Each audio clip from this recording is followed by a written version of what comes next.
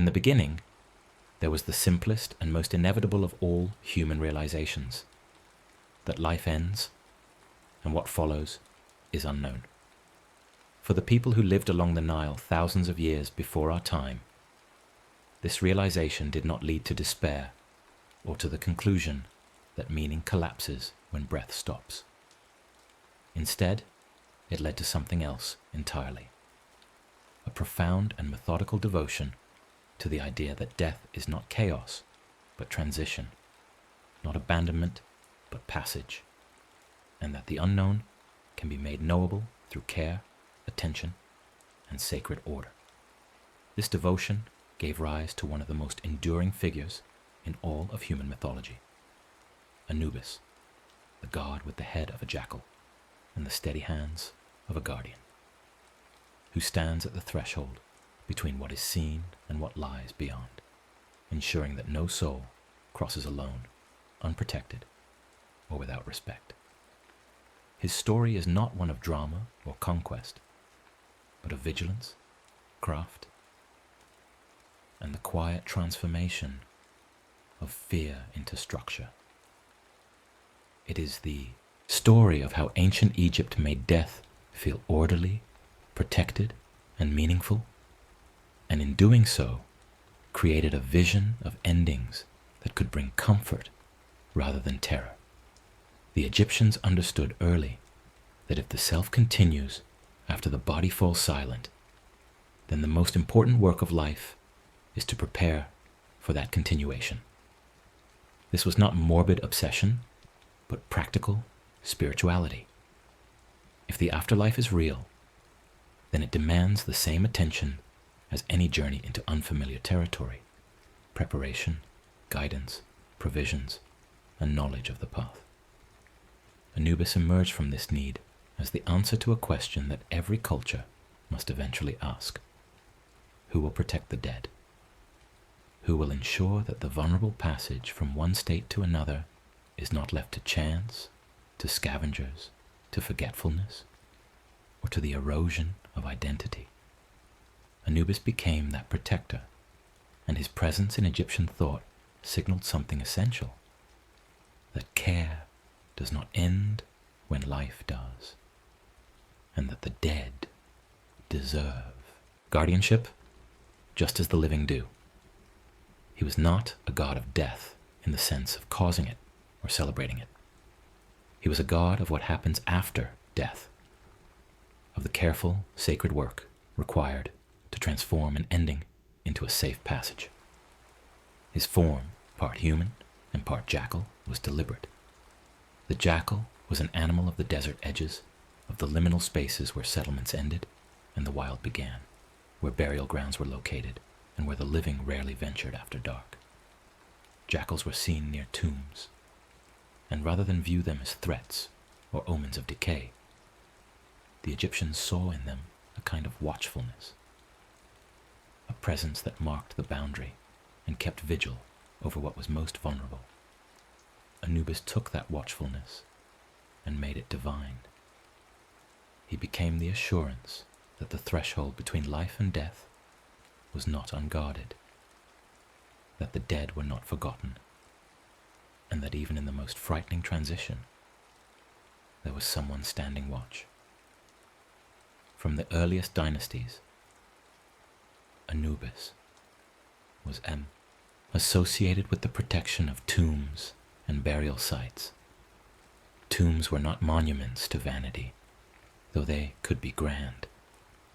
They were shelters, carefully constructed spaces designed to preserve the body and protect the identity of the person who had died. The body mattered because it was the anchor of continuity, the physical marker of who someone had been, and the vessel through which certain aspects of the self could be sustained. Without the body, there was a risk of dissolution, of the self scattering into parts that could not find each other again. The tomb kept the body intact, and Anubis kept the tomb secure. His role was to guard the boundary, to ensure that what was sacred remained undisturbed, and to prevent the disorder that comes when the dead are disrespected or exposed. This protection was not passive. It required vigilance, ritual maintenance, and the kind of sustained attention that turns a space into something more than stone and earth. The Egyptians believed that protection was a form of love and loyalty, that to guard someone after death was to affirm that they had mattered, that their identity was worth preserving, and that their journey forward was important enough to defend. Anubis embodied this principle.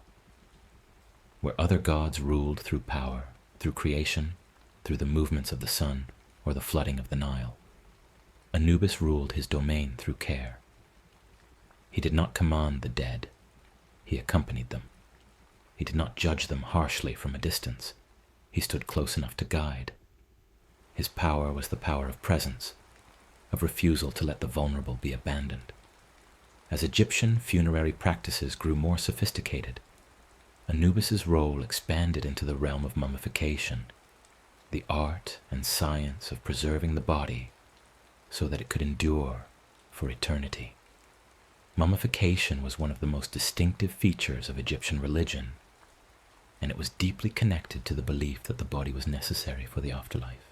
But the process was more than practical. It was sacred. It was respect made physical.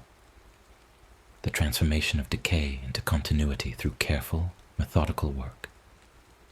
The body was washed, treated, wrapped, and prepared with substances that would protect it from time. Every step was accompanied by prayer, by invocation, by ritual language that anchored the work in divine purpose. Anubis was the patron of this work, the god who oversaw the embalmers and ensured that the process was done correctly. The embalmers themselves often wore masks of Anubis while they worked, signaling that they were performing the god's function, that they were his hands in the mortal world. This was not theater. It was a way of making the sacred tangible. When an embalmer wore the mask of Anubis, they were not merely preserving tissue, they were enacting a divine protection, ensuring that the person who had died would have the physical foundation they needed to continue. The work was delicate, requiring skill and knowledge, passed down through generations. It was also profoundly calming in its precision. Fear thrives in chaos, in the unknown, in the sense that nothing can be done. But when there is a process, when there are steps to follow, when care can be applied methodically, fear loses some of its grip. Mummification did this for the Egyptians.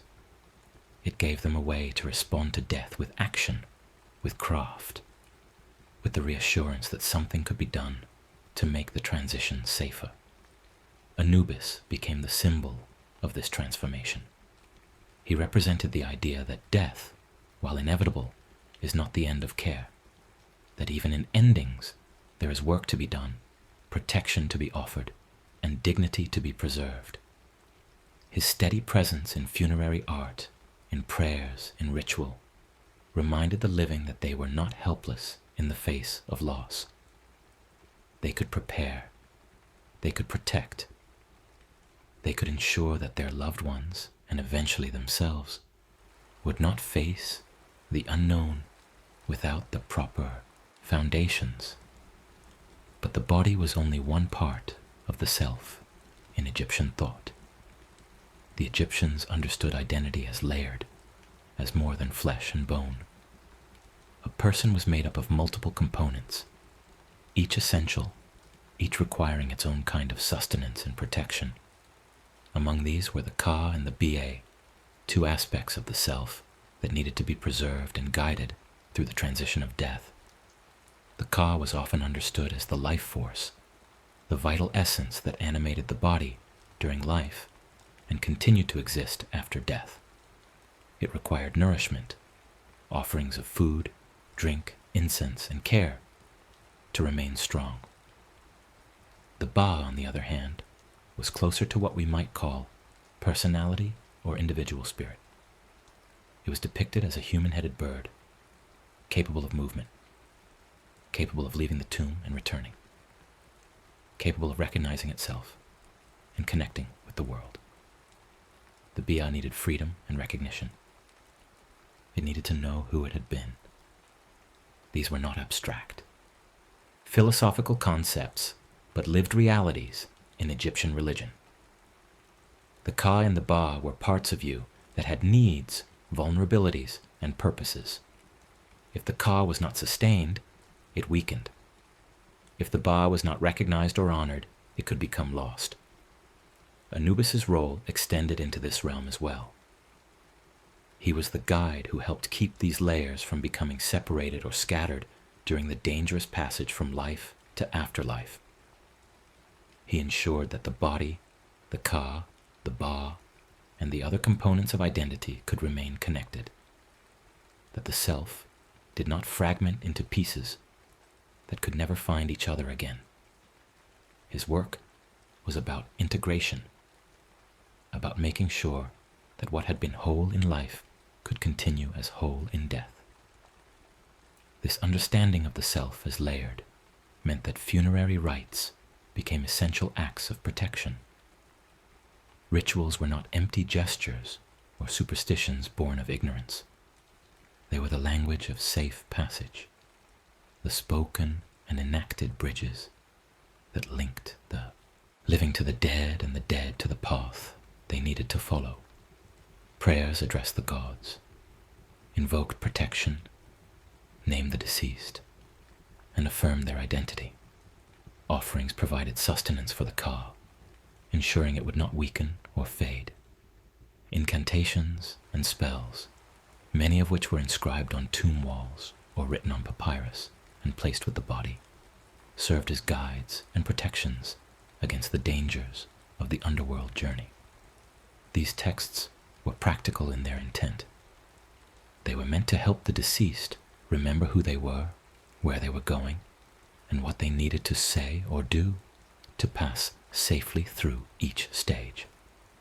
Anubis appeared throughout these rites as the steady, reliable presence who confirmed the process.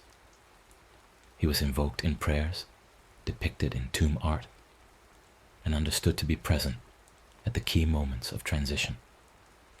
His role was not to make the journey for the deceased, but to ensure that they were not alone, that the path was clear, and that the protections were in place. This brought immense comfort. The idea that someone divine was paying attention, that a God whose entire purpose was guardianship and care was overseeing the passage, made the unknown feel less terrifying. It suggested that even in the most vulnerable moment of existence, the moment when the self is no longer anchored in the living world, but not yet established in the next, there was structure, there was order, and there was someone watching. From the tomb and the rituals surrounding burial, the journey continued into the underworld itself, the Duat, a realm that was neither purely physical nor purely spiritual, but something in between, a landscape of challenges, gates, guardians, and passages that the deceased had to navigate. The Duat was not depicted as a place of random horror or meaningless suffering. It had geography, rules, and a path that could be followed if one was prepared. There were dangerous beings and obstacles, yes, but they were not arbitrary. They were tests of knowledge, of moral alignment, of worthiness. The journey through the Duat was the journey of the soul, proving that it belonged in the afterlife, that it had lived according to the principles that made eternal life possible. Anubis was the guide at the beginning of this journey, the one who led souls through the first critical threshold. He was often depicted as the one who took the hand of the deceased, leading them forward with calm assurance. This imagery was powerful because it suggested that the most frightening step, the step from the known into the unknown, was not taken alone. Anubis was there to say, in effect, I know this path. I will show you the way. You are protected. His presence meant that the journey was navigable, that preparation mattered, and that care extended even into the darkness. The Egyptians believed deeply in preparation. The texts placed in tombs, the spells learned, the offerings made during life, the moral choices carried out day by day, all of this contributed to the safety of the journey. Living well was not separate from dying well. They were connected. If you lived with attention to truth, balance, fairness, and care, you carried those qualities with you, and they became your protection. If you lived in ways that created heaviness, disorder, or harm, that too traveled with you, and it made the journey more dangerous. Anubis represented the assurance that the system was fair, that preparation was rewarded, and that the path through the Duat was not a lottery, but a reflection of how one had lived. At the heart of this system was Ma'at, the principle of truth, balance, and cosmic order. Ma'at was not merely a goddess, though she was depicted as one. She was the fundamental structure of reality itself, the principle that kept the universe from collapsing into chaos.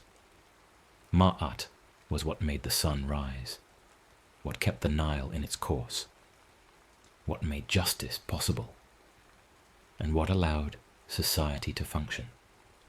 To live in accordance with Ma'at was to live in harmony with the way things should be, to speak truthfully, to act fairly, to respect others, to avoid excess, to maintain balance in all things.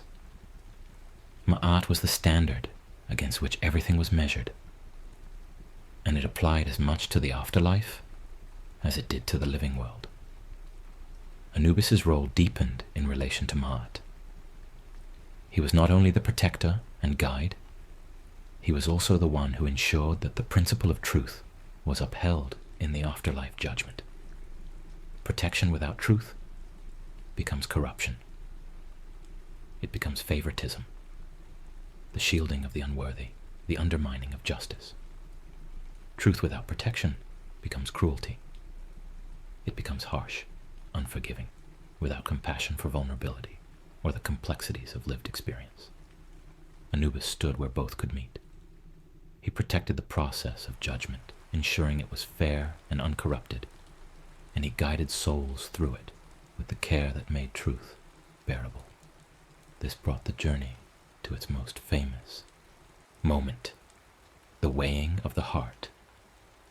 In the hall of Ma'at, before the throne of Osiris, and in the presence of 42 divine assessors, the heart of the deceased was placed on a great scale. On the other side of the scale was a feather, the symbol of Ma'at, light, delicate, representing truth and balance. The heart was understood to be the seat of a person's moral weight, the record of what they had chosen, what they had hidden, what they had done, and what they had left undone. It was not a physical weight, but a spiritual one, the accumulated gravity of a life lived. Anubis was the one who oversaw this weighing.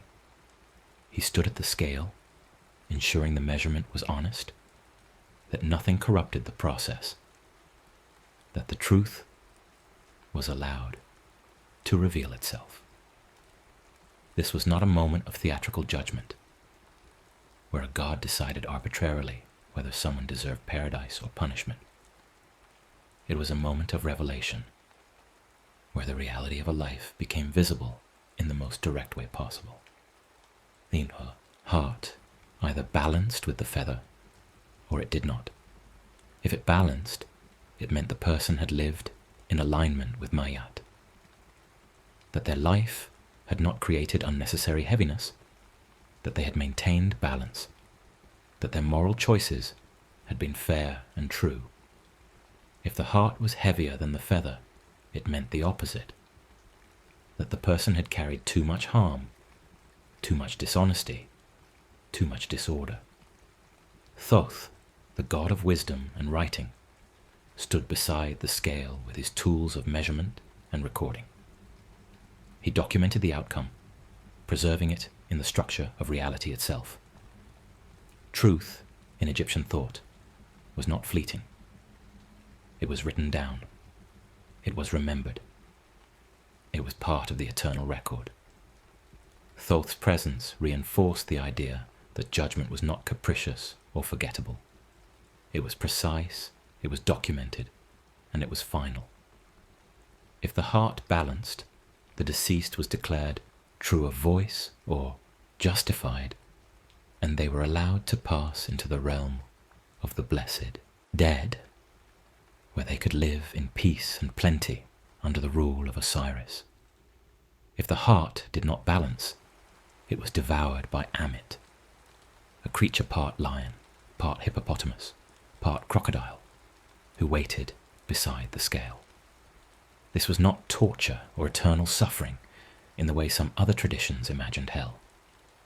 It was cessation, the final dissolution of the self, the end of continuity, the failure to continue into eternity. For the Egyptians, this was the ultimate loss. Not to exist in the afterlife was to truly end, to be erased from the eternal order. But the goal of the weighing was not to terrify people into submission. It was to establish that the afterlife was earned through how one lived, and that the standard was knowable and achievable. A light heart did not require perfection. It required alignment.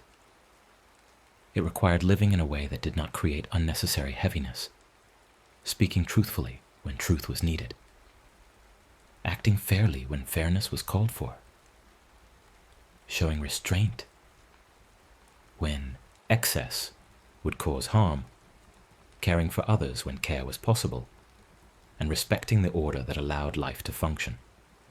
These were not impossible demands. They were the ethics of daily life, the choices that made communities stable and relationships sustainable. Anubis, in this moment, became the symbol of balance itself. He guided and measured without drama, without favoritism, without corruption. He did not decide the outcome, he revealed it. His role was to ensure that the truth could be seen clearly, that the process was protected from interference, and that the soul standing before the scale understood what was being measured and why. He was the calm administrator of the most important moment in the afterlife journey, the one who made sure that justice and care could coexist. Over time, the mythology of the afterlife shifted, and Osiris, the god of resurrection and the rightful king of the dead, took on a more central role. Osiris himself had a story. He had been a king who was murdered, dismembered, and scattered, only to be restored by the devotion of his wife, Isis, and his sister, Nephthys, and then made ruler of the underworld. His story was one of death and renewal, of order restored after violence, of kingship that continued, even beyond the grave. Osiris represented the promise that death was not the end of identity or rule, that what was lost could be recovered, and that the afterlife was not a shadowy diminishment, but a continuation of meaningful existence. As Osiris became the king of the dead, Anubis's role adapted but did not diminish. Osiris provided the promise and the throne. Anubis provided the practical guardianship and the rituals that made the promise real. Even a realm with a king needs those who handle the details, who stand at the gates, who prepare the bodies, who guide the souls, who ensure the system functions day by day. Anubis became the faithful constant, the one who ensured that the vision Osiris represented was not just an ideal, but a lived reality for every soul that crossed into the afterlife. This division of roles made sense in Egyptian cosmology, which often preferred complementary functions over singular authority. Gods had domains, but those domains overlapped and interacted. Osiris ruled, but Anubis guided. Isis protected through magic and devotion, but Anubis protected through vigilance and sacred craft. Thoth recorded truth, but Anubis ensured truth could be measured. Each had their essential role, and together they created a system that felt complete, where no critical function was left unattended. Anubis remained central to Egyptian death culture for thousands of years. His image appeared in tombs, on sarcophagi, in funerary texts, and in the prayers spoken at burials. He was invoked by embalmers, by priests, by families who wanted to ensure their loved ones were protected. Over time, his association with fear diminished, and his association with reassurance grew. He was not the god who brought death or made it terrible. He was the god who made death manageable, who gave structure to the unknown, who ensured that care extended beyond the boundary of life. His jackal form, which might have seemed ominous in another context, became a symbol of watchfulness rather than menace. The jackal was the animal of the threshold, the creature that appeared where human settlements ended and the wild unknown began. And in Egyptian thought, that made it the perfect symbol for a god who stood at the threshold between life and death. Anubis was not the chaos of the wild. He was the guardian who kept the boundary clear, who made sure the vulnerable were not lost in the crossing. His presence in art and ritual was a visual reminder that the most frightening passage in existence was held within order, that it was protected, and that there was a way through. The complete history of Anubis, then, is the story of how care transforms endings. The Egyptians did not eliminate death. No one can. But they built a structure around it that made it bearable, even meaningful. They created rituals that gave people something to do in the face of loss. They developed preservation techniques that made the body last, that gave the self an anchor, that allowed identity to continue. They imagined the afterlife not as a vague hope, but as a detailed journey with guides, protections, and a moral principle that made the outcome fair. They turned the moment of judgment into a measurement rather than a mystery, and they ensured that the standard was something people could live by. Balance, truth, care, and respect for order. Anubis stood at the center of this entire structure. He was the protector of tombs, the patron of embalmers, the guide through the duat, the guardian of the scales, and the symbol of the care that made the whole system work.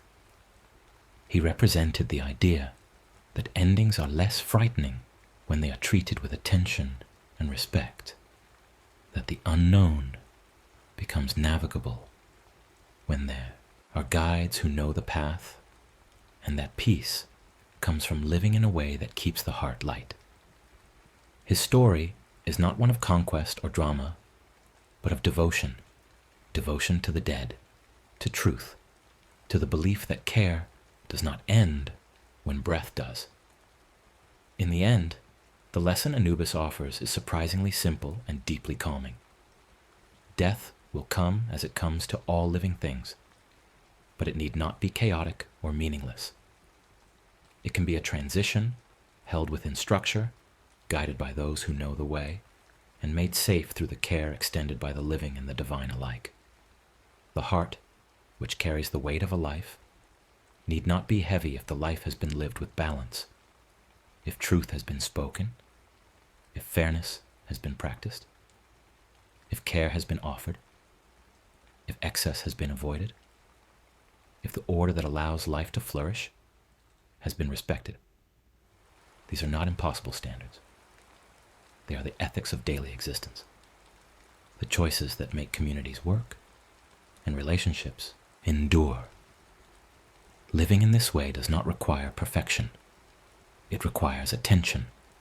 It requires the awareness that how we live matters, that our choices accumulate, that what we carry in our hearts is the record of what we have done and what we have chosen not to do.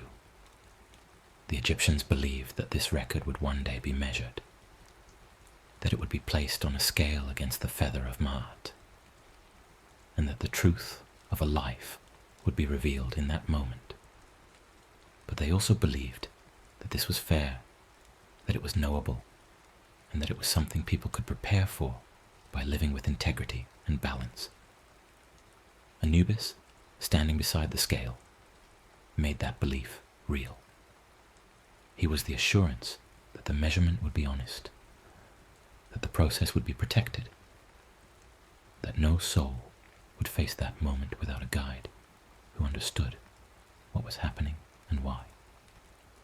He was the proof that care extended all the way through the journey, from the moment of death, through the preservation of the body, through the rituals that sustained the Kai and honored the Ba, through the passage into the Duat, and finally to the hall of Ma'at, where the truth of a life became visible.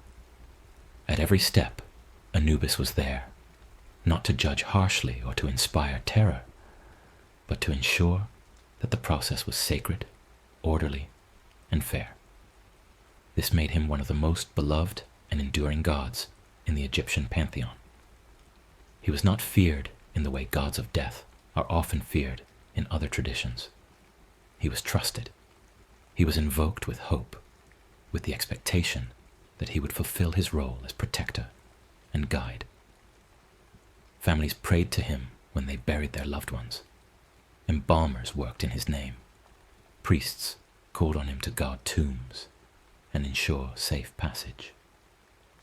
His presence in Egyptian religion was not a reminder of mortality's terror, but of its manageability, of the idea that even the most inevitable and frightening transition could be approached with confidence if the right preparations were made and the right protections were in place. This is why the story of Anubis remains powerful even now, thousands of years after the last Egyptian temples fell silent and the last mummies were laid to rest.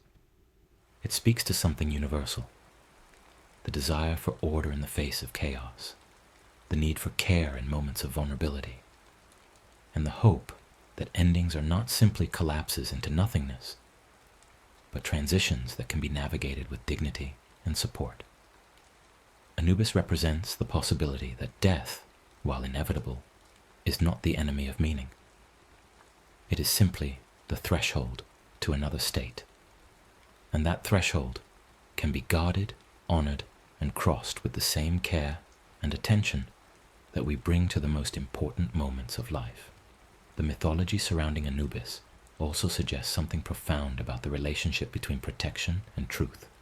In many traditions, these two principles are seen as opposed. Protection is associated with mercy, leniency, and the willingness to overlook faults, while truth is associated with strictness, judgment, and the refusal to compromise. But Anubis shows that this opposition is false. True protection requires truth. If judgment is corrupted, if the scales are rigged, if the unworthy are allowed to pass while the worthy are turned away, then the entire system collapses. Protection becomes meaningless if it is not anchored in fairness, and truth becomes cruel if it is not administered with care. Anubis embodies the integration of these principles. He protects the process of judgment, ensuring it is fair and uncorrupted. He guides souls through it, ensuring they understand what is being measured and why. He does not soften the truth to make it easier, but he also does not abandon souls to face it alone. He stands beside them, the steady presence that makes even the most difficult revelation bearable. This is the essence of sacred guardianship. Not the refusal to acknowledge hard truths, but the commitment to ensuring that those truths are revealed in a context of care, structure, and fairness. This integration is what makes the Egyptian vision of the afterlife so compelling. It does not promise that everyone will be saved regardless of how they lived, nor does it suggest that judgment will be arbitrary or cruel. It promises that the truth will be revealed, that the measurement will be fair, and that those who lived in alignment with Ma'at will find their reward. It also promises that the process will be guided, that preparation is possible, and that care will be present at every step. This balance between truth and care, between justice and compassion, is what makes Anubis such a powerful and comforting figure. The image of Anubis standing at the scale, carefully adjusting the balance, watching the feather and the heart settle into their true positions, is one of the most iconic in all of Egyptian art. It captures the moment when a life is measured, when the truth of a person's choices becomes visible, and when the outcome of the entire journey is determined. But it is not a moment of terror. It is a moment of revelation, of clarity, of the universe working as it should. The scale does not lie. The feather does not change weight. The heart reveals what it has always been. And Anubis, calm and careful, ensures that the process unfolds with the dignity and precision it deserves. For the Egyptians, this image was deeply reassuring. It meant that the afterlife was not random, that it was not controlled by the whims of distant gods, who might favor some and condemn others without reason. It was controlled by a principle, Ma'at, that was knowable and achievable. And it was administered by a god, Anubis, who could be trusted to do his work fairly and carefully. This gave people a sense of agency. They could live in ways that prepared them for judgment.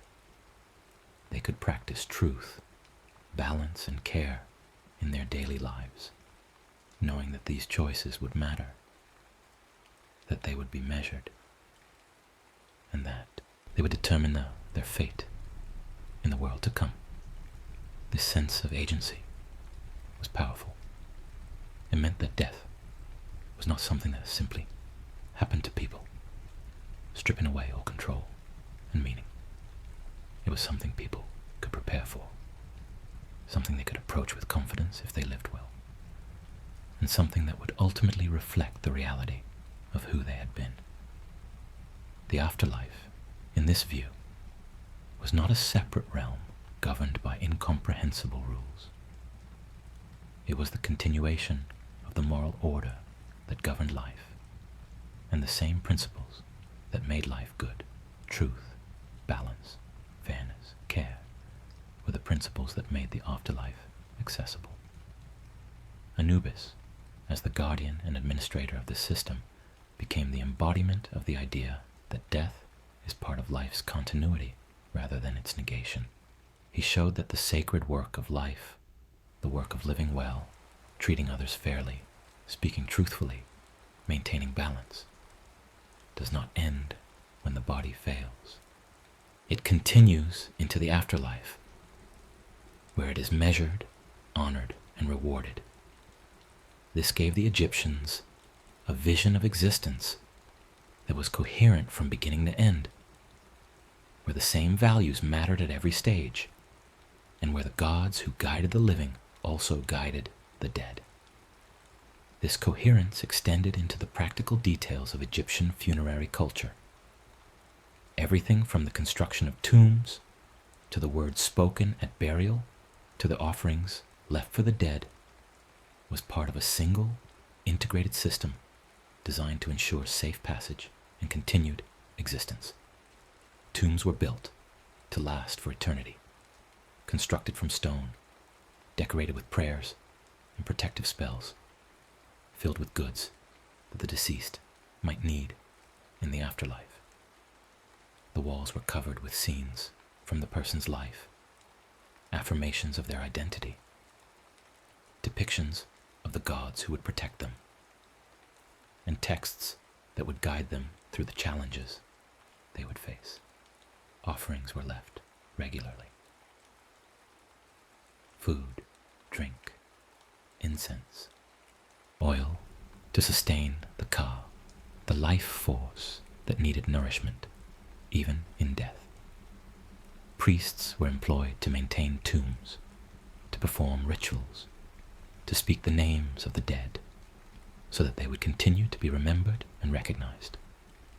The bai, the mobile aspect of the self, was thought to be able to leave the tomb during the day, to visit the world of the living, and to return at night.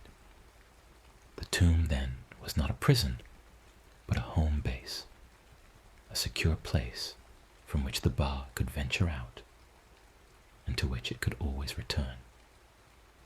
All of this required enormous investment of resources, labor, and attention.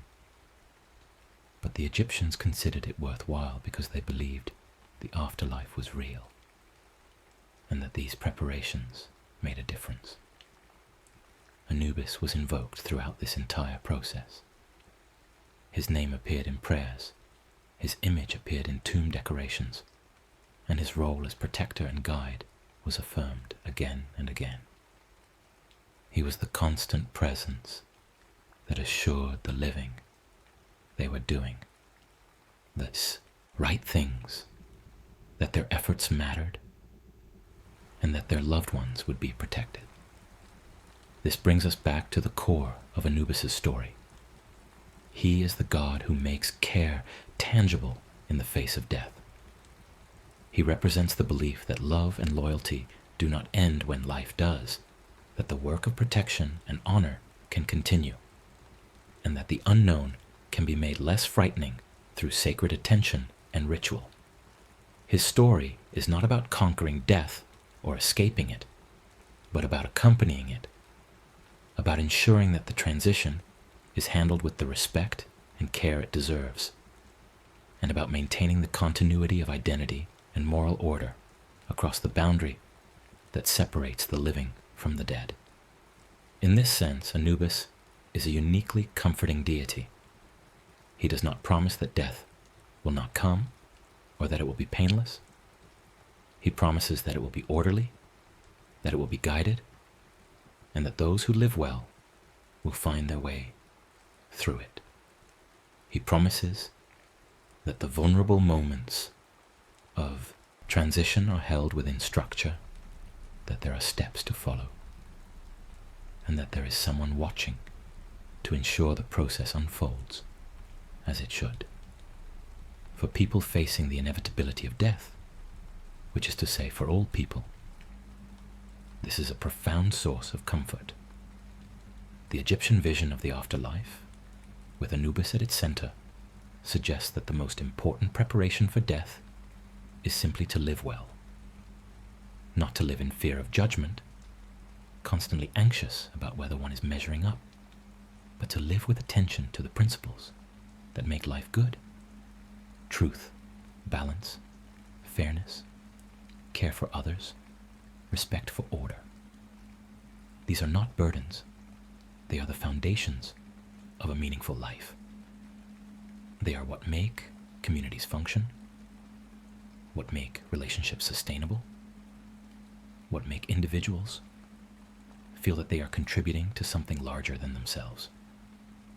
And according to Egyptian belief, they are also what make the heart light, what allow the self to balance with the feather of Mayet, and what ensure safe passage into the eternal realm. This is the soothing conclusion of Anubis' story. Live in a way that keeps the heart light. Speak truth when it is needed. Act fairly when fairness is called for. Show care where care is possible. Avoid excess that harms. Respect the order that allows life to flourish. These are simple principles, but they are not easy, and they require daily attention and choice. Yet they are also the very things that make life feel meaningful and good. while it lasts. So the preparation for the afterlife and the living of a good life are not separate endeavors. They are the same thing, approached from different angles. Anubis stands as the reminder that these choices matter, that they are measured, that they are honored, and that they determine the shape of existence even beyond death. His presence in Egyptian mythology is the assurance that the universe is structured, that justice exists, that care is sacred, and that the most frightening transition we face is not a leap into meaningless chaos, but a passage through an ordered realm where guides are present, where truth is honored, and where those who have lived well are welcomed. For thousands of years, Anubis fulfilled this role in Egyptian religion, and his image and stories were repeated, adapted, and honored across dynasties and centuries. When the old gods eventually faded from active worship and Egypt's ancient religion gave way to new beliefs, Anubis remained in memory as one of the most distinctive and powerful figures from that tradition.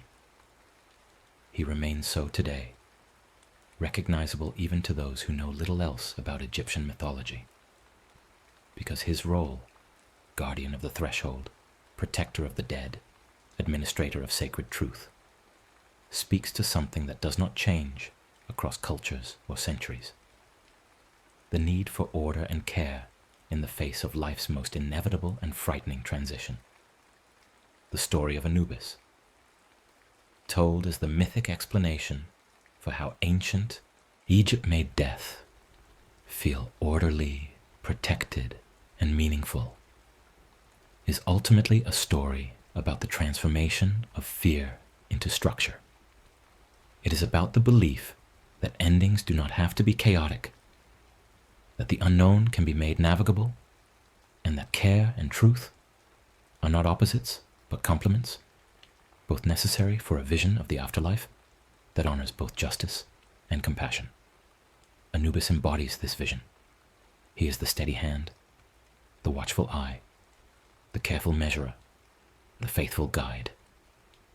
He is the proof that the Egyptians built around death not a wall of denial, but a structure of care. And in doing so, they created a mythology that continues to comfort and inspire those who encounter it. So the history of Anubis is the history of a profound human achievement.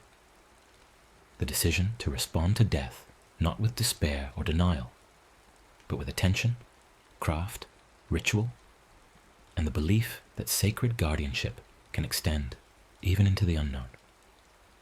It is the history of how a culture turned the jackal of the desert edges into a divine protector, how they made the preservation of the body into a sacred art, how they imagined the journey of the soul as something that could be prepared for and guided through, and how they established truth and balance as the principles that made the afterlife both fair and accessible.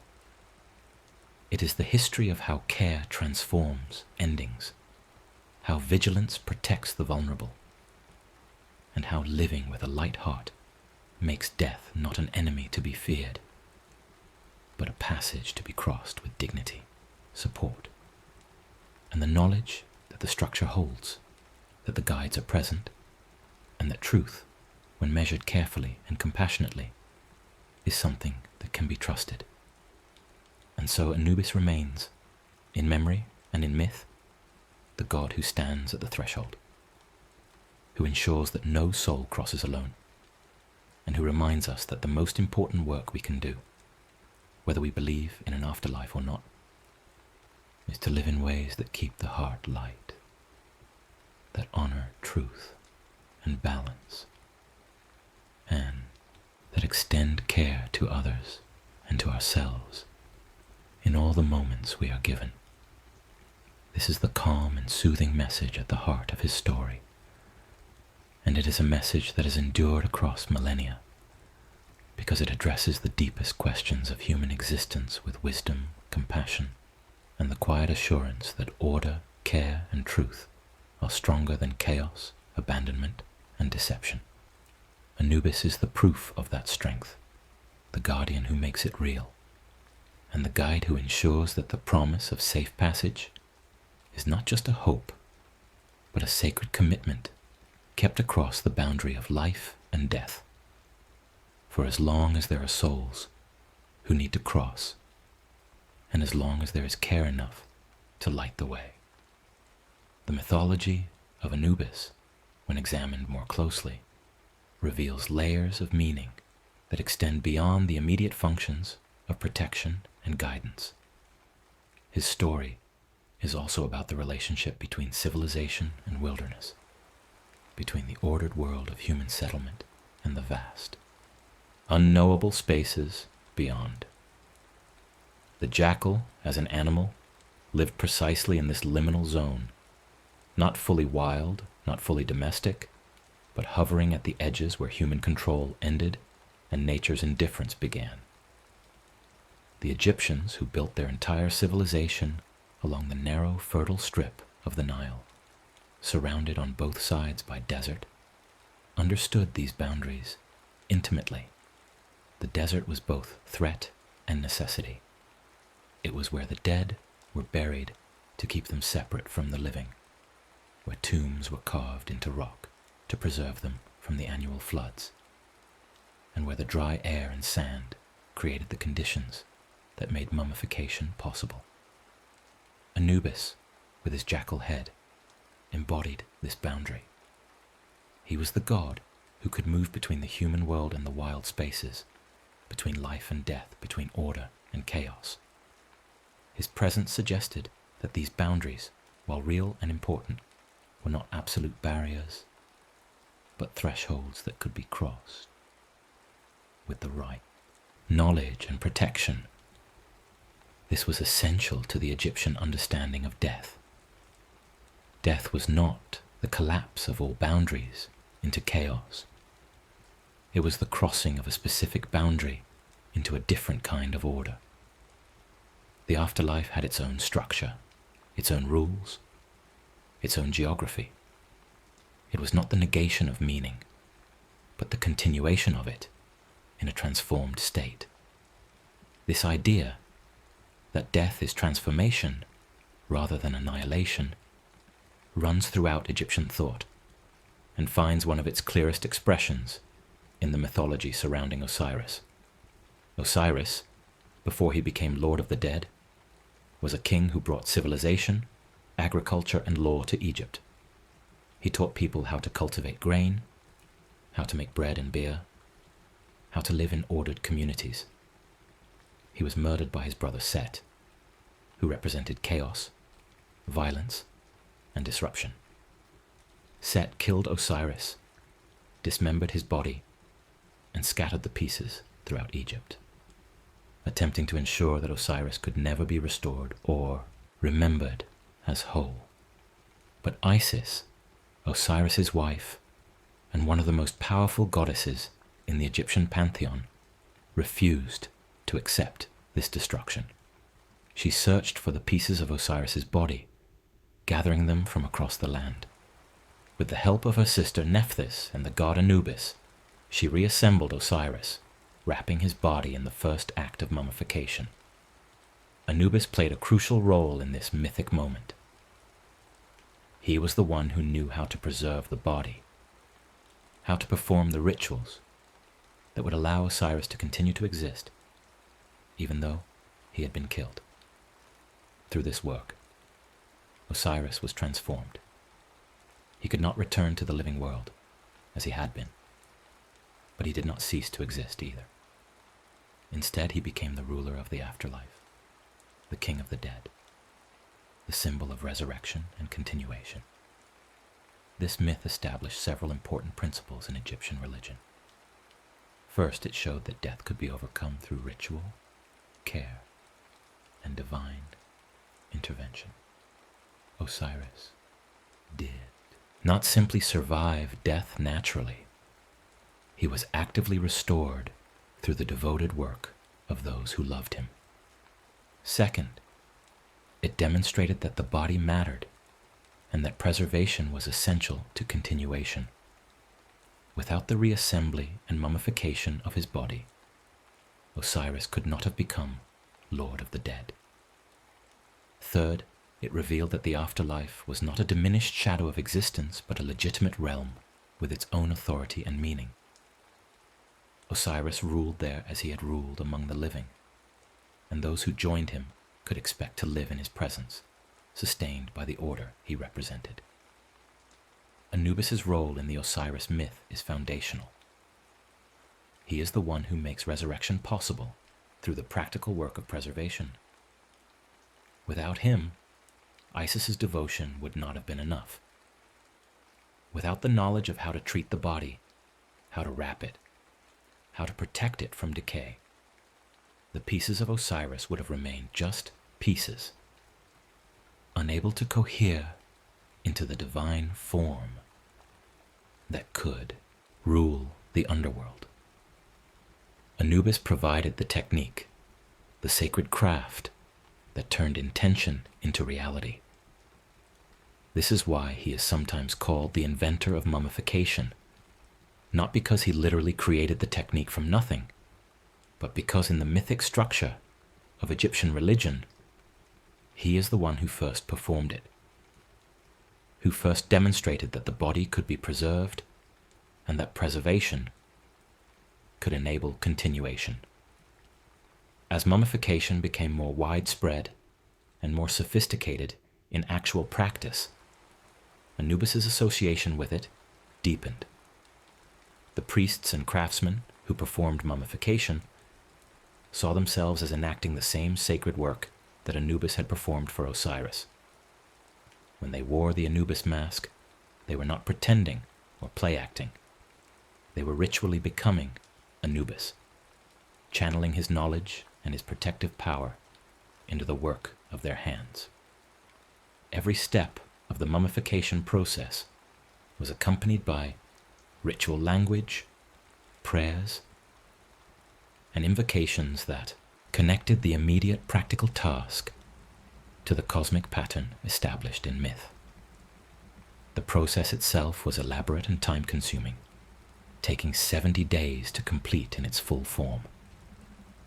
The body was first washed and purified, and then the internal organs were removed, all except the heart, which was left in place because it was the seat of identity, thought, and moral weight.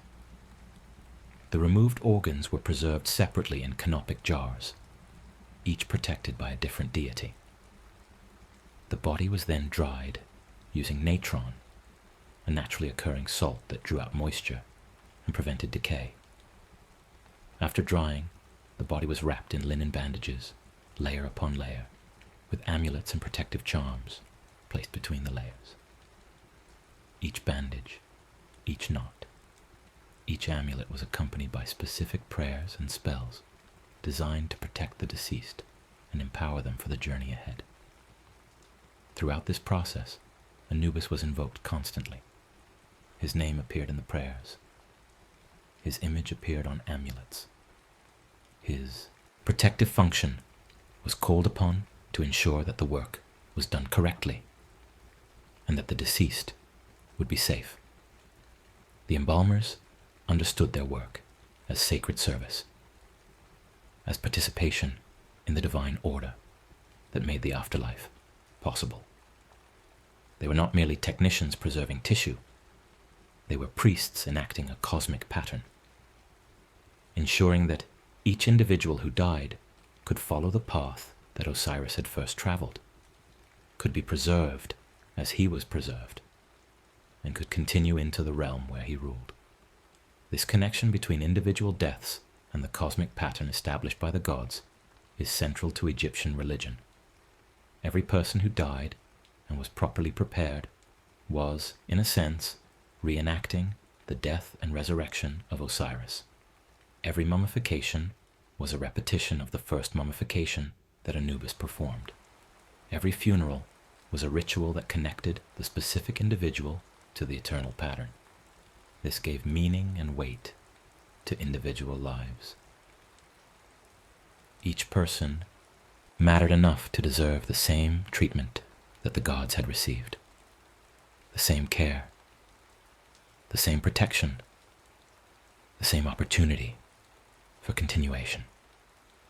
It also meant that death, while sad and difficult for those left behind, was not seen as the ultimate tragedy. It was a transition that had been successfully navigated before and could be navigated again. The fact that Osiris had died and continued, that the gods had established a realm for the dead and a process for reaching it, meant that death was not the end of meaning or identity. It was a change in state, and while that change required careful management, it was ultimately survivable. This belief did not eliminate grief. The Egyptians mourned their dead deeply and genuinely, but it did provide a framework within which grief could coexist with hope and assurance. Anubis, as the guardian of this framework, became associated with comfort in ways that gods of death in other cultures rarely achieved. He was not feared as a bringer of doom or an agent of punishment. He was honored as a protector, invoked as a source of safety, and trusted to fulfill his role with care and precision. This trust is evident in the countless prayers and invocations that have survived from ancient Egypt. People called on Anubis to guard their tombs, to guide their souls, to ensure their safe passage, and to protect their names and identities from being forgotten or erased. The importance of the name, of being remembered and recognized, was another crucial aspect of Egyptian afterlife beliefs. To speak a person's name was to keep them alive in a real sense. The name was part of the self, one of the essential components that needed to be preserved. Tombs were inscribed with names, offerings were given in names, prayers were spoken in names. The fear was not just of dying, but of being forgotten, of the name fading from memory and speech, of the self dissolving because no one remembered who you had been. Anubis, as guardian of tombs and overseer of funerary rites, protected against this dissolution. He ensured that the rituals were performed correctly, that the names were preserved, and that the identity of the deceased remained intact. This preservation of identity extended into the visual realm as well. Egyptian art, especially funerary art, was not merely decorative or symbolic in the way we might understand those terms today. It was functional. The images painted on tomb walls, the statues placed in burial chambers, the scenes depicted on sarcophagi, all of these served as anchors for identity and as provisions for the afterlife. If a person was shown hunting or fishing or feasting in life, those activities would be available to them in death. If their servants and possessions were depicted, those things would accompany them into the afterlife. The images made things real in the realm beyond death. Anubis appeared in this art constantly, and his depictions followed specific conventions that reinforced his role and function. He was almost always shown in profile, as was standard in Egyptian art, with his distinctive jackal head and human body.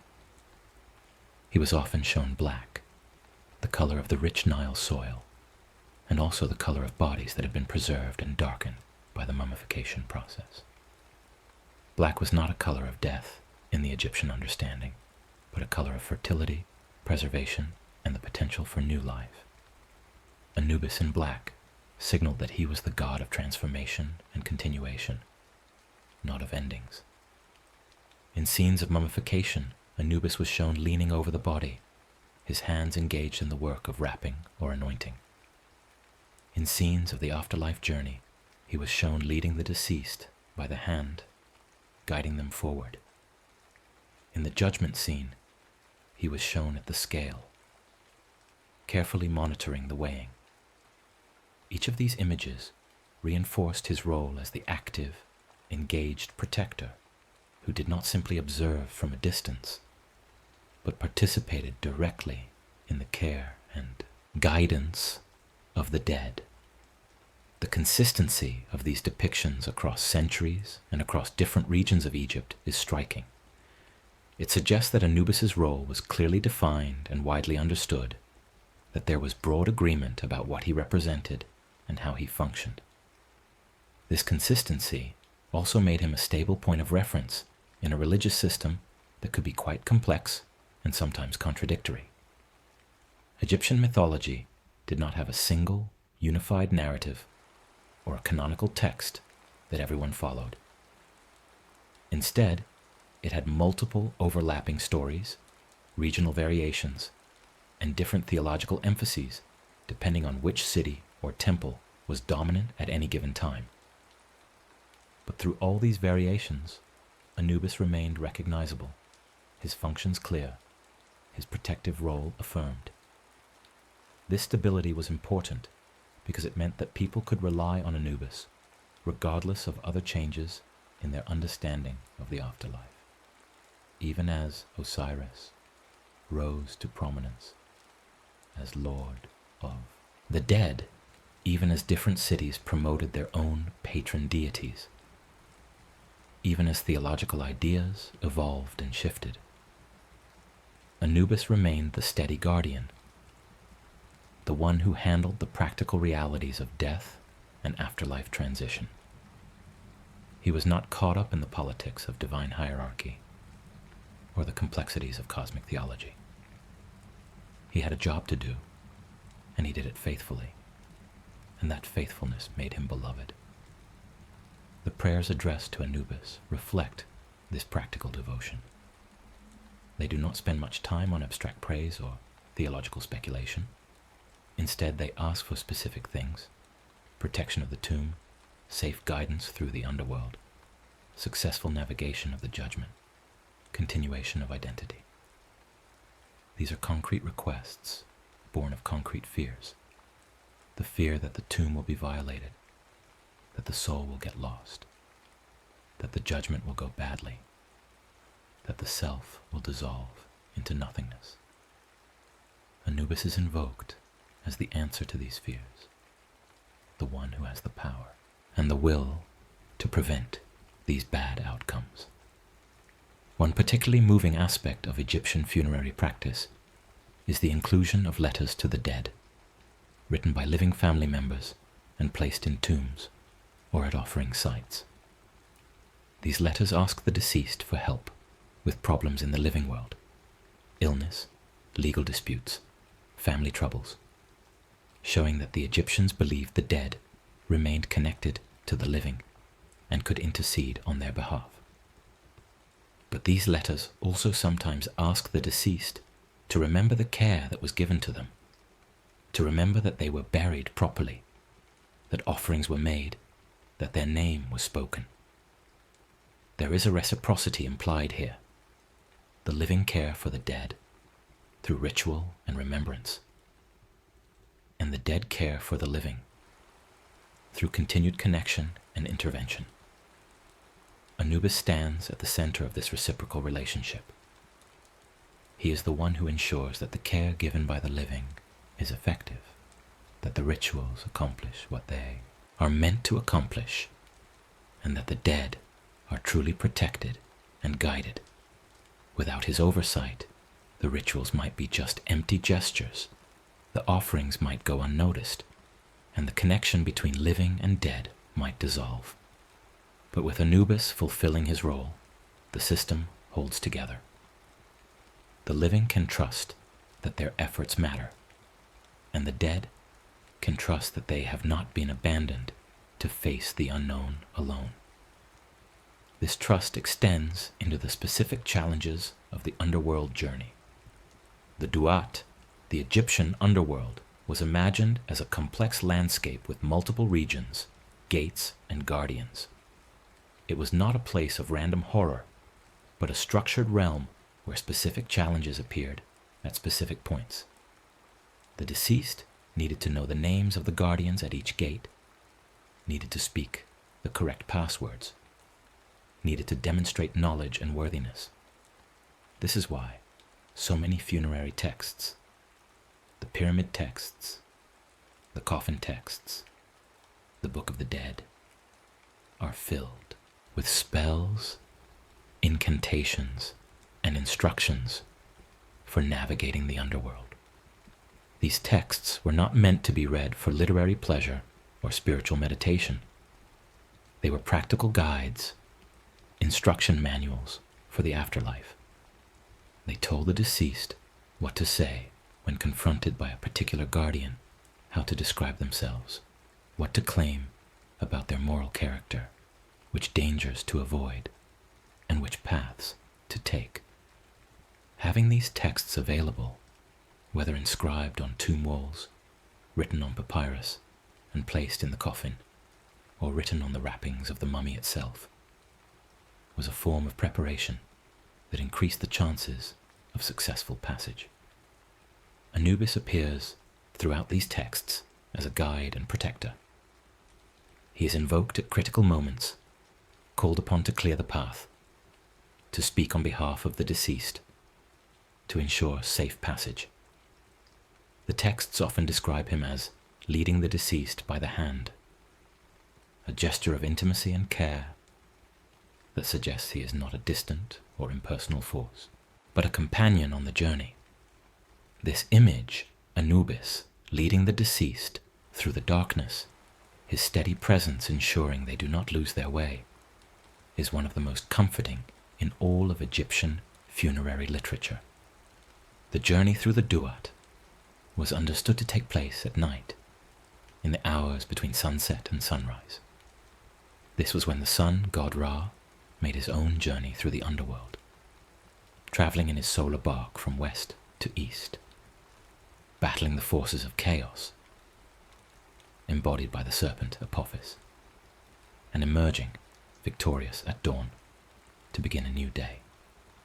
The deceased could join this journey, could become part of the sun god's retinue, and could participate in the eternal cycle of death and rebirth that the sun enacted every day. This was one vision of what the afterlife could be: an eternal participation in cosmic order, a role in the great patterns that sustained existence. But there were other visions as well. Another possibility was to reach the field of reeds, a paradise where the deceased could live much as they had in life, but without hardship, illness, or want. The field of reeds was depicted as an idealized version of Egypt itself, fertile, abundant, peaceful. There were fields to cultivate, but the grain grew effortlessly tall. There were canals and waterways, but they never flooded destructively or ran dry.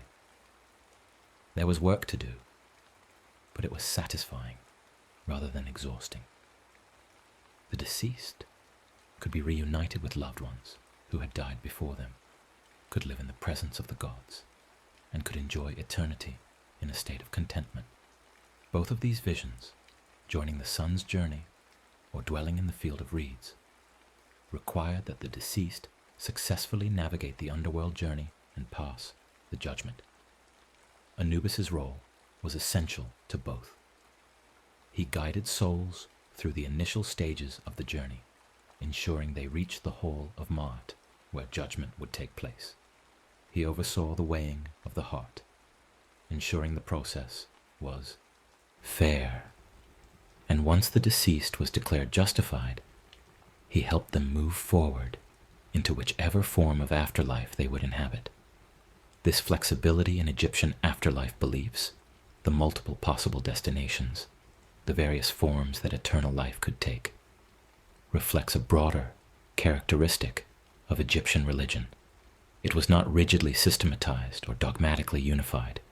Different texts and different traditions offered different emphases, and individuals could choose which aspects resonated most strongly with them. Some people focused more on the solar journey, others on the field of reeds, still others on dwelling in the tomb and receiving offerings from the living. What united these different visions was the underlying structure, the need for preservation, the importance of ritual, the reality of judgment, and the assurance that proper preparation would lead to successful continuation. Anubis functioned across all these different visions because his role was not tied to any specific destination, but to the transition itself. No matter where a soul was headed, they had to first cross the threshold from life to death, had to be preserved, had to navigate the initial challenges of the underworld, and had to face judgment. Anubis was the constant in all of these necessities. This made him universally important in a way that some other gods, whose roles were more specific or regional, were not. The democratic quality of Anubis's protection is also worth noting. While elaborate tombs, expensive mummification, and extensive funerary goods were available only to the wealthy, the basic principles of proper burial and the invocation of Anubis's protection were accessible to a much broader segment of society. Even relatively modest burials included prayers to Anubis, basic preservation techniques, and simple offerings. The idea was that everyone deserved some level of care, some opportunity for continuation, some protection in the vulnerable transition from life to afterlife. This egalitarian impulse was not always perfectly realized in practice. Wealth and status certainly made a difference in the quality and elaborateness of funerary provision. But the principle was there, encoded in the religious beliefs themselves. The afterlife judgment, in particular, was theoretically the same for everyone. Pharaohs and farmers alike would have their hearts weighed against the feather of Ma'at. The standard was moral alignment, not social status. A rich person who had lived unjustly would fail the test, while a poor person who had lived with truth and balance would pass. This moral egalitarianism was radical in a society that was otherwise highly stratified and hierarchical. It suggested that in the realm of ultimate meaning, in the moment of final truth, what mattered was not power or wealth, but how one had lived, how one had treated others, whether one had maintained balance and spoken truth. Anubis, as the overseer of this judgment, became associated with this principle of fundamental fairness. He did not favor the powerful or excuse the wealthy. He measured every heart with the same careful attention, ensuring that the truth was revealed regardless of who was being judged. This association with fairness and incorruptibility made Anubis a figure of moral authority as well as protective care. He represented not just the possibility of safe passage, but the assurance that passage would be earned through moral alignment rather than arbitrary favor. This combination, protection and justice, care and truth, is what made him such a powerful and enduring symbol. He showed that these qualities do not have to be opposed, that it is possible to be both compassionate and truthful, both protective and just. The philosophical implications of the weighing of the heart deserve further exploration. The heart, in Egyptian thought, was not just a physical organ, but the seat of consciousness, emotion, memory, and moral character. It was where thoughts were formed, where decisions were made, where the truth of a person resided. To weigh the heart was to measure the accumulated moral weight of a life. All the choices, all the actions, all the intentions, all the consequences. This was not a matter of counting up good deeds versus bad deeds in a simple ledger. It was a holistic assessment of who a person had become through the life they had lived. The feather of Ma'at, light and delicate, represented the ideal. A life lived in perfect balance, without unnecessary weight, without the heaviness that comes from harm, dishonesty, or disorder. To balance with the feather meant that a person had lived without creating excess moral burden, that they had moved through life lightly enough not to tip the scales toward chaos or injustice. This was an elegant metaphor for ethical living, not the absence of all action or impact, but the maintenance of balance, the avoidance of excess, the commitment to truth and fairness that prevents the accumulation of moral debt. The consequences of failing the weighing were severe. Annihilation by Amit, the devourer, the final end of existence. But the Egyptians did not emphasize this as a threat designed to terrify people into compliance. Instead, the emphasis was on how to succeed, on what made a heart light, on the daily practices and choices that prepared a person for the moment of judgment. The ethical teachings that have survived from ancient Egypt, found in wisdom literature, in instructions from fathers to sons, in maxims and sayings, focus on practical virtues. Speak truth, especially to those in power. Be generous to those in need. Avoid greed and excessive ambition. Treat others fairly. Maintain self-control. Respect the order of society and nature. Be humble rather than arrogant. Listen more than you speak. Be careful with your words. Take responsibility for your actions. These are not exotic or esoteric teachings. They are the foundation of stable communities and meaningful relationships in any time or place. What the Egyptian system did was link these everyday ethics to cosmic significance. Living well was not just a matter of social harmony or personal satisfaction. It was preparation for the afterlife, the way to ensure that your heart would be light when the moment of truth arrived. This gave weight and importance to ordinary moral choices. How you treated a neighbor, whether you spoke truthfully in a dispute, whether you controlled your anger or your appetites. These things mattered not just for their immediate consequences, but for their ultimate significance in the structure of eternity. Anubis, standing at the scale, made this significance visible. He was the reminder that truth will be revealed, that the reality of a life cannot be hidden or denied, and that the universe is structured in such a way that moral alignment matters.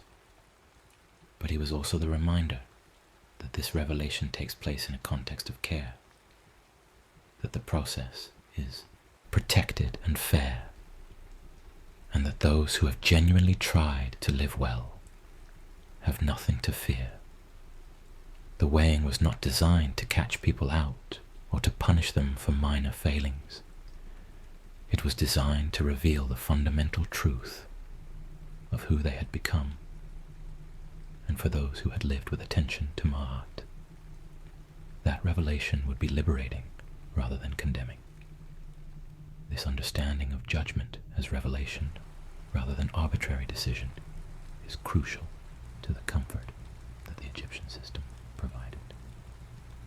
It meant that people had agency, that they could influence the outcome through their choices, and that the afterlife was not a lottery, but a reflection of the life that had been lived. This gave meaning to moral effort and to the daily struggle to live well. It also meant that death, while unknown in its specifics, was not completely unknown in its principles. The same values that made life good would make the afterlife accessible. It was continuity, coherence, and a structure that could be trusted. The relationship between Anubis and Osiris in the developed mythology also reveals important aspects of how Egyptian religion understood divine roles and responsibilities. Osiris, as king of the dead, represented sovereignty, renewal, and the promise of continued existence. He was the one who had been through death and come out the other side, who ruled the realm where the dead dwelled, and who embodied the possibility of resurrection. His presence in the afterlife assured the deceased that there was legitimate authority there, that the underworld was not a chaotic wasteland, but an ordered kingdom. But kingdoms need more than kings. They need administrators, guardians, judges, and guides. They need those who handle the practical, day-to-day realities of governance and care. Anubis filled these roles in the realm of the dead. He was not the king, but he was the one who ensured the kingdom functioned properly, who protected its boundaries, who guided newcomers through its gates, and who administered its justice. This division of labor made sense in a culture that understood that authority and care, sovereignty and service, are complementary rather than contradictory. The relationship between the two gods was not competitive, but cooperative. Osiris needed Anubis to ensure that souls were properly prepared, guided, and judged before they entered his realm. Anubis needed Osiris to provide the kingdom, the destination, the promise that made all the preparation worthwhile. Together, they created a complete system. Osiris offered the hope of continuation and the authority of divine kingship, while Anubis offered the practical protection and guidance that made continuation achievable. This cooperative model extended to other deities as well. Isis, with her powerful magic and devoted love, played a crucial role in protecting the dead and ensuring their transformation. Nephthys, her sister, offered additional protection, particularly against the dangers of the night and the underworld. Thoth, with his wisdom and his role as scribe of the gods, recorded the outcome of the judgment and preserved truth in written form. Each god had a specific function, and together they created a network of divine care that surrounded the dead at every stage of their journey. Anubis's place in this network was unique because his function spanned multiple stages and multiple needs. He was involved in the initial preparation of the body, in the guidance through the underworld, in the administration of judgment, and in the final passage into the realm of the blessed. He was not confined to a single moment or a single task, but was present throughout the entire process. This made him a constant companion, a reliable presence that the deceased could count on from the moment of death through to their final destination. The psychological comfort this provided cannot be overstated. Death is frightening, in large part, because it seems to be a journey into complete isolation, a separation from everything and everyone familiar, a plunge into absolute solitude.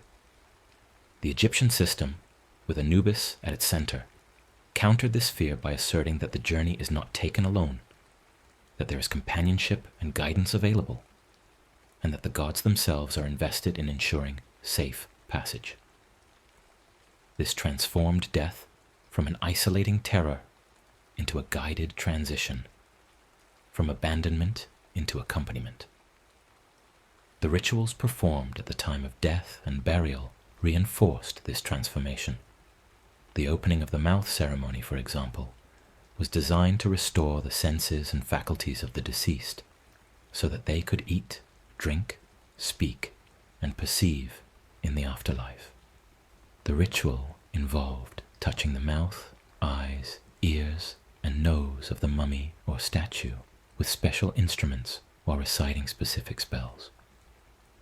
The idea was that death closed these faculties and they needed to be ritually reopened to allow the deceased to function in the afterlife. Anubis was often invoked during this ceremony, called upon to ensure that the restoration was successful and that the deceased would be able to engage with the world beyond death. The The funeral procession itself was another important ritual moment. The body in its coffin was carried to the tomb, accompanied by family members, mourners, and priests.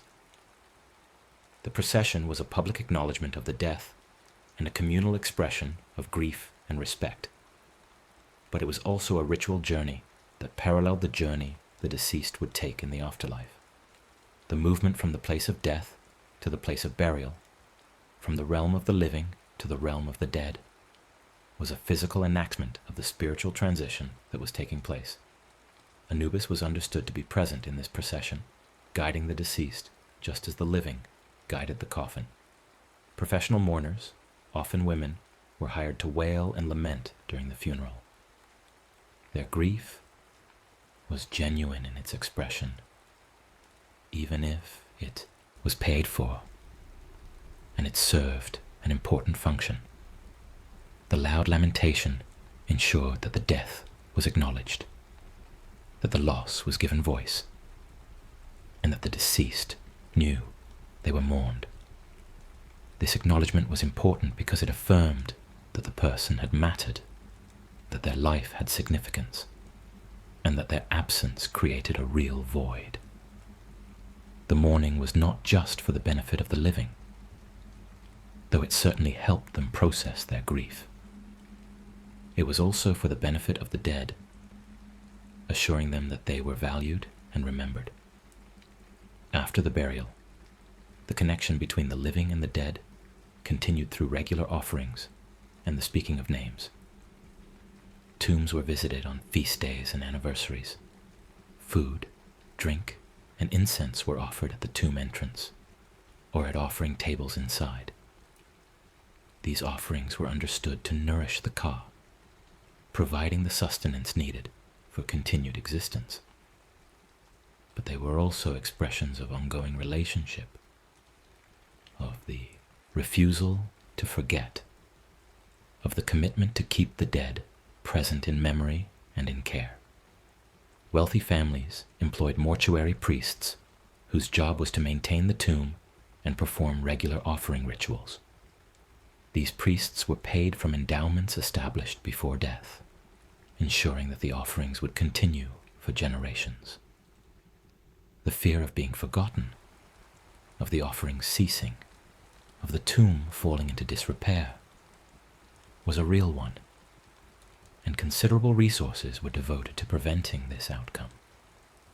The tomb itself was often equipped with a false door, a stone representation of a doorway through which the Ka could emerge to receive offerings and through which communication between the living and the dead could flow.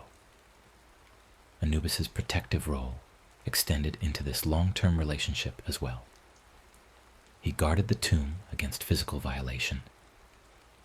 Grave robbing was a serious problem in ancient Egypt, as the wealth buried with the dead made tombs attractive targets. But he also guarded against spiritual violation, against the erasure of names, the destruction of images, the interruption of offerings. His presence in tomb art and inscriptions was a warning to potential violators and a reassurance to the deceased that their resting place was protected. The curses inscribed on some tombs, threatening those who would disturb them with divine punishment, often invoked Anubis as the enforcer of these consequences. These curses were not merely superstitious threats, but expressions of the belief that violation of the dead was a serious moral transgression that would have real consequences, both in life and in the afterlife. A person who robbed a tomb or desecrated a burial was not just committing a crime against property. They were violating the sacred order, disrupting the care that had been extended to the dead, and interfering with the afterlife journey. Such actions would create moral weight, would make the heart heavy, and would have to be accounted for in the judgment. This brings us back to the central theme of moral accountability. The Egyptian system was structured around the idea that actions have consequences, that the truth of a life will be revealed, and that the universe is arranged in such a way that justice ultimately prevails. This was not naive optimism or wishful thinking. The Egyptians were well aware that injustice often triumphed in the short term, that the wicked sometimes prospered while the righteous suffered, and that life was not always fair. But they believed that the afterlife judgment corrected these imbalances, that the weighing of the heart would reveal the truth that might have been hidden or denied during life.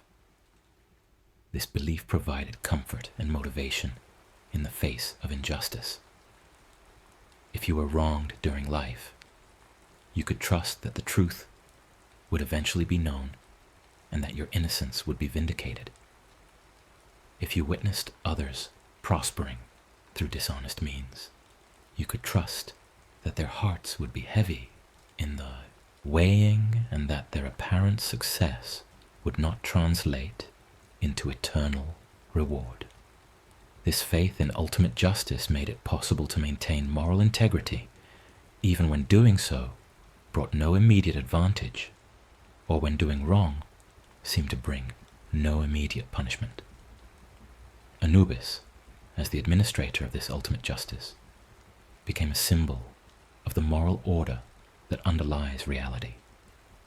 He represented the idea that truth cannot be permanently hidden, that the universe is structured in favor of justice, and that patient adherence to Ma'at will ultimately be vindicated.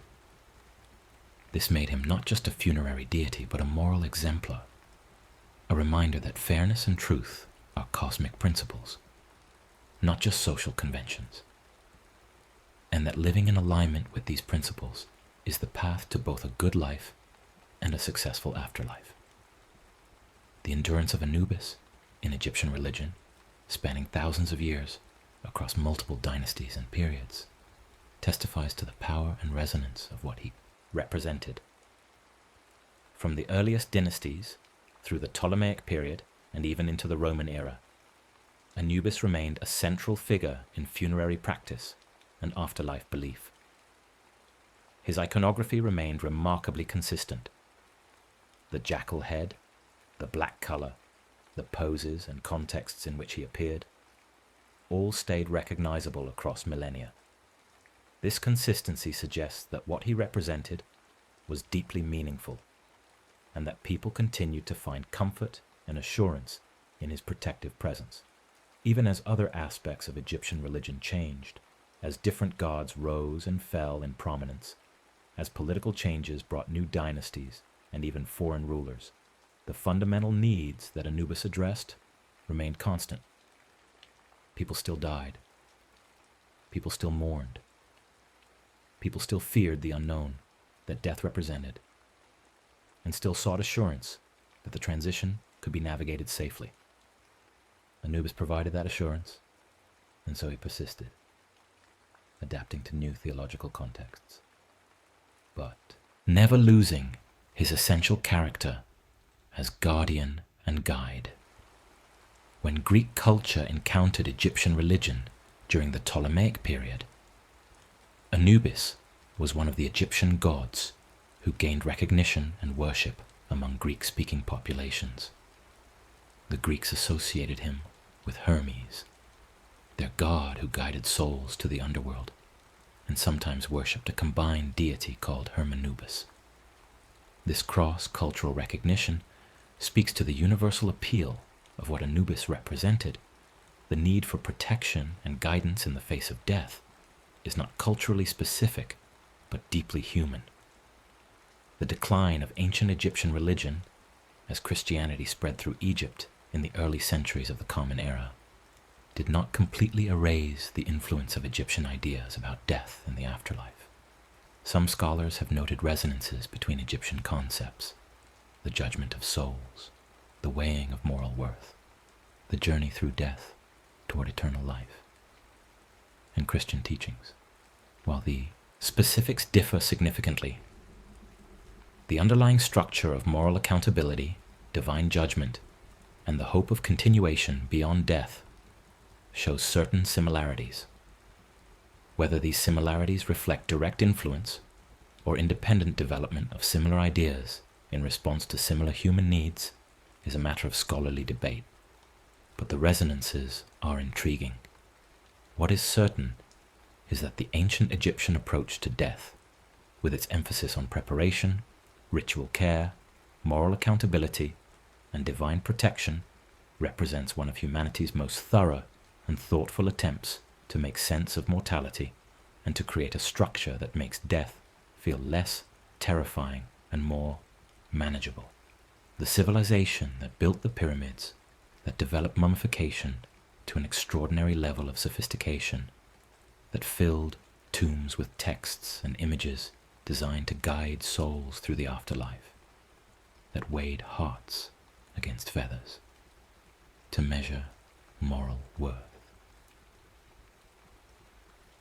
This civilization was fundamentally concerned with the question of how to die well and how to ensure that death is not the end of meaning. Anubis stands at the heart of this concern.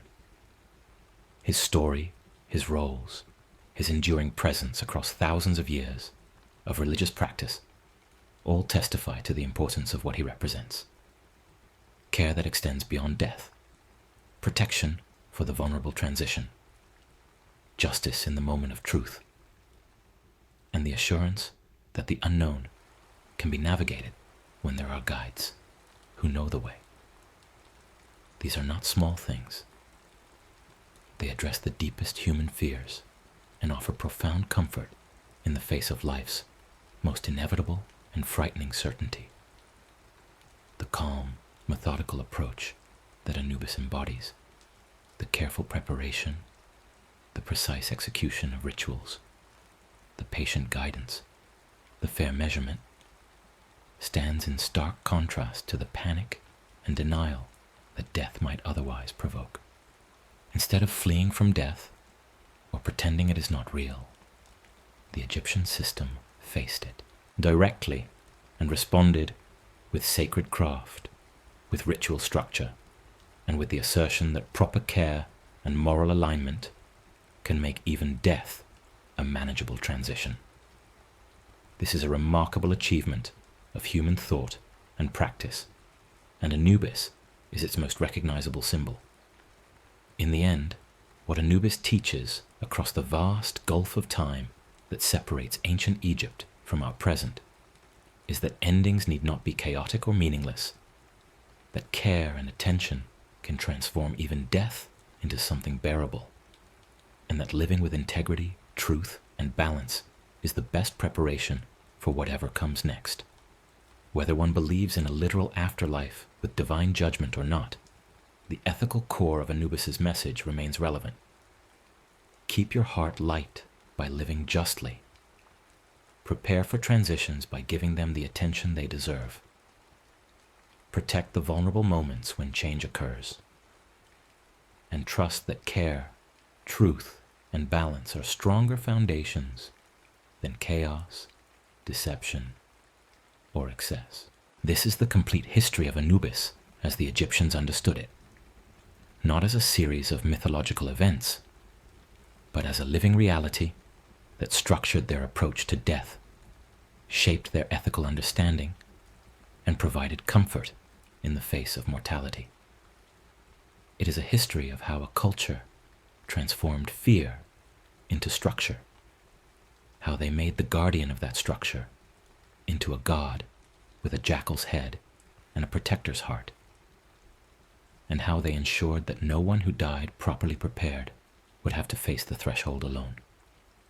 Anubis was there, is there in the mythology that preserves his memory, standing watch, measuring carefully, guiding patiently, ensuring that the sacred order holds and that care extends even into the darkness beyond death, lighting the way for all who must eventually make that journey. The next story is about to begin. Please relax and enjoy. In the beginning, there was order. the Olympian world rose from chaos through careful arrangement, each god claiming domain over a portion of existence. Each power balanced against another, in a system that gleamed with marble permanence. Zeus commanded the sky with thunder that enforced his will. Hera presided over marriage and the sanctioned bonds that held families together. Athena emerged fully formed, armored in wisdom and strategy. Apollo brought light that revealed truth and dispelled shadow. The pantheon assembled itself as a hierarchy of clarity, where every force knew its place, and every question had an answer written in the movements of stars, or the patterns of sacrifice, smoke rising from mortal altars below. Yet even in this carefully constructed cosmos, certain things would not fit neatly. Some aspects of existence resisted categorization, slipped between the established domains, or pointed toward experiences that the polished order preferred not to acknowledge. Pain that had no clear cause, joy that arrived without reason, the way a human heart could break and yet continue beating, the way grief could hollow out a body until nothing remained but the shell of daily function, the way laughter could erupt from a throat that had been tight with fear moments before, the way wine could turn a room of strangers into a momentary family, or turn a peaceful evening into violence. These were the territories that made the other gods uncomfortable. The reminder that existence contained more than what could be controlled, catalogued, or commanded. Into this world of crystalline authority came Dionysus, and his arrival was anything but orderly. His very origins spoke of disruption and survival, of life insisting on continuation, even when every circumstance argued for ending. The story begins with desire that broke boundaries. Zeus, king of gods, drawn to Semele, a mortal woman whose beauty caught divine attention in the way that mortal beauty sometimes did, like a flower growing unexpectedly through stone. Their union was secret, tender, and doomed by the nature of what it was.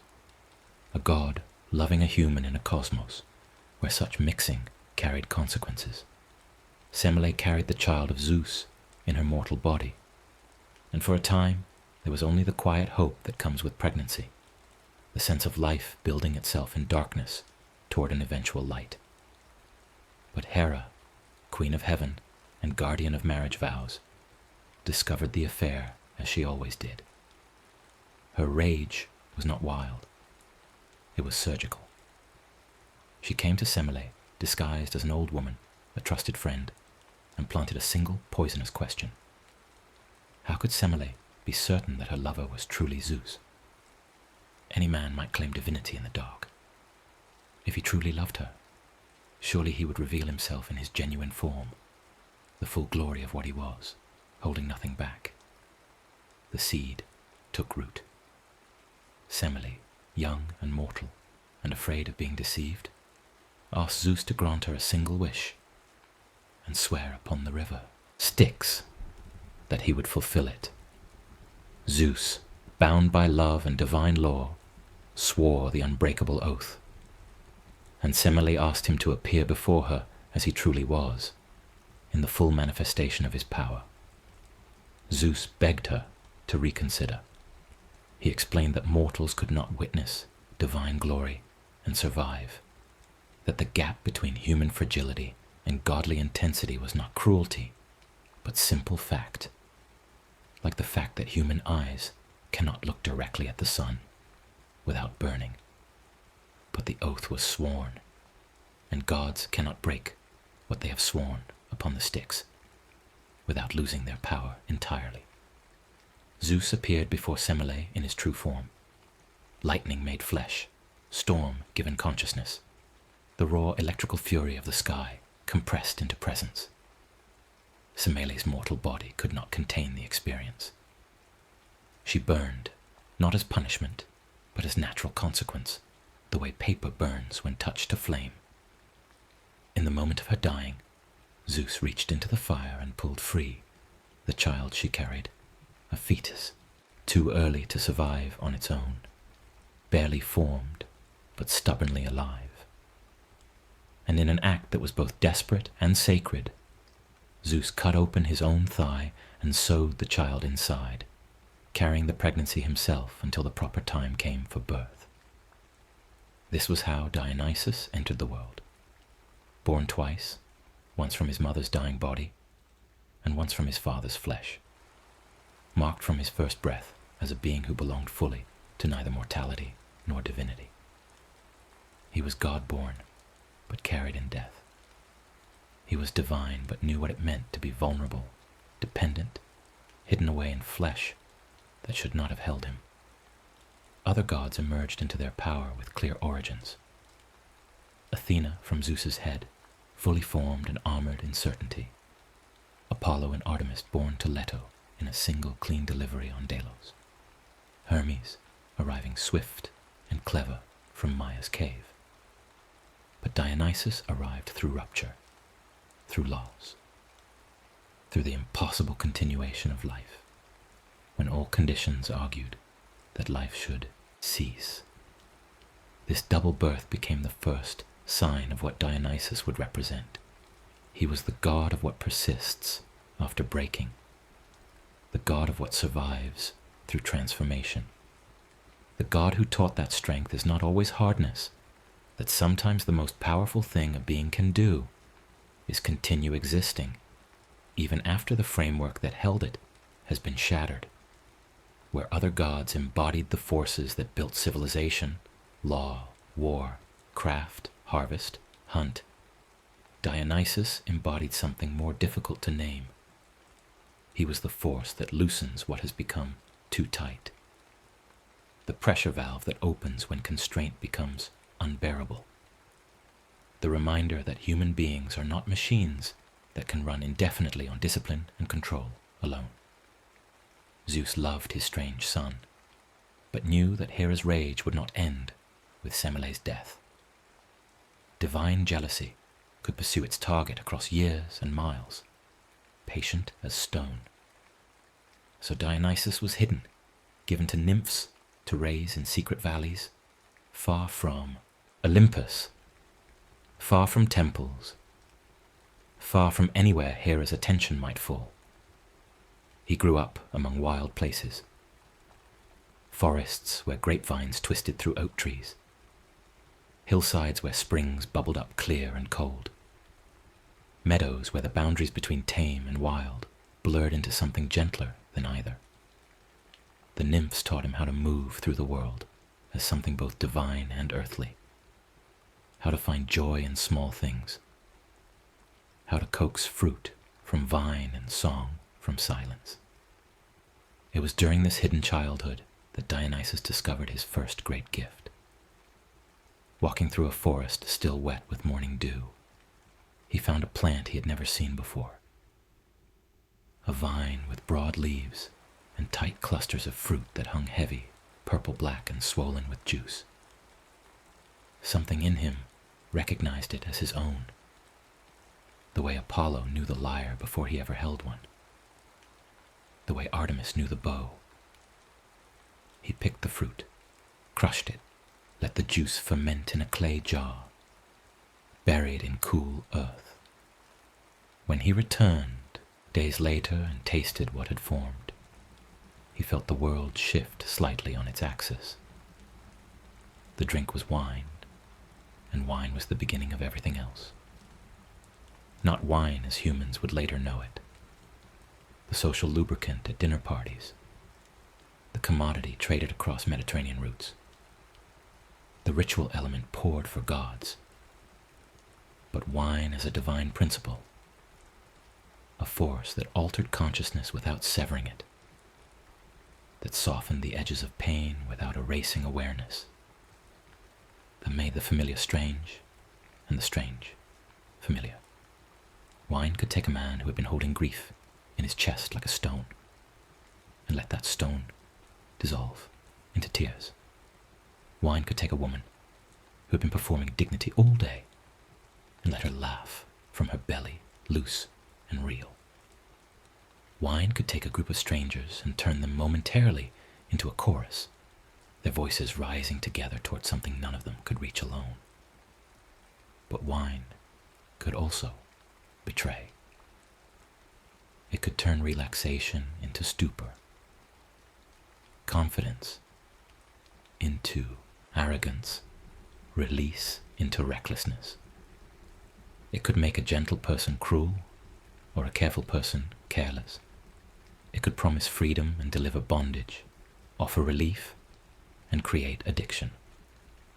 Dionysus understood this from the beginning. His gift was not simple. It was not safe. It required respect, ritual, boundaries, awareness.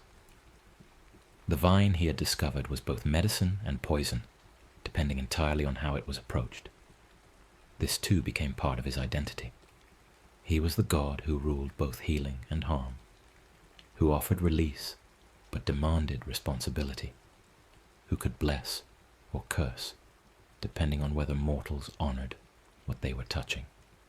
As Dionysus grew into his power, he began to wander beyond the hidden valleys of his childhood. He walked among humans, appearing sometimes as a beautiful youth, sometimes as a mature man crowned with ivy and grapes, sometimes as something harder to define, a presence more than a body, a feeling more than a form. Everywhere he traveled, he brought his gifts.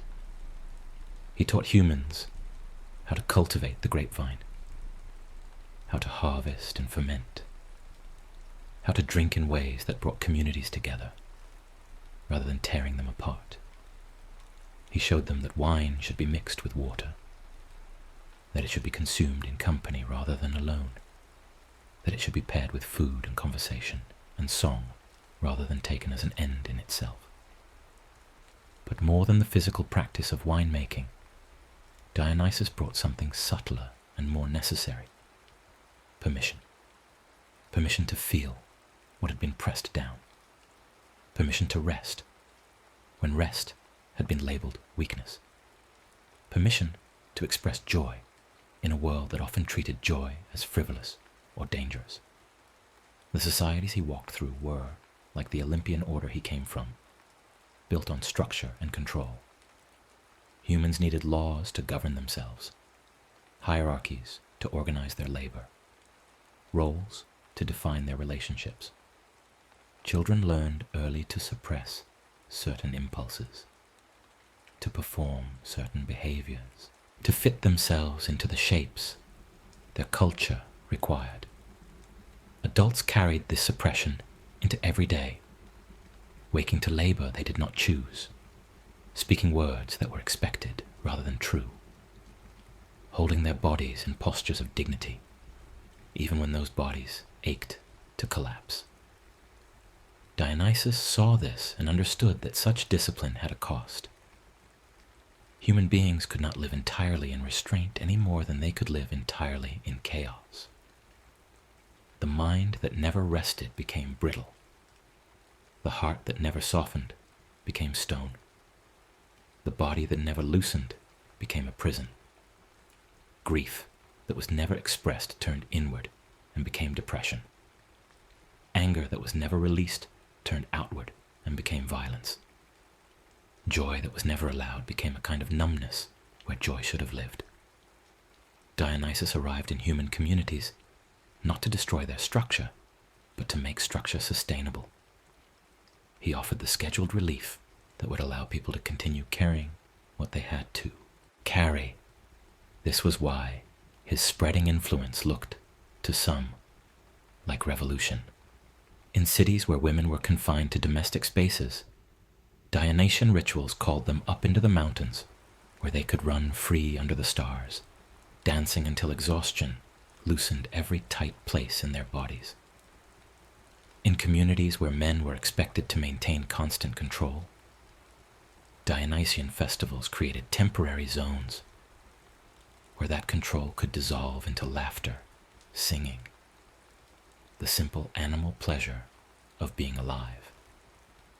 In families where children were taught to suppress emotion, Dionysian celebrations modeled that adults too could cry, could shout, could move their bodies in ways that had no practical purpose except the expression of what they felt.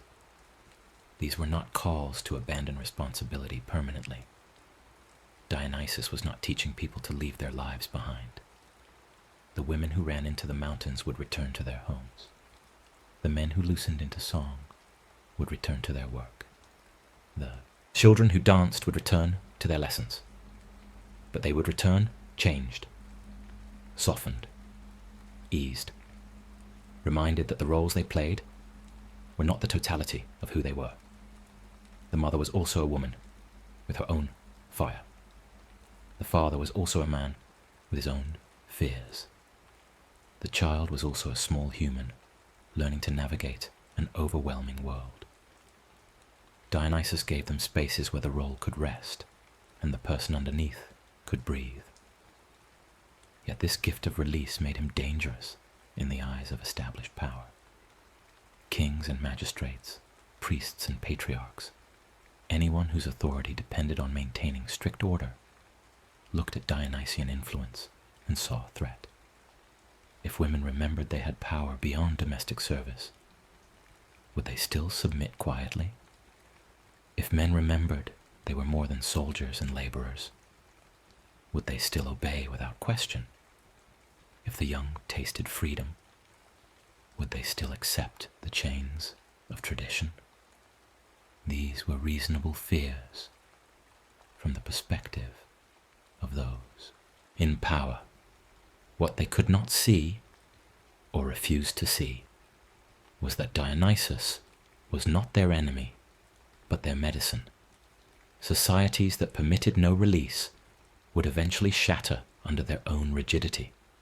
Societies that allowed scheduled, ritualized, communal softening could maintain their structure precisely because that structure was not absolute. But permission could not be forced. Dionysus did not compel worship.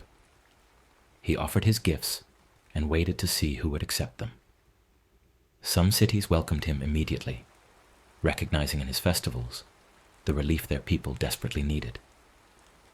They built temples to him, established annual celebrations in his honor, trained priests and priestesses in the proper conduct of his rituals. Other cities resisted, seeing only the danger and none of the healing. In these places, Dionysus became a roaming disruption, his influence seeping in through cracks in the social order. Secret gatherings, underground wine sharing, whispered songs that spread from household to household until the authorities could no longer pretend the god was not present. The myths that survived from this period of spread and resistance tell of transformation and consequence. They speak of kings who tried to imprison Dionysus and found their own minds imprisoning them instead. They speak of rulers who mocked his rituals and discovered that their families had joined those rituals in secret, that the control they thought they wielded was already an illusion. They speak of communities that denied the need for release until that need erupted in violence, madness, or collapse. These stories were not meant as threats, but as observations of a pattern that repeated across human experience. What is suppressed does not disappear. It simply goes underground and becomes distorted.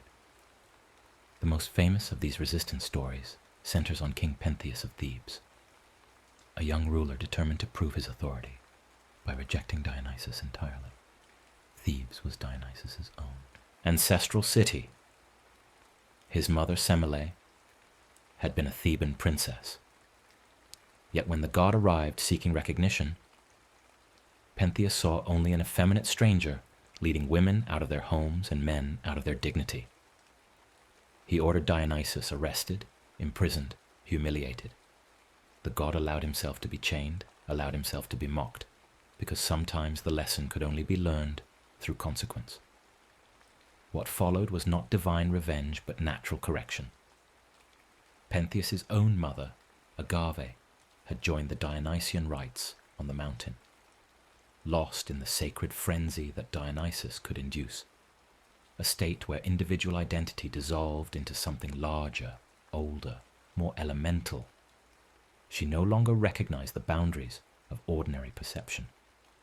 When Pentheus, driven by curiosity and contempt, spied on the rituals, the women saw not a man, but a mountain lion, a threat to be eliminated. Agave herself, in the grip of that altered state, tore her own son apart with her bare hands. Only when the frenzy faded and she returned to ordinary consciousness did she see what she held. Not a lion's head, but her child's face, frozen in final fear. The myth is brutal, but its purpose was not to glorify violence. It was to illustrate a principle. Dionysus represents forces that cannot be safely ignored or mocked. The need for release, the pressure of suppressed emotion, the human requirement for experiences that transcend ordinary control. These are not optional aspects of life that can be eliminated through discipline or authority. They are fundamental. When they are denied healthy expression, they will find unhealthy expression. When they are treated with contempt, they will return as destruction. Pentheus failed not because he was strong, but because he refused to acknowledge that strength alone cannot answer every human need. The Theban tragedy became the template for understanding Dionysian worship correctly. The god did not demand constant ecstasy or permanent abandonment of structure. He demanded recognition. He demanded that communities create sanctioned spaces for release rather than forcing individuals to seek release in secret in ways that would harm themselves or others. He demanded that the calendar include not only work days and obligations, but also festivals, celebrations, moments when the whole community agreed to loosen together. This is how Dionysian festivals became woven into the fabric of Greek life. Cities established annual celebrations, the City Dionysia, the Anthesteria, the Lenaea, where normal rules were temporarily suspended within careful boundaries. During these festivals, social hierarchies could soften. Slaves might speak freely to masters. Women might occupy public spaces, usually reserved for men. The young might mock the old through theatrical performance. Wine flowed, not to the point of obliteration, but to the point of ease. Music played, not as background, but as the organizing principle that turned individual bodies into a collective rhythm. Dancing happened, not as performance, but as prayer, the body speaking what the mouth could not say. These festivals were not chaos. They were structured release. They had beginning and ending times. They had priests who oversaw the proceedings, ensuring that the sacred frenzy did not tip into genuine harm. They had rituals that guided participants through the experience, processions that built anticipation, sacrifices that marked the transition from ordinary to sacred time, libations that honored the god whose domain was being entered. And they had the return, the moment when the festival ended and daily life resumed, when the roles came back on and the responsibilities returned, but with everyone slightly lighter for having been allowed to set them down briefly. Within this framework of festival, Dionysus gave the Greeks one of his most enduring gifts: theatre. The connection between Dionysus and theatrical performance was not accidental or merely historical. It was essential to his nature. Theatre was structured catharsis, a way of experiencing intense emotion within a safe container, of touching madness without being consumed by it, of witnessing consequence without suffering it directly. The great tragic plays performed at the city Dionysia in Athens did not exist to entertain in the modern sense. They existed to allow the community to process what could not be processed in normal civic discourse. Through theatre, Athenians could watch a king destroy his city through pride. They could witness a mother murder her children in revenge against an unfaithful husband. They could see heroes brought low by fate, lovers separated by divine cruelty, families torn apart by ancient curses. They could feel fear and pity rising in their chests, tears forming in their eyes, their hearts breaking for characters who existed only as actors on a stage. And then the play would end. The masks would come off. The audience would return home, shaken but settled, emptied but somehow fuller, having experienced emotional intensity that ordinary life rarely permitted but desperately needed. Aristotle would later call this catharsis, the purging of emotion through artistic experience. But the Greeks who watched these plays in Dionysus's honor understood it more simply. They were being allowed to feel. In a culture that demanded control, that celebrated reason over passion, that taught citizens to maintain dignity even in the face of personal catastrophe, the theatre was a sanctioned space for surrender. You could sob during the death of Antigone without being seen as weak. You could rage at the injustice suffered by Prometheus without being seen as rebellious. You could tremble at the horror of Oedipus discovering his true identity without being seen as unstable. The theatre said, it is acceptable to feel these things because feeling is part of being human, and humans cannot live only in their heads. Dionysus presided over this theatrical catharsis as naturally as he presided over wine and festival. All of these gifts served the same purpose. They loosened what had become too tight. Wine loosened the body and the social bonds that held people in rigid relation to each other. Festival loosened the calendar, inserting rest into the relentless progression of workdays.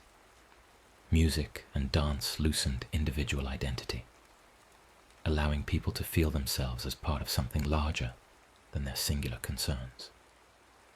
Theatre loosened the heart, allowing emotion to move through rather than accumulating in the chest like stones. But loosening was not the same as dissolving. This distinction was crucial to understanding Dionysus correctly. He was not a god of destruction. He was a god of elasticity. His proper worship taught people to bend without breaking, to soften without losing shape entirely, to release without abandoning responsibility. The healthy mind, in Dionysian terms, was not the mind that maintained constant control, nor was it the mind that surrendered all control. It was the mind that knew when to hold and when to release, when to focus and when to let focus dissolve, when to maintain individual identity and when to allow that identity to blur into collective experience. This balance was particularly visible in the ritual surrounding sacred madness, the most misunderstood aspect of Dionysian worship. To Greek practitioners, sacred madness was not insanity in the clinical sense. It was a temporary departure from ordinary consciousness, undertaken deliberately, within community, under ritual supervision, for purposes of healing and renewal. Women who joined the Maenads, the female devotees of Dionysus, did not lose their minds permanently. They entered altered states during specific rituals, surrendered to the frenzy that dissolved their individual concerns into ecstatic union with the divine, and then returned to ordinary life, often reporting profound peace and clarity. Afterward, the experience was compared to deep sleep, to orgasm, to the moment after intense weeping, when the body finally relaxes. It was a complete release of the control that daily life demanded, but within such carefully constructed boundaries that the release remained safe. The rituals happened in designated spaces, mountainsides sacred to Dionysus, temple grounds prepared for his worship. They happened at designated times, during festivals, during moments of communal crisis, during initiations that marked transitions in life. They happened in the presence of experienced priestesses who could guide participants through the intensity and recognize when someone was moving from sacred into dangerous territory. Sacred madness, properly conducted, was healing. It allowed women, burdened by domestic confinement, to feel wild and free. It allowed the grief-stricken to wail without restraint. It allowed the angry to rage without hurting anyone. It allowed the fearful to tremble without being shamed. It was, in modern terms, a kind of primal therapy, a recognition that the civilized self sometimes needs to be set aside so that the animal self can discharge what civilization requires it to hold. And because it happened communally, witnessed by others who understood what they were seeing, participants did not feel isolated or crazy afterward. They felt held by tradition, by community, by the knowledge that what they had experienced was ancient, recognized, and safe. But Dionysus was always teaching the thin line. Sacred madness had to remain sacred, bounded, ritualized, respected. When that boundary was broken, when individuals pursued altered states outside the container of community and ritual, the result was not healing, but harm. Drunkenness without limit became alcoholism. Emotional release without witness became isolation. The dissolution of identity without guidance became psychosis. Dionysus's myths repeatedly showed this distinction. Characters who honored him properly found healing and community. Characters who tried to seize his gifts without respect found destruction. This was the paradox at the heart of Dionysian worship. His power could save or ruin, depending entirely on approach. He was the most gentle and the most dangerous of gods, precisely because he offered what people most desperately needed, relief from constant control. But that relief could slide so easily into something else. The line between therapeutic release and destructive excess was not always clear, and it required wisdom to walk it successfully. Communities that understood this developed elaborate ritual structures around Dionysian practice. Communities that misunderstood it either rejected Dionysus entirely, driving his influence underground, or embraced him without boundaries, leading to the very chaos that made authorities fearful. Over centuries, as Dionysian worship spread and matured, Greek culture developed a sophisticated understanding of this balance.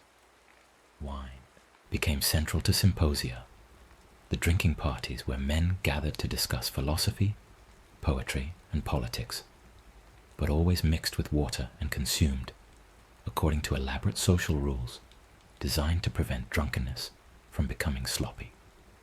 Festivals remained wild but scheduled, intense but time-bound. Theatre became progressively more refined, moving from simple ritual performance toward the complex dramatic arts that would influence Western culture for millennia. Through all of this development, Dionysus remained what he had always been, the reminder that civilization requires relief, that order requires release, that the human being is not purely rational, but also emotional, physical, animal, and divine. He was the God who said rest is sacred, that joy is medicine, that grief needs expression, that the body knows things the mind refuses to acknowledge. He was the permission slip that culture needed to remain human, rather than becoming mechanical. In a very real sense, Dionysus was the god of sleep, though Hypnos held that official title. Because what is sleep but the daily release of control? The nightly surrender of consciousness, the temporary dissolution of identity, the descent into dreams where logic dissolves and emotion moves freely. Sleep is the biological form of what Dionysus offered mythologically, the recognition that human beings cannot maintain constant awareness, constant discipline, constant performance. Every person, no matter how controlled, must eventually loosen, must eventually surrender, must eventually allow the self to soften into something less defined, less defended, less rigid. The myths understood this. They presented Dionysus not as chaos opposing order, but as the necessary counterbalance to order, the pressure valve that prevented order from hardening into tyranny. Apollo and Dionysus were often paired as complementary opposites, Apollo representing clarity, reason, individual achievement, and Dionysus representing mystery, emotion, collective ecstasy. Neither could exist healthily without the other. A world of pure Apollo would be brilliant but brittle, enlightened but cold, productive but exhausted. A world of pure Dionysus would be warm but chaotic, connected but formless, free but ultimately self-destructive. The healthy life, the healthy mind, the healthy society required both. Required structure and scheduled loosening. Required discipline and permission. Required days of focus and nights of rest.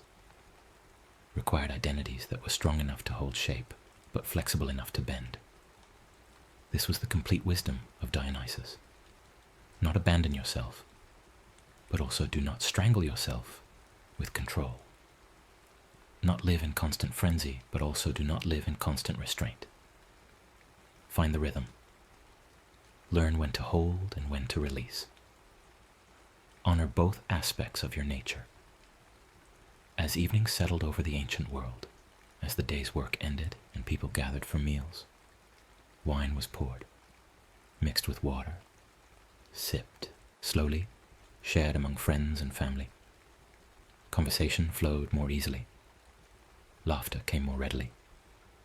The guard that people maintained during daylight hours could soften just slightly. Stories were told, songs were sung, and for a few hours before sleep, the harsh edges of existence became gentler. This was Dionysian blessing in its simplest, most daily form, the easing of life's difficulty through small, shared, bounded rituals of release. In larger cycles, festivals punctuated the calendar, like rest punctuates labor. Several times a year, communities would set aside days for celebration, for theater, for collective joy or collective mourning. These were not luxuries. They were necessities. They were the scheduled maintenance that kept the social machine from breaking down, the pressure release that prevented violence, the communal therapy that prevented individual madness. Modern scholars looking at ancient Greek festivals sometimes see excess or primitive religion, but the Greeks themselves understood these festivals as practical technology for mental and social health. The theater festivals were particularly significant. 3 days of watching tragic and comic plays, thousands of citizens gathered in the theater of Dionysus, experiencing collective catharsis, was not mere entertainment. It was civic education and emotional hygiene combined. Tragedies showed the consequences of hubris, the suffering caused by fate, the pain of impossible choices. Comedies mocked pretension, deflated pomposity, gave voice to frustrations that could not be spoken in normal civic discourse. Both genres allowed the audience to feel intensely, to laugh or weep together, to recognize their shared humanity beyond the roles and hierarchies that separated them in daily life. Dionysus presided over all of this, not as a distant god demanding worship, but as an immediate presence teaching through experience. You learned about Dionysus, not by reading doctrine, but by drinking wine, and noticing how it affected you, by attending festival and feeling how your body loosened in the collective rhythm, by watching tragedy and finding yourself weeping for characters you'd never met, by participating in ritual and discovering that sacred madness was real and accessible and healing. The god was in the grape, in the song, in the mask, in the moment when individual isolation dissolved into communal belonging. This immediacy made Dionysian religion both powerful and dangerous. It was not mediated entirely through official priesthood or temple hierarchy. It was democratic in the sense that anyone could drink wine, anyone could dance, anyone could attend theater, anyone could feel the loosening that the god offered. This accessibility threatened established religious and political power, which preferred gods who were distant, whose worship required specialist knowledge, whose benefits could be controlled and distributed by authorities. Dionysus offered his gifts directly. You did not need to be initiated into mysteries, though there were Dionysian mysteries for those who sought deeper experience. You did not need to be wealthy, or educated, or male, or citizen. You needed only to be human and to accept the permission the god offered. This democratic quality connected to Dionysus's origins as an outsider, a god who never quite fit the Olympian order. Zeus acknowledged him as son and granted him a place among the gods, but Dionysus remained somehow other, somehow liminal. He traveled constantly rather than residing on Olympus. His worship happened in wild places as often as in temples. His devotees included those at the margins, women, foreigners, slaves, the dispossessed, alongside citizens and aristocrats. He blurred boundaries that other gods maintained, between divine and mortal, between male and female, between civilization and wilderness, between sanity and madness, between the individual and the collective. This boundary blurring was not confusion, but function. Dionysus taught that identity is not always fixed, that the self is not a rigid structure, but something more fluid and responsive. The ability to shift between states, between work and rest, between discipline and release, between the constructed self that society requires and the authentic self that exists underneath. This elasticity was what prevented breaking. People who could only be one thing, who could only maintain one identity, who could never soften or shift, became brittle. Trauma broke them. Loss destroyed them. Age defeated them. But people who had learned to move between states, who could be strong when strength was needed, and vulnerable when vulnerability was safe, who could hold their identity lightly enough to let it rest. These people had resilience. Dionysus was teaching resilience, though the Greeks did not use that word. He was teaching that survival sometimes requires surrender, that strength sometimes looks like softness, that the ability to fall, apart in safe circumstances, is what allows you to hold together in dangerous ones. The Maenads, who ran wild on the mountain during festivals, could return to domestic constraints precisely because they had been allowed to shed those constraints briefly. The men who wept during tragic performances could return to stoic citizenship precisely because they had been given permission to feel without that feeling being seen as permanent weakness. The communities that scheduled festivals of excess could maintain order the rest of the year precisely because excess had a designated time and place.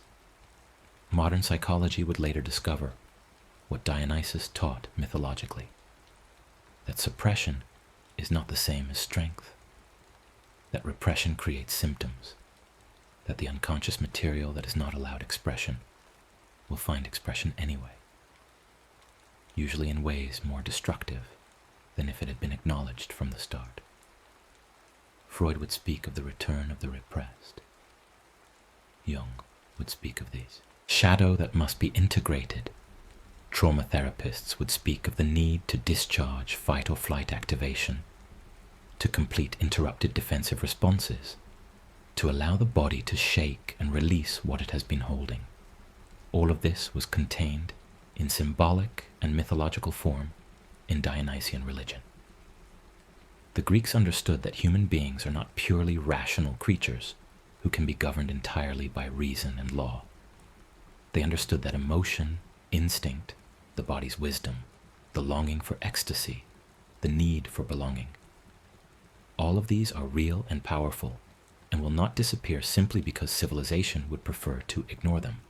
Dionysus represented the acknowledgement of these forces and the attempt to give them healthy expression. He was not anti-civilization. He made civilization sustainable by ensuring that civilization did not become a prison. As the worship of Dionysus matured and spread throughout the Greek world, and beyond into Rome and the wider Mediterranean, his influence became so woven into daily life that it was almost invisible. Wine was everywhere, mixing with water in cups at every meal, poured as libation to gods and ancestors, central to every social gathering. Festivals filled the calendar, giving shape to the year, providing anticipation and relief in regular rhythm. Theatre became the dominant form of public art, shaping moral imagination and civic identity for centuries. The assumption that rest is necessary, that joy is acceptable, that grief deserves expression. All of this was Dionysian teaching that had become so normalized, it no longer seemed like teaching at all. But underneath the normalization, the core principle remained. Life is not only work. The self is not only responsibility. The body is not only a tool for productivity. The mind is not only a problem-solving machine. Human beings are also creatures who need beauty, who crave connection, who must feel in order to be fully alive. They need to laugh until their stomachs hurt. They need to cry until the grief empties. They need to dance until thought dissolves into movement. They need to sing until the voice carries them somewhere beyond language. They need to rest until restoration happens. All of this is sacred. All of this is necessary. All of this is Dionysian. The contemporary world, so distant from ancient Greece, still operates on these principles, whether it acknowledges them or not. The need for weekend to break the work week. The need for vacation to interrupt labor. The need for music, for sport, for entertainment, for substances that alter consciousness even slightly. For any experience that provides relief from the constant demand to perform, produce, control. These are all expressions of the Dionysian principle that cannot be eliminated from human nature. Societies that try to eliminate them, that demand constant productivity, that treat rest as weakness, that suppress emotion, that forbid pleasure. These societies do not create stronger people. They create people who are one trauma away from collapse. Dionysus teaches the opposite. He teaches that strength includes the ability to rest, that dignity includes the ability to feel, that maturity includes the ability to play, that wisdom includes the recognition of one's own limits. He teaches that the human being is not meant to be a perpetual machine of rational control, but a living creature that moves through cycles, waking and sleeping, working and resting, holding and releasing, being individual and being collective. The health of the person, like the health of the society, depends on honoring both sides of each cycle rather than trying to live permanently in only one mode. This is why the Dionysian mysteries the secret teachings reserved for initiates emphasized transformation and rebirth. The initiate underwent symbolic death, descent into darkness, confrontation with terror, dissolution of the familiar self, and emerged, renewed, carrying knowledge that could not be spoken, but only experienced. This was not metaphor. It was experiential wisdom about the structure of human growth. People change not through gradual improvement, but through cycles of breaking and reforming, death and rebirth, surrender and reconstitution. The caterpillar must dissolve entirely in the chrysalis before it can become butterfly. The seed must be buried in dark earth before it can grow. The self must sometimes fall apart before it can come back together in a new form. Dionysus was the god who presided over these dissolutions and reformations. He taught that falling apart is sometimes the beginning of healing, not the end of everything. That confusion is sometimes necessary before clarity can emerge. That chaos is sometimes the space where new order becomes possible. He was the god of the gap, the transition, the liminal space between what was and what will be. And he taught that this gap, though frightening, is also sacred. The place where transformation happens, where rigid structures can finally release, where the new can emerge from the ruins of the old. For those approaching sleep each night, this teaching holds particular comfort. Sleep itself is a little death, a daily dissolution of the waking self, a surrender of control that terrifies those who cannot trust the process. But sleep is also where healing happens, where memory consolidates, where the psyche processes what the day brought, where the body repairs itself. To sleep well requires the ability to let go, to release the day's identity, the day's concerns, the day's control. It requires trusting that the self will return in the morning, that surrender is temporary, that rest is not abandonment but restoration. Dionysus blesses sleep by blessing the loosening that makes sleep possible. The evening wine that helps the body ease, the music that helps the mind quiet, the company that helps the heart soften, the ritual that marks the transition from day to night, from work to rest, from doing to being. All of these are Dionysian technologies, small practices that facilitate the shift from waking consciousness to the restful dissolution that sleep requires. They acknowledge that human beings cannot simply decide to sleep. They must be helped into sleep, guided into the loosening, given permission to release control. And in the morning, they return. The self reforms. Consciousness reassembles. The day's identity comes back on. But ideally, something has shifted. The sleep has provided what Dionysian ritual always provides: a break in continuity that allows continuation, a pause that makes resumption possible, a dissolution that enables reconstitution. The person who wakes is the same person who slept, but also slightly different. Rested, restored, capable of carrying forward what yesterday made too heavy. This rhythm, day and night, work and rest, holding and releasing, is the fundamental Dionysian teaching. Not that control is bad, but that control alone is insufficient. Not that discipline should be abandoned, but that discipline without relief becomes rigidity. Not that structure should be destroyed, but that structure without softness becomes prison. The healthy life dances between opposites, honoring both, trapped by neither. The myths preserve this teaching in narrative form. They show what happens when people resist Dionysus, when they try to live entirely in control, when they reject the need for release, when they treat rest as weakness or joy as frivolity. these people do not become stronger through their resistance. They become more brittle, more rigid, more vulnerable to the breaking that eventually comes. And when they break, the break is catastrophic, precisely because they never learned to bend. Conversely, the myths show what happens when people honor Dionysus properly. They find communities that can breathe together. They discover that individual suffering becomes lighter when carried collectively.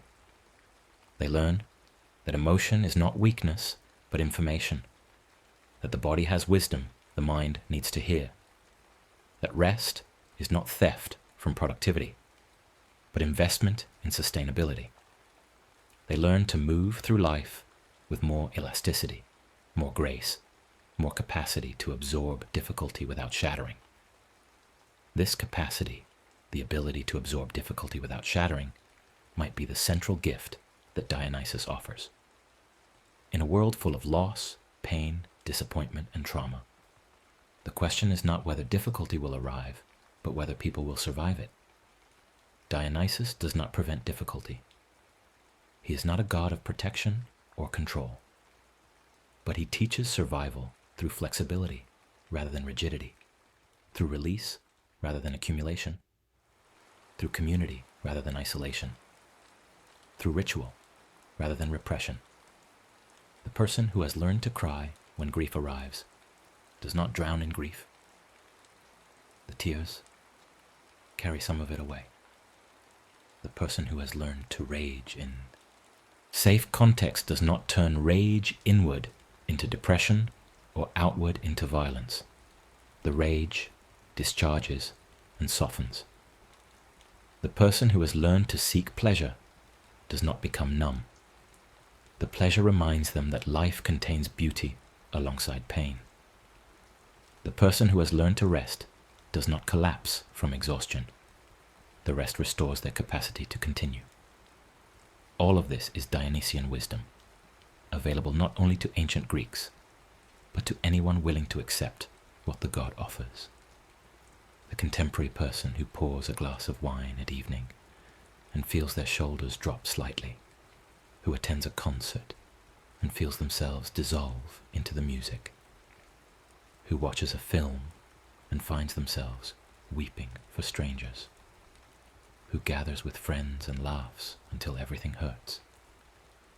All of these people are participating in Dionysian ritual, whether they know the god's name or not. They are practicing the necessary release that makes human life sustainable. And each night, as sleep approaches, the teaching continues. The mind that has been working all day is invited to stop working. The body that has been performing is invited to collapse. The self that has been maintaining its shape is invited to dissolve into the formlessness of dreams. This invitation is Dionysian at its core.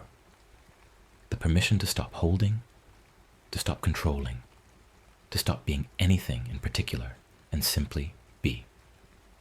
Sleep says you do not have to be productive right now. You do not have to be responsible right now. You do not have to be you right now. You can let it all go for a while. This letting go terrifies those who have never learned to trust it. They lie in bed, mind racing, body tense, trying to force sleep through the same control they applied to the day. But control cannot create sleep. Only release can create sleep.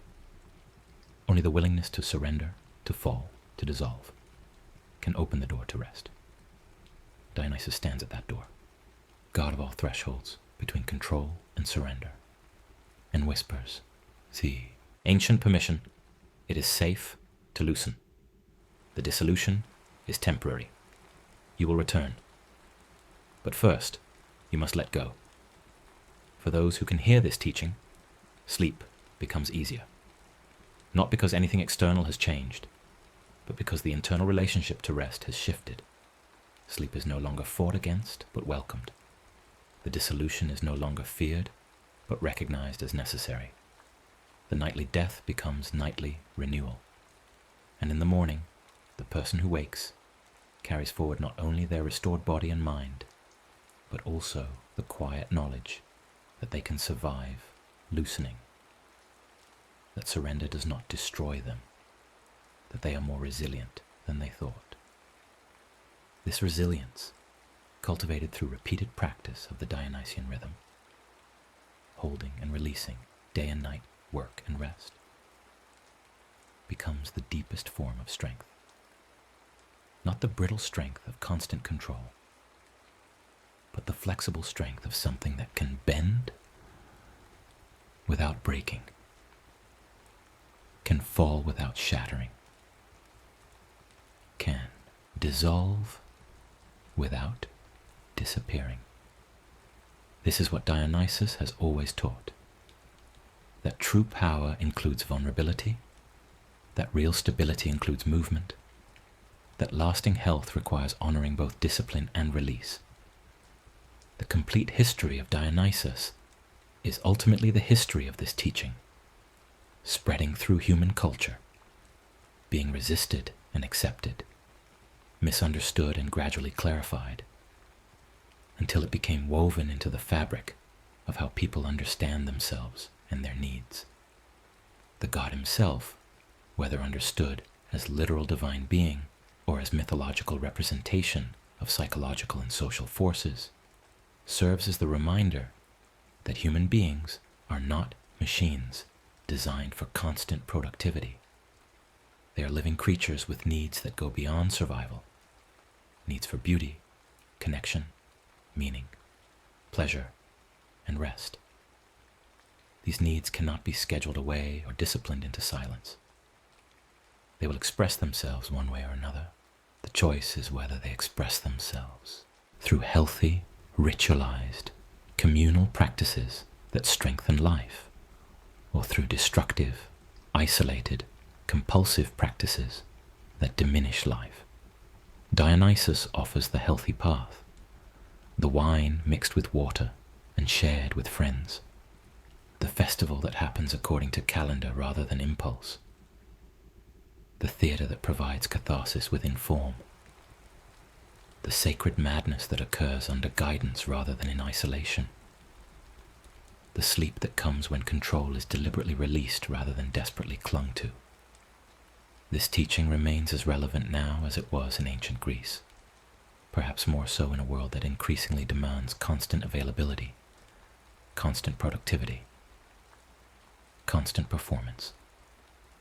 The contemporary person scrolling through their phone at midnight, mind racing with tomorrow's tasks, body exhausted but unable to rest, is suffering from the same rigidity that Dionysian religion addressed, the inability to stop, to loosen, to trust that release is safe.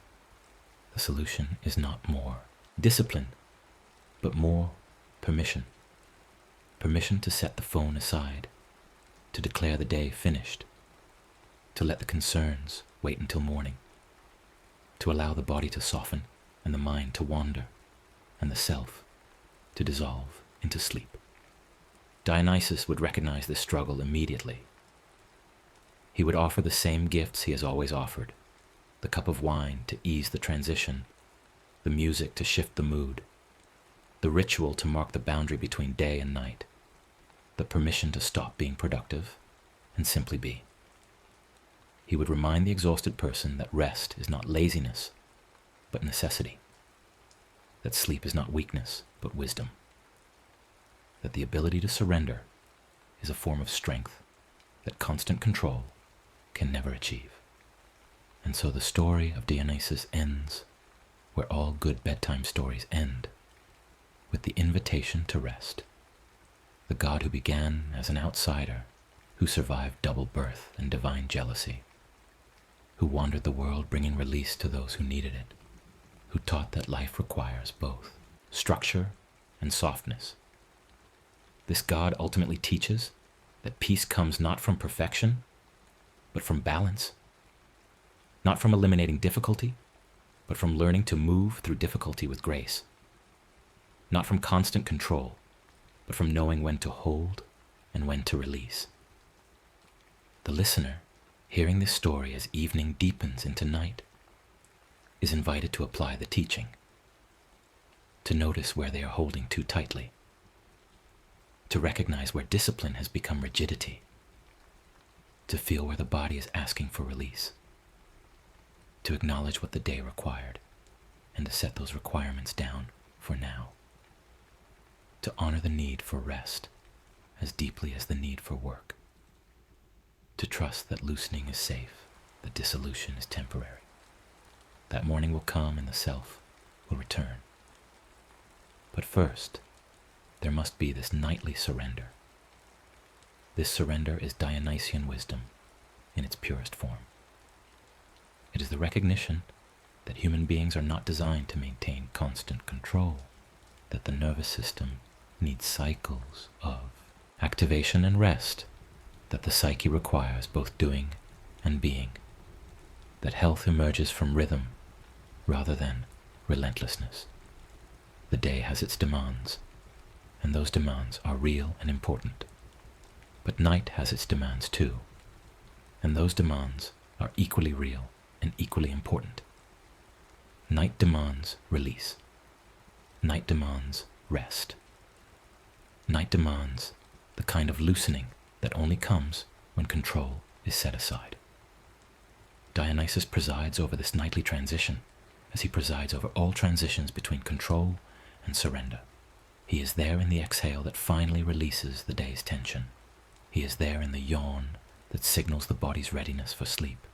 He is there in the thoughts that begin to fragment as consciousness starts to dissolve. He is there in the moment when trying stops and sleep finally comes. Not as achievement, but as gift. Not as accomplishment, but as grace.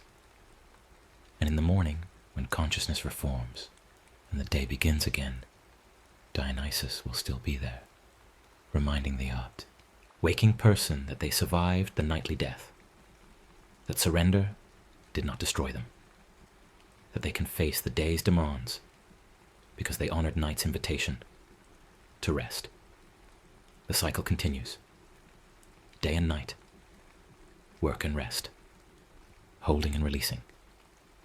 And the person who has learned to honor both sides of the cycle moves through life with a little more ease, a little more resilience, a little more capacity to bend without breaking. This is the complete history of Dionysus, the story of a god who teaches that life requires both discipline and release, both structure and softness, both control and surrender. He teaches that rest is sacred, that joy is medicine, that grief needs expression, that the body's wisdom deserves respect, that communities heal better than individuals, that ritual provides the container that makes intensity safe, that theater offers catharsis, that wine can ease if used with respect, that madness can be sacred if bounded by care, that sleep comes more easily when approached with trust rather than force. All of this wisdom flows from a single source, the recognition that human beings are not meant to live in constant control. They are meant to move through cycles, to dance between opposites, to honor both their need for structure and their need for release. Dionysus is the god of that dance, the teacher of that rhythm, the permission that makes the rhythm possible. And every night, as sleep approaches, his teaching becomes immediately relevant. Loosen what you have been holding. Release what you have been carrying. Trust that surrender is safe. Allow the dissolution that sleep requires. The story ends in rest. The god of all loosening offers his final gift, the permission to stop, to soften, to sleep. The mind that has been racing can slow. The body that has been tense can ease. The self that has been performing can dissolve. And in that dissolution, in that sweet surrender to sleep, the ancient teaching is experienced one more time. You can let go, and you will be okay. The night will hold you. The morning will return you. But for now, for this moment. You can rest. The next story is about to begin. Please relax and enjoy. In the beginning, when the world was still learning its own shape, the gods arrived not all at once, but in waves, each one bringing with them a principle the universe needed to understand. Some gods came with thunder, some with wine, some with the forge's heat. Artemis came with silence, and in that silence was a lesson the world would spend centuries trying to hear. She was born on an island where palm trees bent low over still water, where her mother Leto labored alone because the earth itself had been forbidden to offer her sanctuary. Artemis arrived first, and immediately turned to help deliver her twin brother Apollo, and in that first act was everything she would become: capable, self-sufficient, present for those who needed her, and utterly unconcerned with asking permission to exist. She did not announce herself with fanfare. She simply was, and that was enough. The Olympian world into which Artemis emerged was a place of constant negotiation, where every god carved out their domain through assertion, conflict, or alliance. Zeus ruled from his throne with lightning as his signature. Hera commanded marriage and the bonds that held households together. Athena claimed wisdom and the ordered mind. Poseidon took the seas with their moods and depths. Each god became a force that humans would feel threading through their daily lives, and each carved their territory with clear intention. Artemis looked at this distribution of power and chose something different. She did not want the throne room or the temple crowd. She did not want to be the goddess of anything that required her to be found, summoned, or pleased. She wanted the places where human influence ended, where the air smelled of pine resin and wet earth, where animals moved according to their own rhythms, and the moon rose without needing applause. She claimed the wild, but the wild as the Greeks understood it was not chaos. It was the opposite. It was the world that governed itself, that needed no human hand to justify its existence, that simply lived according to its own laws. Artemis became the god of that principle, the deity who stood for everything that remains outside the reach of ownership. Her first act of divine will was to define herself, and she did so with absolute clarity. Standing before her father Zeus, still young but already certain, Artemis made her requests. She asked for a silver bow, for arrows that would never miss, for a band of nymphs to accompany her in the forests, and for one thing more: eternal maidenhood, permanent autonomy, the right to belong only to herself. Zeus granted it all, and in doing so acknowledged that his daughter had chosen a form of power that required no husband, no heir, no dynasty. She would not be a goddess whose story hinged on who claimed her or who she produced. Her identity would come from what she protected and what she refused. This was a radical stance in a world where women's stories so often centered on their relationships to men, on their desirability or their fertility. Artemis rejected that framing entirely. She said, in effect, that her body was her own territory, her future was her own map, and her choices would not be negotiated. This was not coldness. This was clarity. And clarity, the Greeks understood, was a form of strength that could not be shaken because it came from within. The wild that Artemis claimed was vast and specific. It included the mountain ranges where snow never fully melted, the dense forests where sunlight arrived in shafts and fragments, the meadows where deer grazed at dawn, the riverbanks where foxes drank under cover of dusk. It included the animals themselves, the fleet-footed, the sharp-eyed, the creatures who lived by instinct and season.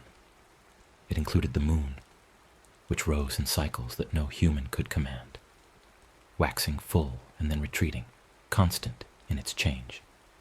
Artemis became associated with all of these not because she controlled them in the way a king controls a city, but because she embodied their shared principle. They existed on their own terms. A forest does not grow to please a passerby. A deer does not run to entertain a hunter.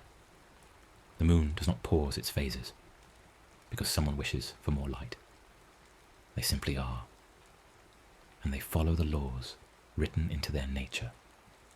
Artemis stood as the divine acknowledgement of that autonomy, and in doing so, she became the goddess who required humans to approach the world with humility. Humility in the context of Artemis was not about self-diminishment. It was about accurate perception. It meant seeing the world as it was, rather than as you wished it to be. It meant recognizing that not everything existed for your use, your pleasure, or your convenience. The wild was generous. It offered food, shelter, beauty, and lessons. But it was not servile. It had its own needs, its own balance, its own boundaries. To enter the wild was to enter a relationship that required respect. And respect, in this sense, was an active practice. It meant reading the signs, the shifted stones that indicated a predator's path, the stillness in the air before a storm, the plants that nourished and the plants that poisoned. It meant taking only what was needed and leaving the rest to continue its cycle. It meant understanding that just because you could take something did not mean you should. Artemis embodied this ethic so completely that to dishonor the wild was to dishonor her, and to dishonor her was to invite consequence. The Greeks told stories to make invisible principles visible, and Artemis became central to stories about boundaries. A boundary is an agreement about where one thing ends and another begins. And in a world without clear maps or universal laws, those agreements had to be learned through narrative. Artemis myths taught that certain things were sacred, meaning they were set apart, protected, not available for casual use. A sacred grove was not merely a collection of trees. It was a space dedicated to the divine, and entering it carelessly was not just rude. It was a transgression that disrupted the order of things. A sacred animal was not just rare or beautiful. It was consecrated, and killing it was not simply hunting. It was theft from the gods. Artemis stood as the guardian of these distinctions, and her presence in a story signaled that the listener was about to learn what happens when boundaries are ignored. Many of the myths connected to Artemis follow a pattern. Someone approaches the wild with the wrong attitude, and Artemis responds.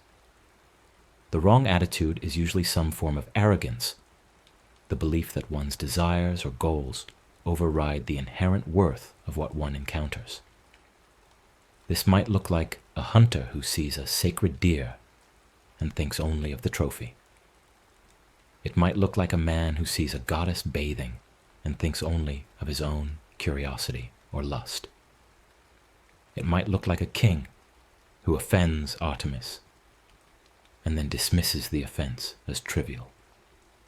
In each case, the person treats the sacred as if it were common, treats autonomy as if it were negotiable, treats the wild as if it existed to serve human ambition. And in each case, Artemis responds not with a lecture, but with consequence. The deer becomes a trap. The voyeur becomes prey. The kingdom suffers. The punishment is often swift and severe. And the Greeks did not frame this as cruelty. They framed it as the natural result of crossing a line that should have been obvious. Artemis was not vindictive. She was the embodiment of the principle that some things must not be violated, and that violating them costs something real. One of the clearest examples of this pattern involves a hunter who glimpsed Artemis while she bathed in a forest spring. The man's name was Actaeon, and he was skilled, confident, and accustomed to success in the wild. But skill does not grant access, and confidence does not erase boundaries. When Actaeon saw the goddess naked and vulnerable in the water, he did not look away. He stood and stared, perhaps frozen, perhaps curious, perhaps simply careless about what his gaze meant in that moment. Artemis saw him seeing her, and she transformed him into a stag. His own hunting dogs, trained to pursue and kill, turned on him and tore him apart. The Greeks who heard this story understood it as a teaching. The gaze is not neutral. To look at someone without their consent, especially in a moment of privacy, is an act of power. It claims access. It takes something. And when the person being looked at is divine, when the space being entered is sacred, the cost of that taking is proportionally severe. Actaeon's death was not about Artemis being cruel. It was about the boundary between witness and voyeur, between accidental encounter and deliberate intrusion. He crossed the line, and the line held. Another story follows a different king, Aeneas, who ruled a fertile land and celebrated a bountiful harvest by offering sacrifices to the gods. He honored Zeus, Hera, Athena, Poseidon, and many others. But he forgot Artemis. Perhaps he thought she did not care for agricultural success, that her domain was too wild to be relevant to farming. Perhaps he simply overlooked her. Whatever the reason, the omission was noticed. Artemis responded by sending a monstrous boar into his kingdom, a creature so large and ferocious that it destroyed crops, killed livestock, and terrorized the people. The boar could not be stopped by ordinary hunters, and eventually the king had to summon heroes from across Greece to hunt it down. This became the Caledonian Boar Hunt, a famous expedition that tested the greatest warriors of the age. The lesson embedded in the story was simple. Every god has a claim, and every claim must be acknowledged. To forget a deity was not a minor oversight. It was a statement about whose power mattered and whose did not. Artemis reminded Aeneas and everyone who heard the tale that the wild is not peripheral. It is foundational. You may build your cities and plow your fields, but the wilderness is still there, still powerful, and still worthy of respect. Ignore it at your peril. Artemis was also the protector of the young, and this aspect of her mythology adds a gentler dimension to her character without softening her boundaries. She was called upon in childbirth, invoked by mothers who wanted safe delivery and healthy infants. She watched over children as they grew, particularly girls approaching the threshold of adulthood. In Athens, young girls served Artemis in a ritual capacity before they married, spending time in her sanctuary as little bears, wearing saffron robes and participating in dances and rites that honored the goddess. This service marked a transition. The girls were leaving childhood behind, but they had not yet entered the full responsibilities of adult life. Artemis governed that in-between space, that liminal moment when a person is neither one thing nor the other.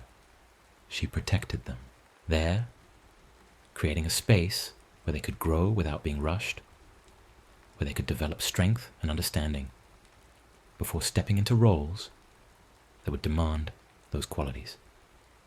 This protection was not sentimental. Artemis did not coddle. She prepared. Her mythology emphasized that growth requires both safety and challenge, both care and discipline. A young deer must learn to run before the predators come. A young archer must practice before the hunt. Artemis provided the conditions for that learning, boundaries that kept out what would harm prematurely, and space within those boundaries to build capability. The Greeks understood that vulnerability was temporary, a stage rather than a permanent state, and that the goal of protection was not to keep someone small, but to help them become strong enough to protect themselves. Artemis embodied that philosophy.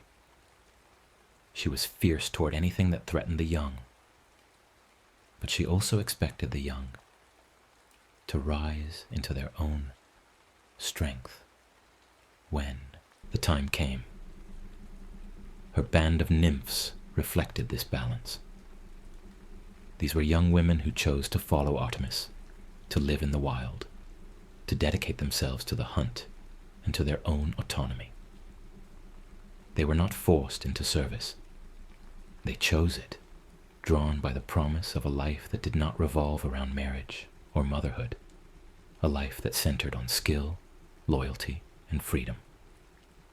Artemis did not demand perfection from them, but she did demand commitment. They had to honor the same boundaries she honored. No romantic entanglements, no crossing into the realm of desire that would pull them away from the wild. When one of her nymphs, Callisto, was seduced or assaulted by Zeus and became pregnant, Artemis was confronted with a violation of the community's shared agreement. The myths vary on how Artemis responded. Some say she transformed Callisto into a bear. Others say Hera did. But the underlying message remains. The boundaries of the group were sacred, and breaking them had consequences. This was not about punishing Callisto for being a victim. It was about the rupture in the bond, the breaking of the vow, the disruption of the space Artemis had worked to create. Artemis's relationship with her twin brother Apollo offered another layer to her character.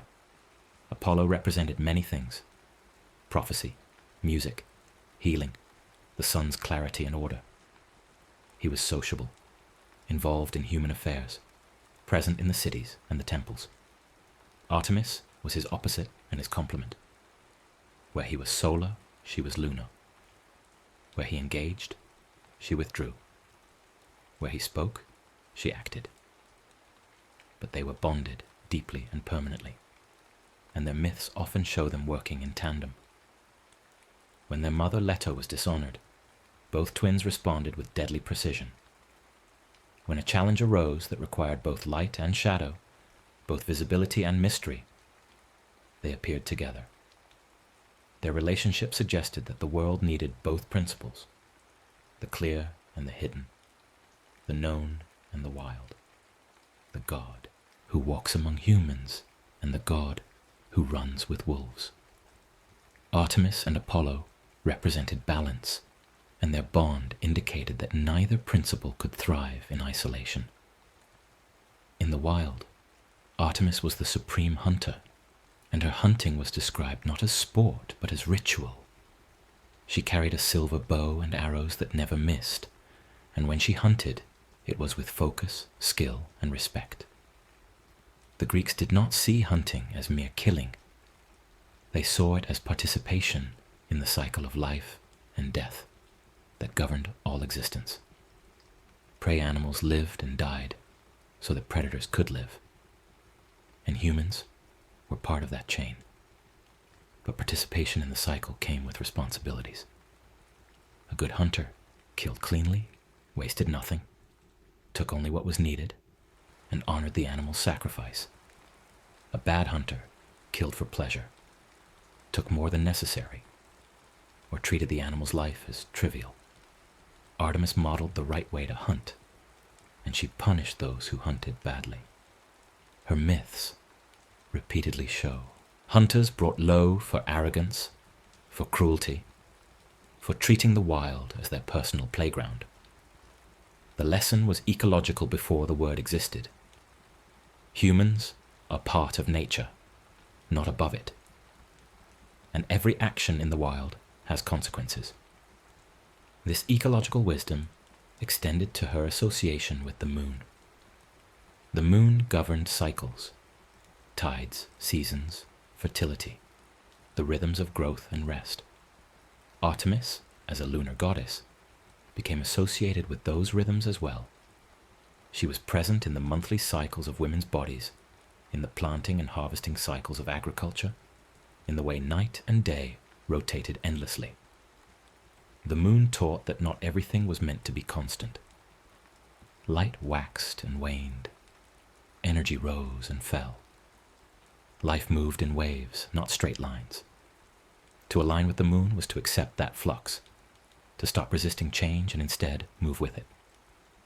Artemis embodied this acceptance. She did not fight the cycles. She honored them. She understood that there was a time to act and a time to wait, a time to be visible, and a time to disappear. This made her a goddess of patience as much as action, of timing as much as strength. Her virginity, her eternal maidenhood, was often misunderstood as a rejection of connection or pleasure. But in the context of Greek mythology, Artemis's choice to remain unmarried and child-free was not about denial. It was about autonomy. Marriage in the ancient world was not primarily a romantic institution. It was a social and economic contract that transferred a woman from her father's household to her husband's control. To marry was to lose legal and social independence, to become defined by one's role as wife and mother. Artemis refused that definition. She claimed her body as her own, her future as undetermined by anyone else's needs or desires. This was radical, and the fact that she was honored rather than punished for this choice suggested that the Greeks recognized something valuable in it, the idea that a woman could be complete without being claimed, powerful without being possessed, whole without being partnered. Artemis stood as proof that a life could be rich and meaningful on its own terms, defined by purpose rather than relationship. Yet she was not isolated. She had her nymphs, her brother, her mother, her animals. She had companions who shared her values and walked beside her through the wild. Her independence did not mean loneliness. It meant she chose her connections freely and maintained them on terms that honored her autonomy. This distinction mattered. Isolation is involuntary, a state of being cut off. Independence is chosen, a state of being self-directed. Artemis demonstrated that one could belong to a community without surrendering the self, that loyalty and autonomy were not opposites, but partners. Her band of nymphs functioned as a chosen family, bound not by blood or obligation, but by shared commitment. They hunted together, lived together, protected each other, and in doing so, they created a model of belonging that did not require submission. The boundary between civilization and wilderness was one that Greek culture navigated with anxiety and fascination. Cities represented order, law, safety, predictability. The wild represented danger, freedom, the unknown, the untamed. Humans built walls to keep the wild out, to create spaces where they could control their environment and reduce uncertainty. But the wild was necessary. It provided timber for building, game for eating, herbs for healing, space for renewal. The wild was where heroes proved themselves, where mysteries unfolded, where the gods still walked freely. It was frightening and essential in equal measure. Artemis stood at the threshold between these two worlds, refusing to let either claim superiority. She did not despise civilization. She simply insisted that it was not the only valid way to live. And she did not romanticize the wilderness. She understood its dangers and its demands. Her position at two. The boundary taught that both worlds were real, both were valuable, and both required respect. This liminal position made Artemis a mediator, someone who could translate between human needs and natural limits. When a city needed to hunt in the forest, they invoked Artemis and asked for her blessing, acknowledging that they were entering her domain and needed permission. When a village expanded too far into the wild, disrupting animal habitats or sacred groves, they risked her displeasure. Artemis was the reminder that the wild was not empty space waiting to be filled with human purpose. It was occupied, alive, governed by its own laws. To enter it was to become a guest, and guests had responsibilities. They had to be respectful, attentive, and willing to leave when asked. This framework prevented the wholesale exploitation of nature, not through legal enforcement, but through mythic consequence. If you offended Artemis, your hunt might fail, your village might face drought or predation, your children might fall ill.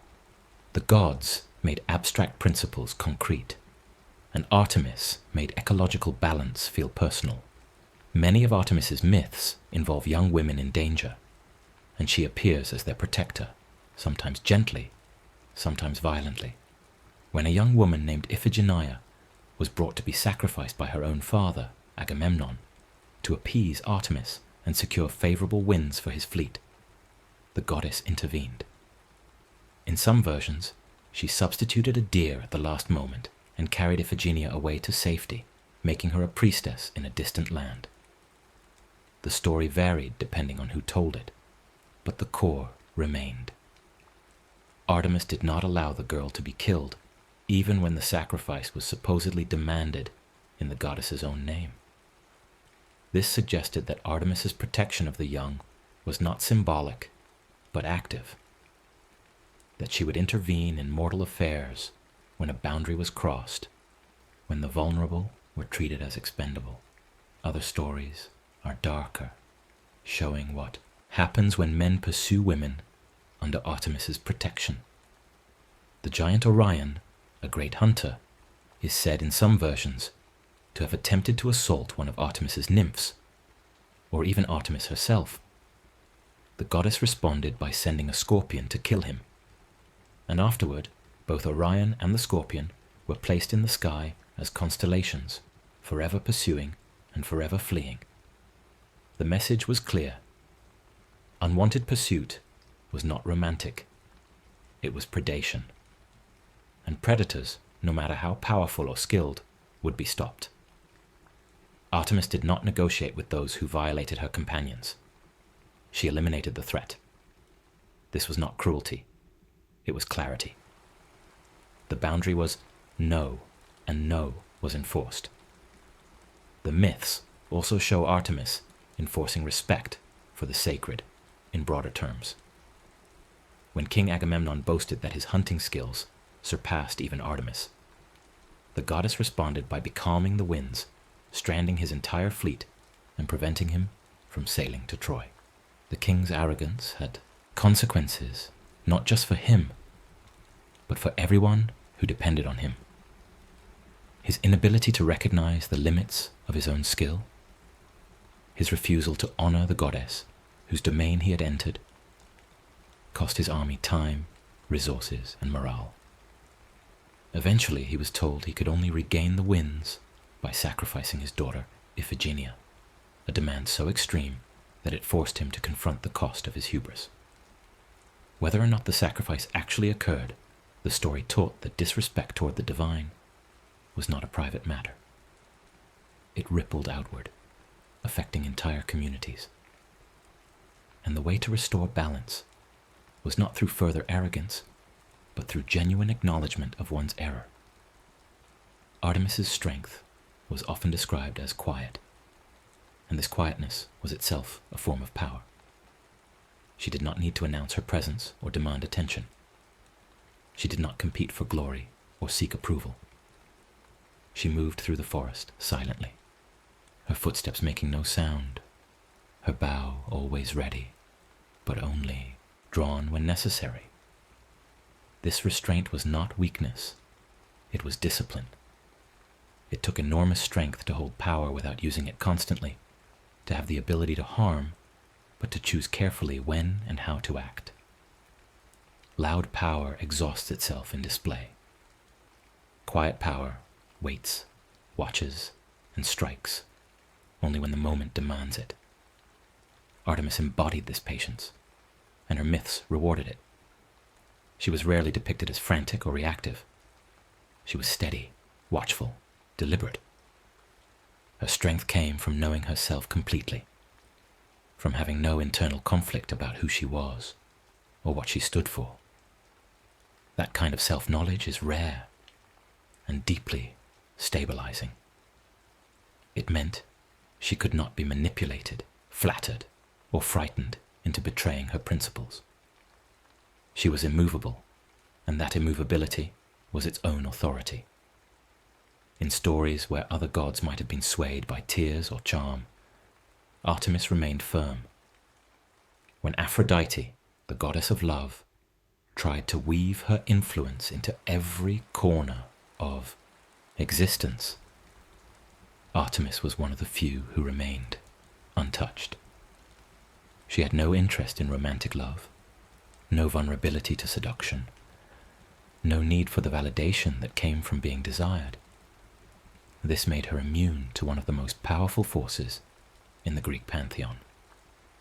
Aphrodite could make mortals and gods alike abandon their reason, their duties, even their lives in pursuit of passion. But she could not move Artemis. This was not because Artemis was unfeeling, but because she had chosen a different priority. Her passion was for autonomy, for the wild, for the protection of what was sacred. That passion was every bit as intense as romantic love, but it was directed elsewhere, and it could not be redirected. The relationship between Artemis and her followers was built on shared values rather than hierarchy. She did not demand worship in the way Zeus demanded it, with thunderbolts as reminder. She did not ask for elaborate temples filled with gold and incense.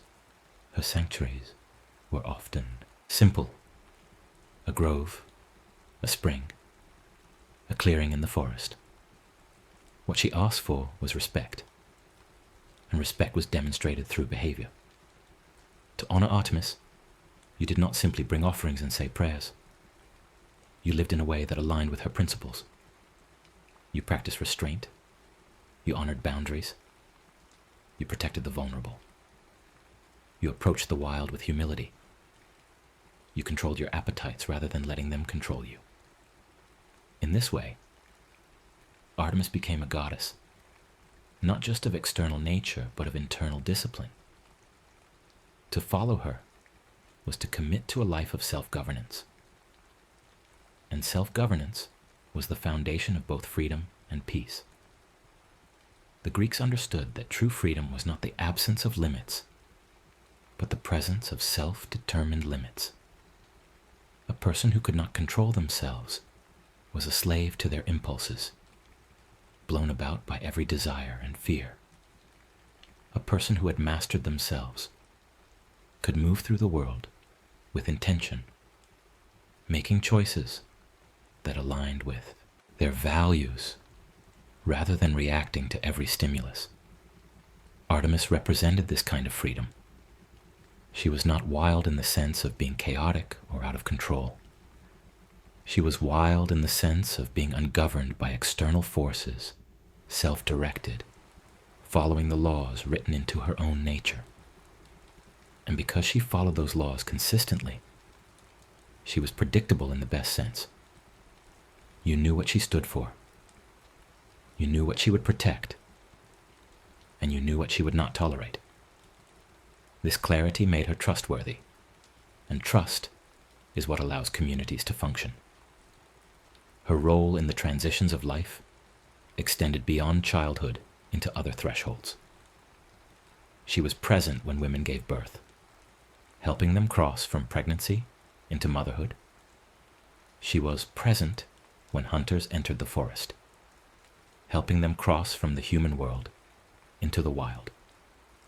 She was present when the seasons changed, helping the world cross from one phase into another. These transitions were vulnerable moments, times when the old had ended, but the new had not yet solidified, and Artemis guarded those moments. She ensured that the crossing happened safely, that the threshold was respected, that the person or season did not get lost in the in-between. This made her a goddess of beginnings as much as boundaries, someone who understood that every new phase required leaving something behind, and that leaving required both courage and protection. The moon, Artemis's constant companion, reinforced this theme of cycles and transitions. Every month, the moon disappeared completely during the new moon, invisible in the sky. Then it began to return, a thin crescent growing night by night until it reached fullness, bright enough to cast shadows. Then it waned again, shrinking back toward darkness.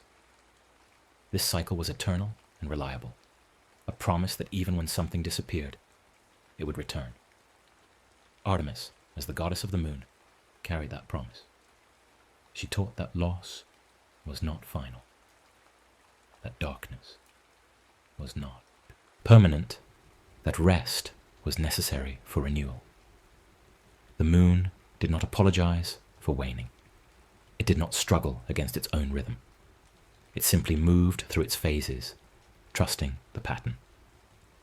Artemis invited humans to do the same, to accept their own cycles of energy and rest, to stop demanding constant productivity or constant visibility, to trust that there was a time for everything, and that honoring those times led to greater harmony than fighting them. Her arrows were described as swift and painless when she chose mercy, slow and agonizing when she chose punishment.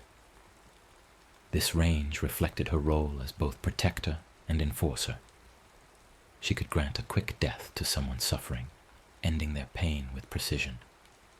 She could also inflict suffering on those who had caused harm, making them feel the consequences of their actions.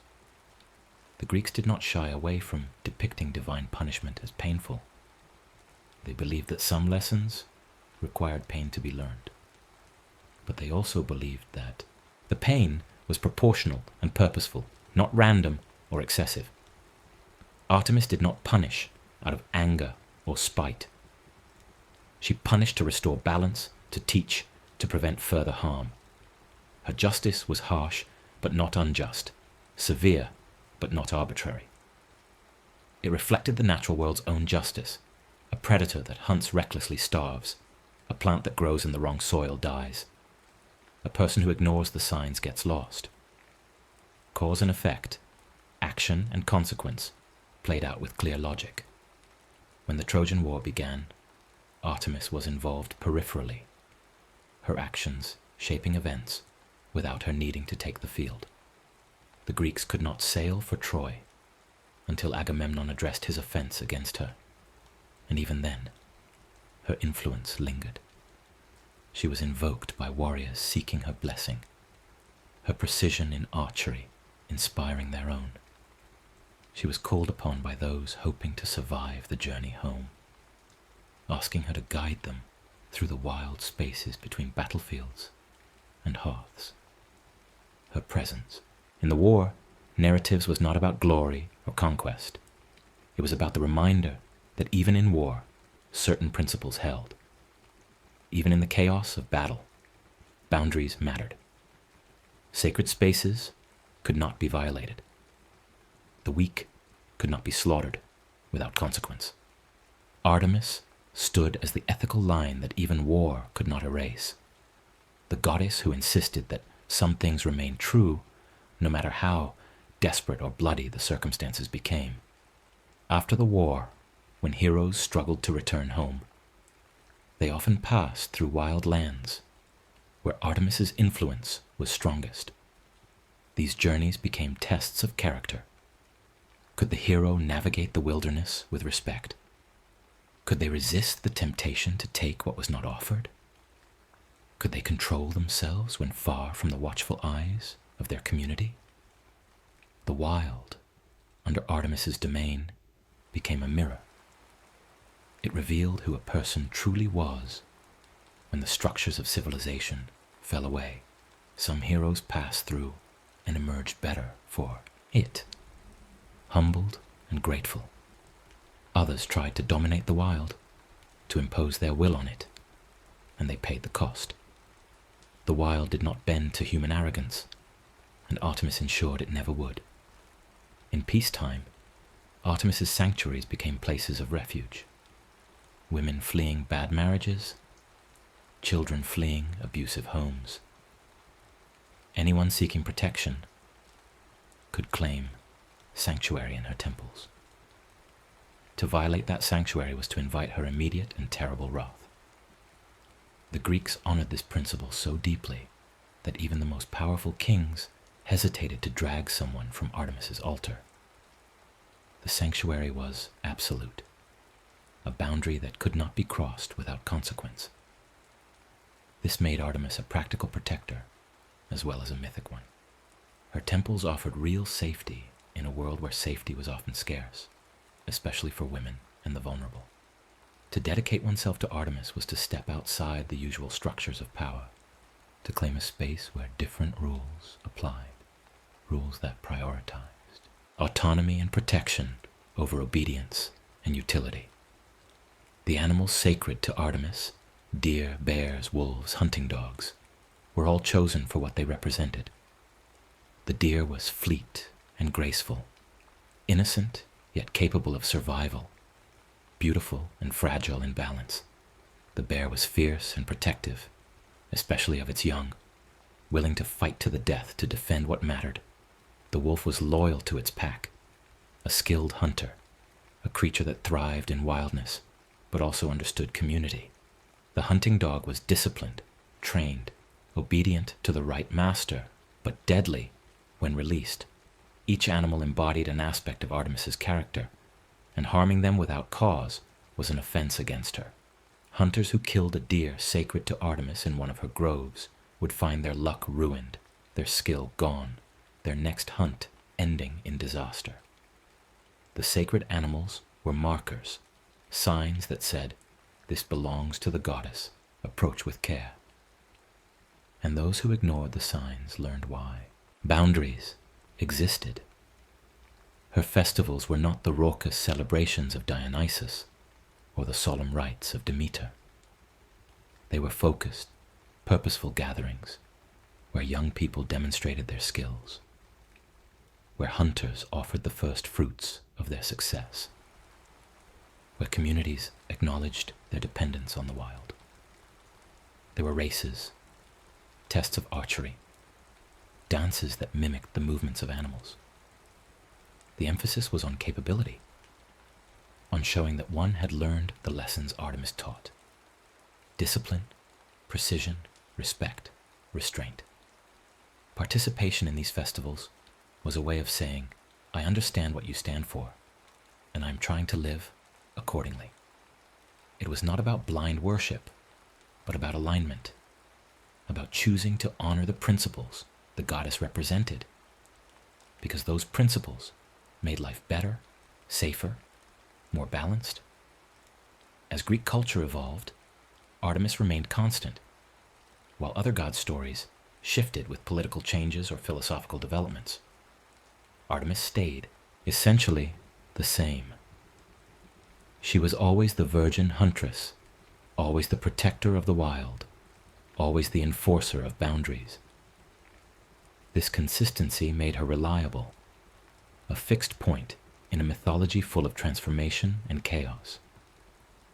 People knew what to expect from Artemis, and that knowledge was comforting. In a world where gods could be capricious, where divine favor could shift without warning, Artemis was steady. If you respected her domain, she respected you. If you violated her principles, you faced consequences. The equation was simple, and simplicity in the divine realm was a gift. Her relationship with other goddesses varied. She had little in common with Aphrodite, whose domain of love and desire felt foreign to her. She respected Athena, whose wisdom and strategic mind complemented Artemis's focus and discipline. She honored Hestia, the goddess of the hearth, understanding that Hestia's quiet domesticity and her own wild freedom were both necessary for a complete life. She was wary of Hera, whose obsession with marriage and fidelity sometimes led to cruelty toward the very women who needed protection. Artemis did not ally herself blindly with other female deities. She chose her associations based on shared values, and she was willing to stand apart when those values diverged. This independence extended even to her divine relationships, showing that her commitment to autonomy was absolute. Among mortals, Artemis had favorites, though few in number. She favored those who demonstrated the qualities she valued: hunters who killed cleanly and respectfully, women who chose independence over conventional paths, children who grew strong without losing their innocence, leaders who protected the vulnerable rather than exploiting them. When she found such people, she sometimes intervened on their behalf, granting them success in the hunt, protection from enemies, or clarity in moments of decision. Her favor was not given lightly, and it had to be maintained through continued alignment with her principles. A hunter who became arrogant lost her blessing. A woman who broke her vows lost her protection. Artemis did not offer unconditional support. She offered partnership to those who walked the path she walked, and that partnership lasted as long as the path did. The boundary work Artemis performed was exhausting in its way, though she never showed fatigue. Every day brought new hunters into the forest, new kings making decisions about sacred lands, new men looking at women as if their bodies were public property, new threats to the young and the vulnerable. Every day, Artemis had to decide when to let something pass and when to respond, when to warn and when to strike. The constant vigilance required to maintain boundaries is one of the truths her mythology reveals. Boundaries do not maintain themselves. They require attention, enforcement, and the willingness to act when they are tested. Artemis never rested from this work because the work was never finished. As long as there were humans, there would be those who pushed against limits, who tested the sacred, who believed the rules did not apply to them. And as long as those people existed, Artemis would be there, bow in hand, ready to remind them otherwise. Her mythology also acknowledged that boundaries were not always clear, that sometimes situations required judgment and nuance. Not every trespass was intentional. Not every mistake deserved harsh punishment. Artemis could be merciful when the offense came from ignorance rather than arrogance, from accident rather than malice. But mercy did not mean the boundary disappeared. It meant the consequence was adjusted, made proportional to the intent. A hunter who accidentally entered a sacred grove and immediately realized their error, backing away with apologies and offerings, might be forgiven. A hunter who entered the same grove, knowing it was forbidden, taking what they pleased, and laughing at the warnings, would face the full weight of her wrath.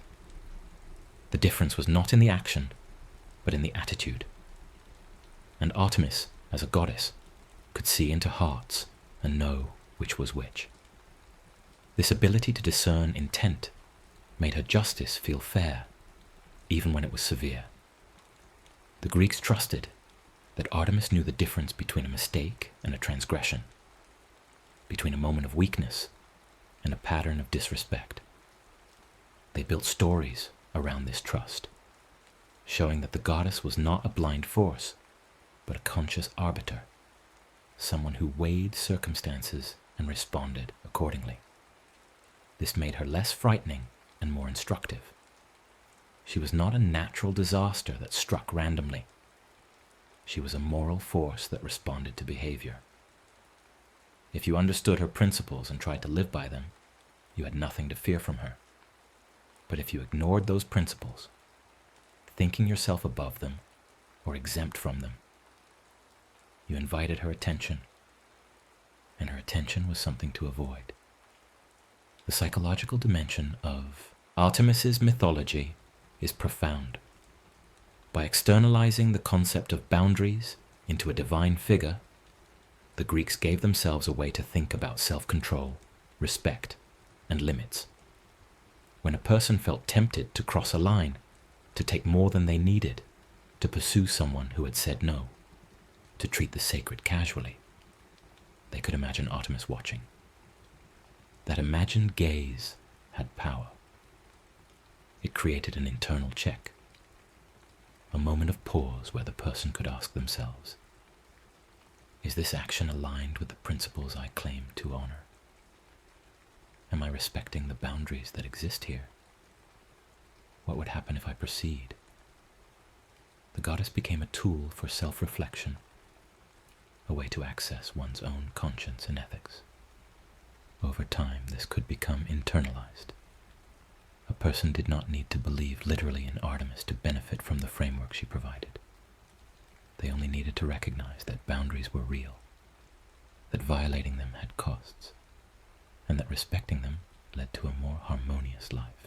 Her presence in Greek culture also addressed the tension between human desires and ecological limits.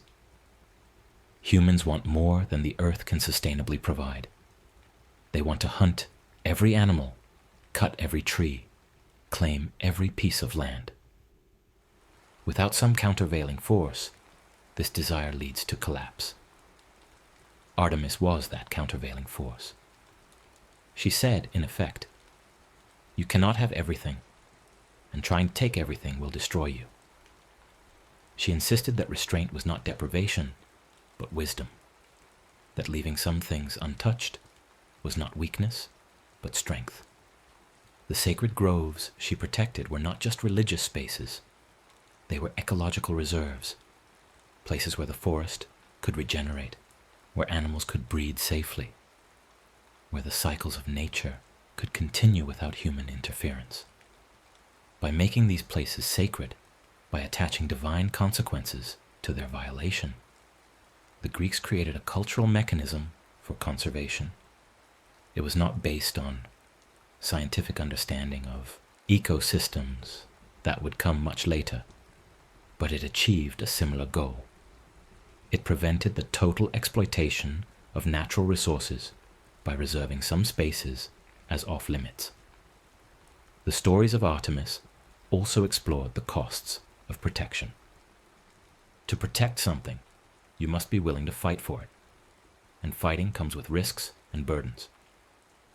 Artemis was often depicted with her bow drawn, ready to defend what she valued. This readiness was not paranoia, it was realism. Threats were real. Violation happened. And if you cared about something, you had to be prepared to act when it was threatened. The myths showed that this vigilance had a price. Isolation at times, conflict often. The weight of always being the one who said no when others wanted to say yes. But the myths also showed that the price was worth paying. Because without that vigilance, the things worth protecting would be lost. Artemis bore the weight so that the wild could remain wild, so that the young could grow safely, so that boundaries could be trusted. Her burden was heavy, but she carried it willingly, and in doing so, she made space for a world that was safer and saner than it would have been without her. The Greeks did not expect everyone to be like Artemis. They understood that most people would marry, have children, live in cities, participate in the conventional structures of society. But they also understood that having Artemis as a presence in their mythology, as an ideal and an option, enriched everyone's life. It meant that independence was possible, that autonomy was valid, that a woman did not have to marry to be complete. It meant that the wild was valuable, that not everything had to be tamed or claimed. It meant that boundaries were sacred, that no was a complete sentence, that respect was not optional. These ideas permeated the culture, shaping how people thought, even if they never dedicated themselves to Artemis directly. The goddess was a reminder that there were multiple ways to live a good life, and that the path less traveled was still a legitimate path. In the quieter stories, the ones that did not involve dramatic punishments or divine interventions, Artemis was simply present in the forest, walking with her nymphs, hunting at dawn, bathing in streams, watching the moon rise. These moments of peace were as important as the moments of conflict. They showed that Artemis's life was not defined by her responses to violation, but by her everyday existence in the wild. She was not waiting for someone to offend her. She was living her life, enjoying the beauty and freedom of the natural world, surrounded by companions she trusted. This was the core of her mythology. A life well lived on its own terms, independent and rich and full. The punishments she delivered were necessary to protect that life, but they were not the point of it. The point was the life itself, the joy of running through the forest, the satisfaction of a clean kill, the comfort of sleeping under the stars, the bond with those who shared her values. This was what she defended, and this was what her mythology offered to those who listened. The possibility of a life centered on what mattered most to them, a life they could protect by knowing and enforcing their own boundaries. As centuries passed and Greek religion gave way to other belief systems, Artemis did not disappear. She transformed, blending into other cultures' goddesses of the hunt and the moon. Her principles absorbed into new mythologies and new frameworks. But the core remained. The wild needs a protector. The vulnerable need a guardian. And boundaries need a voice. These needs are timeless. And so the figure who embodies them persists in one form or another. Whether called Artemis or Diana or something else entirely, the goddess of the wild continues to remind humans that not everything is theirs to take, that some things must remain free, and that the line between respect and violation must be held. In the modern sense, world far removed from the forests and temples of ancient Greece, the principles Artemis represented are still relevant. The need for boundaries has not diminished. If anything, it has intensified. In a time when privacy is eroded, when consent is debated, when the natural world is under siege from human expansion, the lessons of Artemis feel urgent. She teaches that autonomy is not negotiable, that no must be respected, that the wild is not a resource to be consumed, but a living system deserving of protection. She teaches that strength can be quiet, that power does not require display, that discipline is a form of freedom. She teaches that growth requires safe spaces, that the vulnerable must be defended, that transition points need guardians. These lessons are not relics of the past. They are guides for navigating the present and building the future. The mythology of Artemis, when understood as a complete history, becomes a meditation on how to live well in a complex world. It offers a model of selfhood that is neither selfish nor selfless, but self-possessed, clear about what it values and committed to protecting those values. It offers a model of relationship that is based on mutual respect rather than ownership, on shared principles rather than obligation. It offers a model of interaction with the natural world that sees humans as participants rather than masters, as guests rather than owners. These models are not prescriptive. They do not demand that everyone live exactly as Artemis did, but they are instructive. They expand the range of what seems possible, what seems honorable, what seems wise. To think of Artemis as a presence rather than a person, as a principle embodied rather than a deity to be worshipped, makes her accessible across time and culture. One does not need to believe in Greek gods to recognize that boundaries matter, that autonomy is valuable, that the wild should be protected. One does not need to worship Artemis to practice the qualities she represents: discipline, respect, vigilance, clarity, restraint. These qualities are available to anyone willing to cultivate them, and cultivating them leads to a life that is more peaceful, more integrated, more whole. This is the gift of mythology. It gives us images and stories that help us understand abstract principles, and those images and stories stay with us, shaping our thoughts and choices long after we have finished listening to them.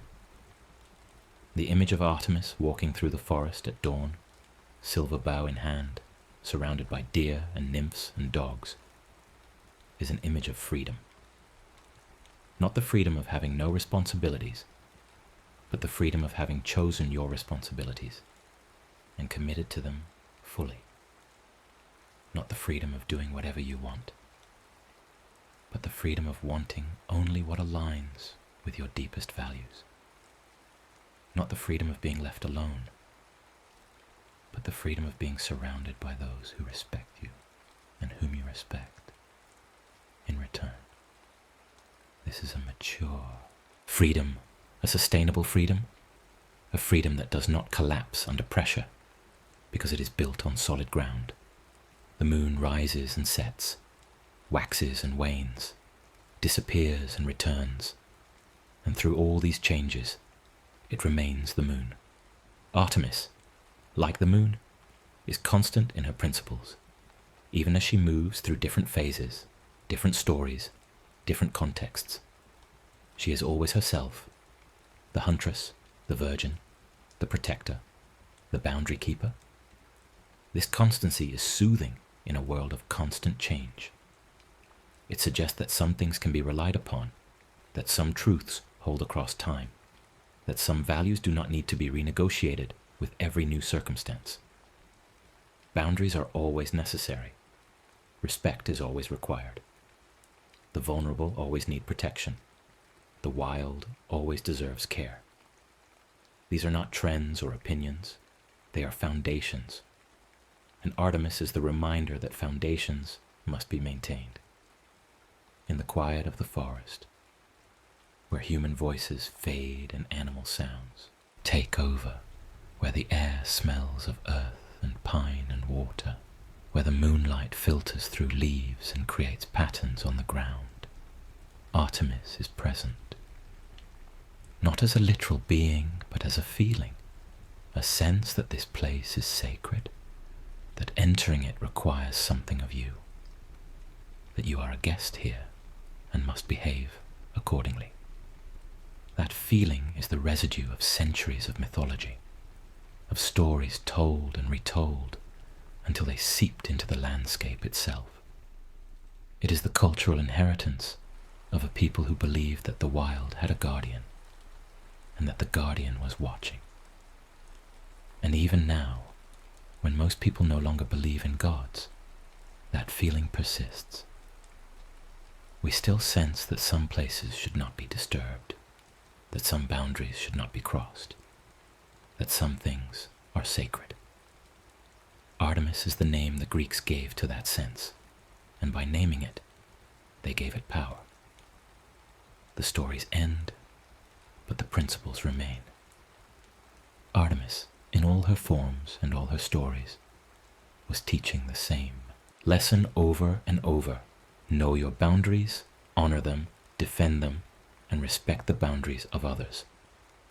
This lesson is simple to state, but difficult to practice because it requires constant attention and occasional conflict. It is easier to let things slide, to avoid confrontation, to pretend that violations do not matter.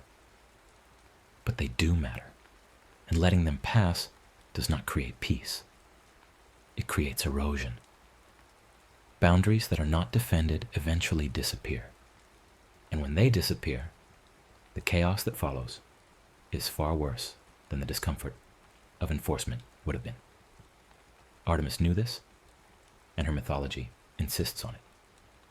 The short-term discomfort of saying no is vastly preferable to the long-term damage of saying nothing.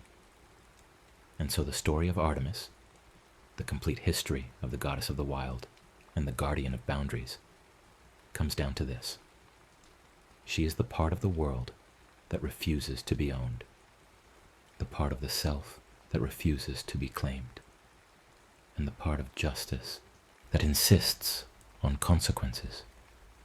She is the moon in its cycles, the forest in its depth, the arrow in its flight, and the line in the sand that says, here and no further. She is the protection offered to those who cannot yet protect themselves, and the respect demanded from those who have power. She is the teacher of restraint, the model of independence, and the proof that quiet strength endures longer than loud dominance. She is, in the end, the principle that peace comes not from having no boundaries, but from having clear ones, not from avoiding all conflict, but from engaging in the right conflicts, not from being untouched by the world, but from being touched only on your own terms. In honoring Artemis, the Greeks honored the possibility of a life that was free and disciplined, wild and purposeful, independent and connected. That possibility remains waiting in the forest under the moon for anyone willing to walk the path. The next story is about to begin. Please relax and enjoy. Tonight we follow the oldest road in Greece, not one made of stone, but the invisible path that connects all things. This is the story of Hermes, the god who taught the world how to move, how to speak, how to trust, and finally, how to cross even the last threshold with calm and care. Let the story carry you gently forward, like a message traveling through the quiet dark. In the beginning, when the world was still learning how to hold itself together, the gods gathered on Olympus and discovered a problem that strength alone could not solve. Zeus sat upon his throne with lightning in his hand, Hera beside him with her watchful eyes. Athena stood armed with wisdom. Ares carried the weight of war, and Poseidon held dominion over the shifting sea. Each god commanded a portion of existence. Each ruled a territory of human life. And together they formed a structure of power that should have been unshakable. Yet the structure trembled, not because any god lacked strength, but because strength without connection is only isolated force. A message that cannot travel is a command that dies in silence. An order that never arrives becomes powerless the moment it is spoken. The Olympian world, grand as it was, faced the same challenge that every kingdom faces. Distance makes authority fragile. Cities scattered across the Greek landscape were separated by mountains, by forests, by coastlines that curved into the unknown. A decree issued in one place might never reach another. A warning shouted from a hilltop faded before it crossed the valley. The gods themselves, mighty as they were, discovered that divine will means nothing if it cannot move from one realm to another. Power needs a carrier. Knowledge needs a road. The cosmos despite its grandeur, was at risk of breaking apart into isolated moments, each god's influence trapped within their own boundary, unable to flow outward and shape the world as intended.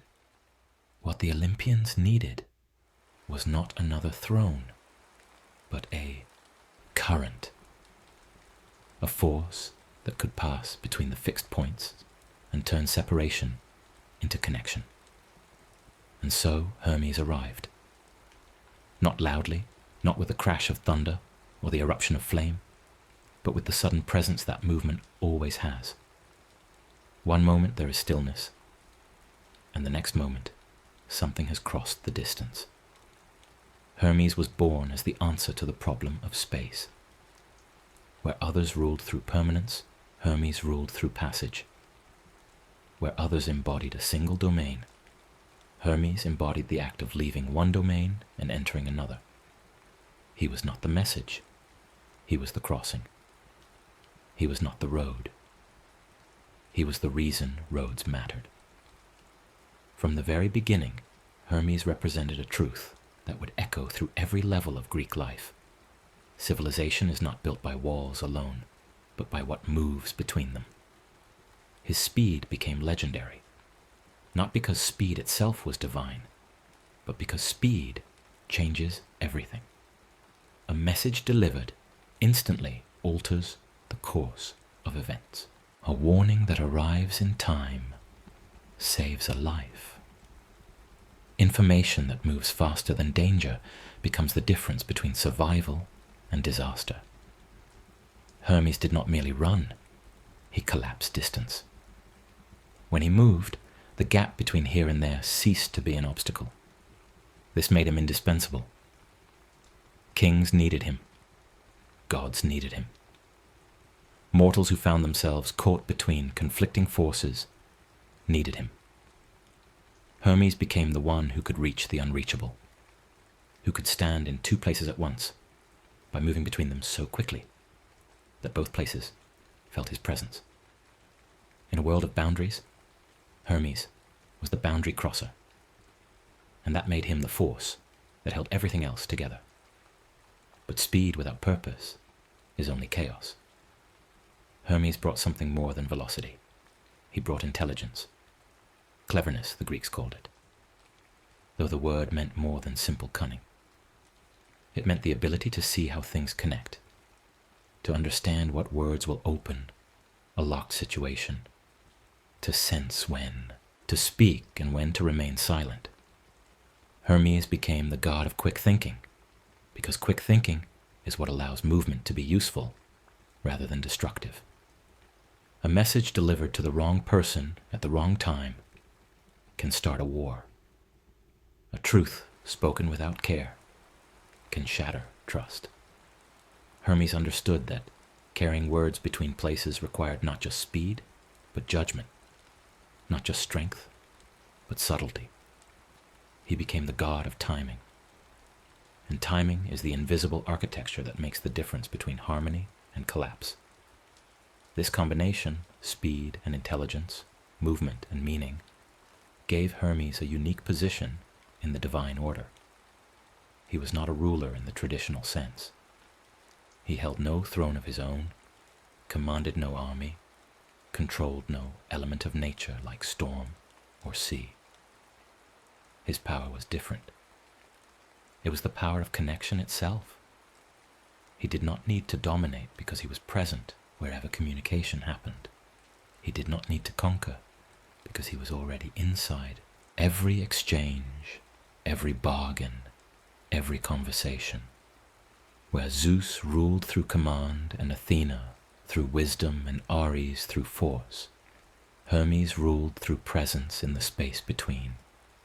He was the god who made the other gods possible, the one who allowed divine order to become more than a collection of isolated powers. And yet, despite this essential role, Hermes was not solemn. The Greeks understood that the force which carries messages, which enables trade, which guides travelers, must also have a sense of play. Life is full of unexpected turns, sudden reversals, moments when the path you thought was clear becomes complicated. Hermes embodied this reality. He was clever, yes, but his cleverness had a lightness to it. He could trick, but his tricks revealed truth. He could deceive, but his deceptions often served a deeper honesty. The Greeks did not see this as contradiction. They saw it as the nature of communication itself. Words can mislead or clarify. A road can take you towards danger or toward safety. The boundary between help and harm is often a matter of intention, and Hermes lived in that boundary, teaching mortals that intelligence must be paired with care. This is why Hermes became the god of language, even though he was not the creator of speech. Language existed before him, but language without a carrier is trapped inside a single mind. Hermes represented the act of sending language outward, of turning private thought into shared meaning. Every conversation is a small act of travel. Words leaving one person and arriving at another, crossing the invisible space between minds. Hermes governed this crossing. He became the patron of anyone who needed to persuade, to explain, to negotiate, to translate.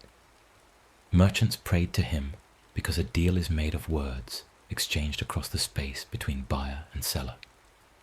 Diplomats honored him because peace is often a matter of finding the right phrase at the right moment.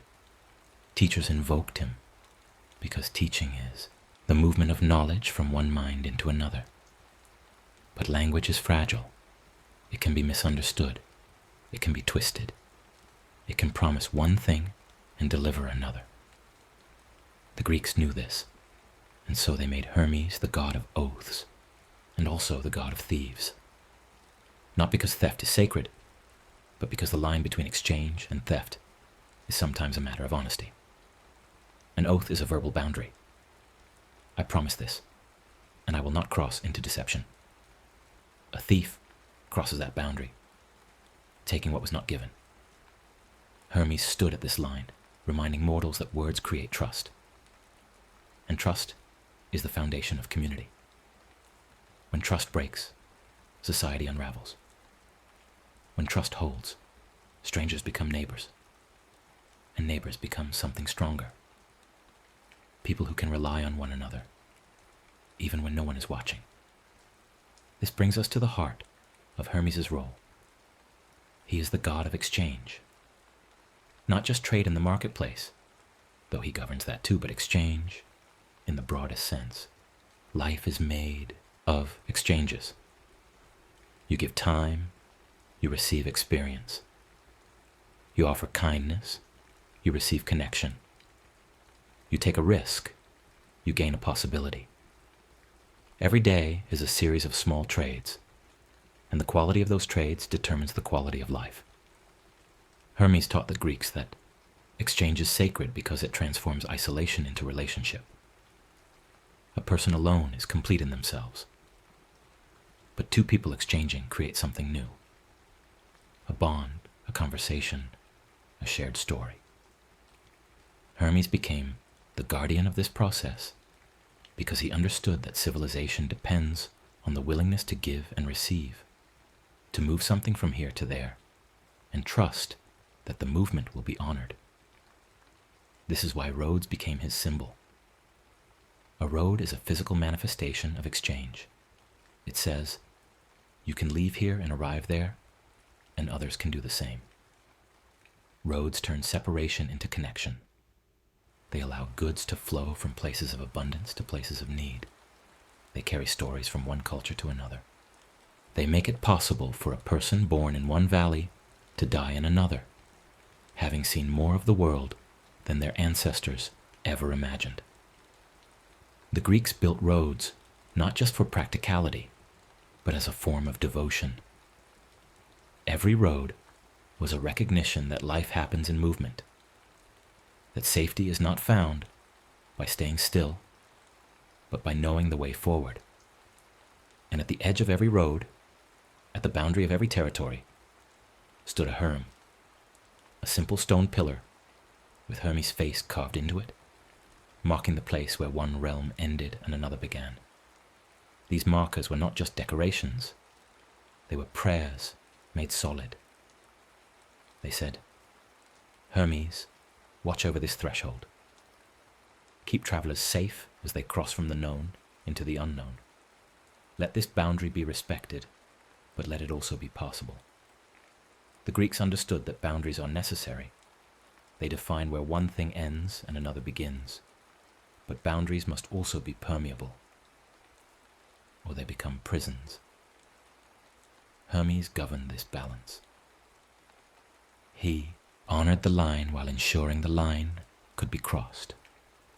This is what made him the god of thresholds. A threshold is the space between inside and outside, between safety and risk, between one state of being and another.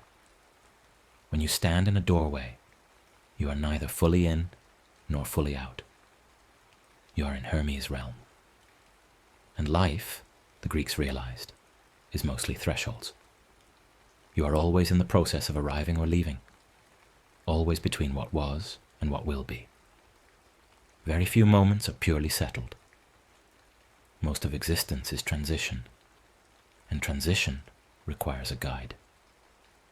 Hermes became that guide, not by removing difficulty, but by making difficulty navigable. He did not promise that every journey would be easy, but he promised that every journey could be completed. He did not guarantee safety, but he offered direction. This distinction mattered deeply to the Greeks. They did not expect the gods to solve every problem, but they hoped the gods would provide the tools to move through problems. Hermes was the ultimate expression of this hope. He gave travelers the knowledge of roads. He gave merchants the skill of negotiation.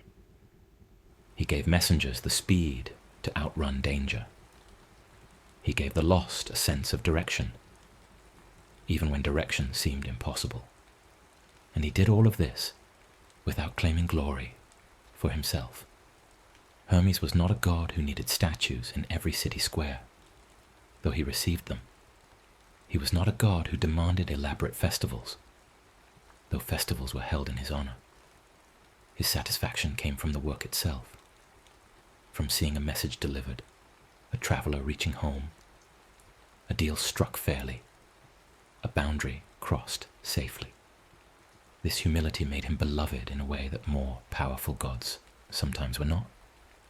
People did not fear Hermes the way they feared Zeus's anger or Poseidon's storms. They trusted him. Trust is quieter than fear, but it lasts longer, and Hermes built his influence on trust rather than awe.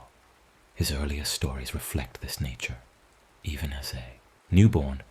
Hermes displayed the cleverness and audacity that would define him. The myth tells of an infant god who, on his very first day of life, slipped out of his cradle, wandered into the world, and committed an act so bold that it became legendary. He stole Apollo's cattle. Not out of malice, not out of greed, but out of curiosity and the sheer impulse to see what would happen if boundaries were tested. This was not random mischief. It was symbolic. Hermes, even at the beginning, was showing that the world is governed not only by established order, but by the possibility of change. Apollo, the god of music and prophecy and established beauty, had his cattle taken by a newborn who understood leverage and opportunity. The story became a teaching. Cleverness can overturn expectation, and youth does not mean powerlessness. But the story does not end with theft. It ends with reconciliation. When Apollo discovered who had taken his cattle, he confronted Hermes. And rather than descending into eternal conflict, the two gods reached an agreement. Hermes returned the cattle and offered Apollo a gift he had invented, a lyre made from a tortoise shell. Apollo, delighted by the music, forgave the theft and accepted Hermes as a brother. The exchange transformed hostility into friendship. This is Hermes' lesson. Intelligence is not just about taking advantage. It is about finding the path toward resolution. Conflict can be turned into cooperation if both sides are willing to trade, to give something valuable and receive something valuable in return. Hermes became the god of diplomacy because diplomacy is the art of turning enemies into partners through the careful exchange of words, concessions, and trust. From this mythic beginning, Hermes' role expanded into the daily life of Greece. Everywhere the Greeks needed movement, they found Hermes. In the marketplace where farmers brought grain and craftsmen brought pottery and fishermen brought their catch, Hermes was present. Trade is not automatic. It requires people to assess value, to negotiate terms, to agree on a price that both sides can accept. Hermes governed this process, ensuring that the marketplace remained a place of fair exchange rather than deception. Merchants invoked his name because a merchant lives by trust. If your word is unreliable, no one will trade with you, and isolation follows.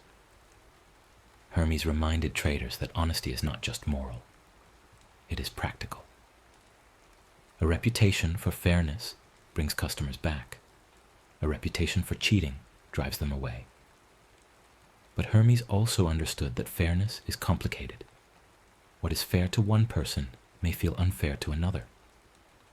A price that seems generous to a buyer may seem low to a seller.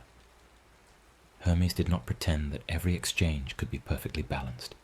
Instead, he taught the Greeks that exchange requires compromise, that both sides must move a little from their starting position in order to meet in the middle. This is why negotiation became sacred. It is the process by which difference is transformed into agreement. An agreement is the foundation of peace. Without negotiation, disputes escalate into violence. With negotiation, even enemies can find a way to coexist. Hermes extended this principle beyond the marketplace into every realm of human interaction. He became the god of heralds, those messengers who carried announcements from kings and generals, who stood before hostile armies and delivered terms of surrender or conditions of truce. Heralds were considered sacred, protected by Hermes' influence, because to harm a herald was to destroy the possibility of communication. If messengers cannot travel safely, then negotiation becomes impossible, and only violence remains. The Greeks honored heralds as extensions of Hermes himself, understanding that the person who carries words between enemies is performing a divine service. They bridge the gap that weapons cannot cross. And yet, Hermes was not naive. He knew that messages could be lies, that words could be weapons in their own right. This is why he was also the god of trickery. Not trickery as pure malice, but trickery as a recognition that the world is full of situations where straightforward honesty is dangerous. Sometimes survival depends on misdirection. Sometimes protection requires a clever untruth. Hermes did not punish those who used intelligence to escape danger. Instead, he blessed them, recognizing that life is not a clear, moral path, but a complicated terrain where the right choice depends on context. A lie that saves a life is different from a lie that destroys trust. Hermes understood this nuance, and he embodied it. This complexity made Hermes one of the most human of the gods. He did not demand perfection. He did not stand in judgment of every moral failure. Instead, he acknowledged that people make mistakes, that they sometimes choose poorly, that they often find themselves in situations with no easy answer. His role was not to condemn, but to help them move forward, to find the next step, even when the path seemed blocked. This is why travelers prayed to him. Travel is vulnerability. When you leave home, you leave behind your protections, your family, your community, your familiar surroundings. You become dependent on strangers, on luck, on the hope that the road will be kind. Hermes became the companion of the vulnerable, the one who watched over those who had nothing but their own wits and the ground beneath their feet. Every crossroad in Greece was a shrine to Hermes. Crossroads are places of decision, where one path splits into many. Standing at a crossroad, a traveler must choose, left or right, forward or back, the known route or the risk of something new. Hermes did not make the choice for them, but his presence said, "Whichever way you go, you are not abandoned. The path exists. The way forward is real. You will arrive somewhere, even if you cannot see the destination from here." This reassurance mattered. It transformed the anxiety of choice into the confidence of movement. The Greeks believed that Hermes guided not by controlling their steps, but by ensuring that every step led somewhere, that no path ended in nothingness. And sometimes, when travelers were truly lost, Hermes appeared. Not in grand visions, not with trumpet calls and declarations, but quietly, as a stranger on the road who offered a piece of advice, a warning about danger ahead, a suggestion to take a different route. These encounters were remembered in stories, passed down as evidence that the gods still watched, still cared, still intervened in small but crucial ways. Hermes' interventions were never overwhelming. He did not lift people out of their struggles. He gave them information, a slight advantage, a moment of clarity that allowed them to save themselves. This form of help respected human agency while acknowledging human need. As Greek culture developed, Hermes' influence spread into intellectual life. He became associated with learning, with the transmission of knowledge from teacher to student. Education is a form of travel. The mind journeys from ignorance to understanding, crossing the boundary between not knowing and knowing. Hermes governed this crossing. Philosophers honored him because philosophy is the art of moving ideas from one mind to another, of taking a thought that exists in private and making it public, available, shared. Books were sacred to Hermes because a book is a message that can travel across time, carrying the voice of someone long dead into the mind of someone not yet born. Writing became a form of immortality, and Hermes was its patron. But Hermes did not only serve scholars and thinkers. He also served the common people, the ones who needed help in everyday struggles. A farmer trying to sell grain at a fair price prayed to Hermes. A mother sending her child on a journey prayed to Hermes. A merchant preparing for a long voyage prayed to Hermes. And the athlete before a race prayed to Hermes, because athletic competition is a kind of contest of speed and cleverness. And Hermes understood both. He was everywhere that people needed movement to succeed, physical movement, verbal movement, mental movement.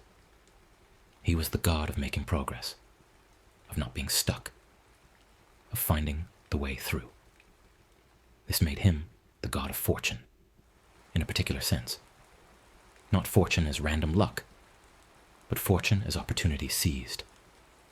Hermes favored those who were alert, who noticed the moment when action would make a difference, who moved decisively when movement was needed. He taught that success often comes to those who are ready, who have prepared themselves to recognize and use the chances that appear. Lazy people received nothing from Hermes. Foolish people who rushed without thinking received nothing. But those who combined preparation with awareness, who watched for the right moment and then acted, these were Hermes' people. And he blessed them with the outcomes that cleverness and effort deserve. Still, Hermes remained realistic. He knew that not every journey ends in success. Not every message is welcomed. Not every negotiation reaches agreement. Not every traveler arrives home. Life is full of failure, and Hermes did not pretend otherwise. But he offered something even in failure: the ability to keep moving. A traveler who loses their way can find a new path. A merchant who loses a deal can seek another. A messenger who delivers bad news can still deliver it with grace. Hermes taught that resilience is a form of devotion, that continuing forward, even after setback, is itself a sacred act. Giving up is the only true failure. As long as you are willing to take another step, Hermes walks with you.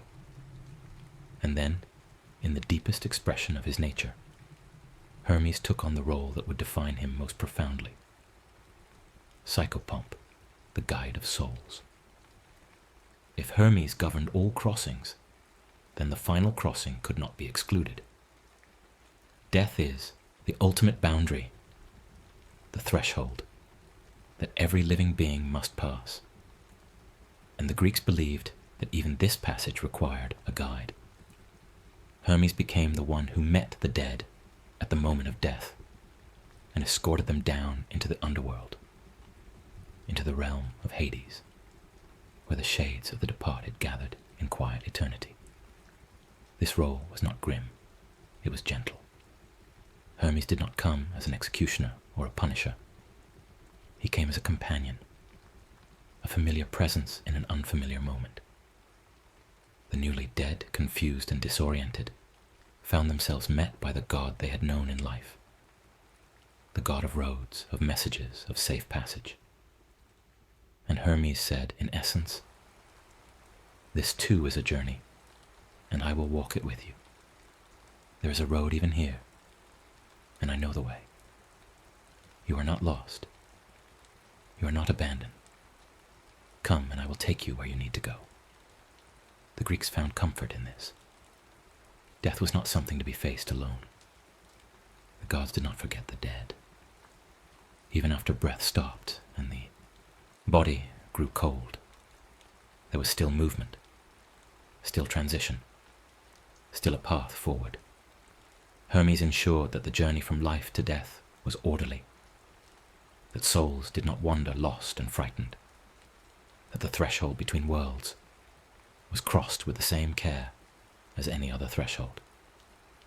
He became the evidence that endings are not chaos, but transformation, not a fall into nothingness, but a passage into a different kind of existence. This role also made Hermes unique among the gods. Most gods remained in their own realms: Zeus on Olympus, Poseidon in the sea, Demeter in the fields. But Hermes moved freely between all realms. He walked among mortals on earth. He climbed to Olympus to deliver messages to the gods. He descended into the underworld to guide souls or to carry divine instructions to Hades. He was the only god who belonged everywhere because he belonged to the space between. He was the thread that stitched the cosmos together, the current that flowed through all levels of existence. The underworld connection gave Hermes a mysterious quality. He was associated with night, with dreams, with the boundary between waking and sleeping. Sleep, after all, is a small death, a temporary passage into unconsciousness, a journey into a realm where the rules of the waking world do not apply. Hermes governed this transition too. He was the god of dreams because dreams are messages from the hidden parts of the mind, traveling from unconsciousness into awareness.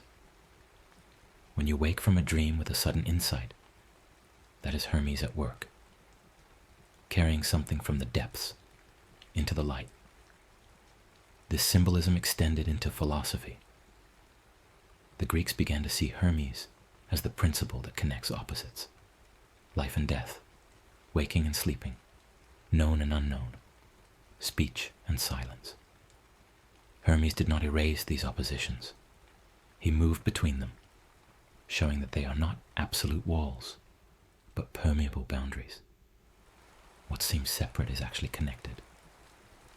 What seems impossible to reach is actually accessible if you know the way. Hermes became the symbol of mediation, of the middle path, of the realization that extremes can communicate if something exists to carry meaning between them. And so Hermes grew into a figure of profound wisdom, even as he retained his playful nature. The Greeks understood that wisdom is not always solemn. Sometimes wisdom is knowing when to laugh, when to take things lightly, when to recognize that life's seriousness does not require life's heaviness. Hermes embodied this balance. He was serious about his duties. He never failed to deliver a message, never abandoned a traveler, never neglected a soul that needed guidance. But he was not burdened by his responsibilities. He moved quickly, lightly, with an ease that suggested confidence rather than carelessness. This ease made him a model for how to live.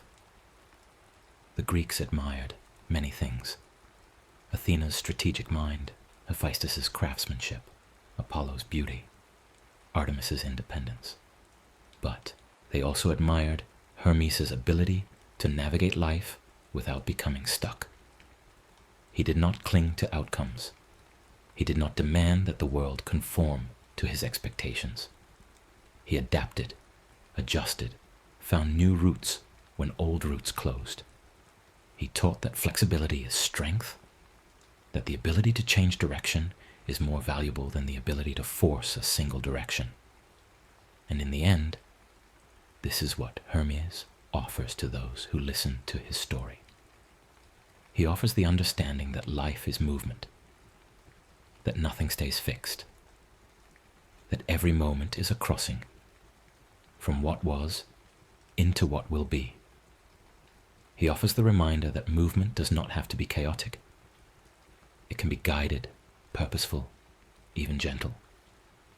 He offers the assurance that boundaries exist not to trap, but to define, and that every boundary can be crossed if you approach it with the right combination of respect and courage. Hermes teaches that communication is sacred because it turns isolation into connection. He teaches that trade is sacred because it transforms scarcity into abundance. He teaches that travel is sacred because it expands the small world of home into the vast world of possibility. He teaches that cleverness is sacred when it serves life rather than dominates it.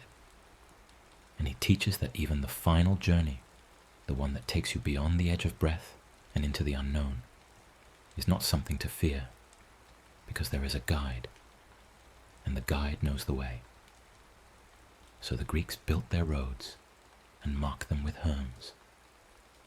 They honored crossroads as places where Hermes lingered. They prayed before journeys, before trades, before difficult conversations. They poured wine at thresholds and left offerings at boundaries. They did all of this not out of fear, but out of recognition. Recognition that life is made of passages, and passages require care. Hermes was that care made divine, that care given form and name and story. And the story spread as Greek culture traveled across the Mediterranean. Hermes traveled with it. Romans adopted him as Mercury, giving him the same roles, the same symbols, the same honor. Merchants in distant ports invoked his name. Travelers on unfamiliar roads looked for his markers. Writers and philosophers used his image to represent the movement of ideas, the spread of knowledge, the translation of wisdom from one language to another. Hermes became more than a Greek god. He became a principle that any culture could recognize, because every culture needs movement, needs communication, needs the force that connects what would otherwise remain separate. In art, Hermes was depicted as eternally young, eternally in motion. He wore winged sandals that lifted him above the ground, moving faster than mortal feet could carry. He carried a staff called a kerykeion, a herald's rod that marked him as a messenger, a symbol of his authority to cross boundaries and speak on behalf of others. Sometimes he wore a traveler's hat, a petasos, broad-brimmed to shield him from sun and rain. These images became iconic, repeated across centuries, because they captured something essential. Hermes is the god who never stops, who is always between one place and another, who exists in the act of going. But beyond the images, beyond the statues and the stories, Hermes lives in the ordinary moments. Every time you speak and someone understands, Hermes is there. Every time you choose a path and find it leads somewhere good, Hermes is there. Every time you extend trust to a stranger and that trust is honored, Hermes is there. Every time you cross a threshold, leaving home, starting something new, saying goodbye, taking a risk, Hermes is there, quietly ensuring that the crossing is possible, that the boundary can be passed, that the journey continues. And in the quietest moments, when the day ends and the mind begins to wander, Hermes is there too. He is the thought that arrives unexpectedly, the solution that appears just when you stopped searching for it, the memory that surfaces and then fades. He is the reminder that not everything needs to be held tightly, that some things are meant to pass through, that peace comes from letting movement happen rather than resisting it. Thoughts come and go like travelers on a road. Some stay for a while, some move on quickly. Hermes governs this flow, and he teaches that the mind is healthiest when it does not try to trap every thought, but instead allows thoughts to travel as they will. This is the wisdom that settles in as the story draws toward its close. Hermes, the god of movement, teaches that rest is also movement, the gentle movement from waking into sleep, from effort into ease, from holding on into letting go. The road does not disappear when you stop walking. It remains patient, ready for when you are ready to continue. And until then, there is no urgency. There is only the quiet knowledge that the path exists, that guidance is available, that you are never truly lost as long as you are willing to take the next step when the time comes. The Greeks understood this rhythm. They worked hard, but they also rested. They traveled far, but they also came home. They spoke their truths, but they also listened. They honored the gods of power and the gods of wisdom, but they also honored Hermes, the god who reminded them that life is not about reaching a final destination, but about moving well through the journey. Every day is a series of small crossings. Waking up is a crossing. Eating is a crossing. Speaking is a crossing. Sleeping is a crossing. Hermes blesses each one, not with fanfare, but with the simple assurance that the crossing is safe. The path is clear. The way is open. And so, as the story of Hermes comes full circle, it returns to where it began, the need for connection. The Olympian world needed a way to stay together, and Hermes became that way. The human world needed a way to trade, to travel, to trust, and Hermes became that way. The space between life and death needed a way to be crossed, and Hermes became that way. He is the answer to the problem of distance, the solution to the challenge of separation, the proof that what seems divided can actually touch. In the end, Hermes teaches that you are not alone, not because someone is always beside you, but because the world is threaded with invisible roads, and every road connects to every other road. And somewhere on those roads, others are traveling too. You may not see them. You may not hear them. But they are there, moving through their own journeys, crossing their own thresholds, carrying their own messages. And when your path intersects with theirs, Hermes is the reason that intersection can become something meaningful, a conversation, a trade, a friendship, a moment of mutual understanding. This is the gift Hermes offers, not power, not glory, not immortality, but connection, the ability to reach out and be reached, the ability to speak and be heard, the ability to move and arrive, the ability to trust that when you cross into the unknown, there is something on the other side waiting to receive you, to guide you, to help you continue. Hermes is the promise that life, despite its difficulties, despite its uncertainties, despite its inevitable endings, is navigable. There is always a next step. There is always a way through. There is always a road, even when you cannot see it, even when you are too tired to walk it, even when you doubt that any road could lead where you need to go.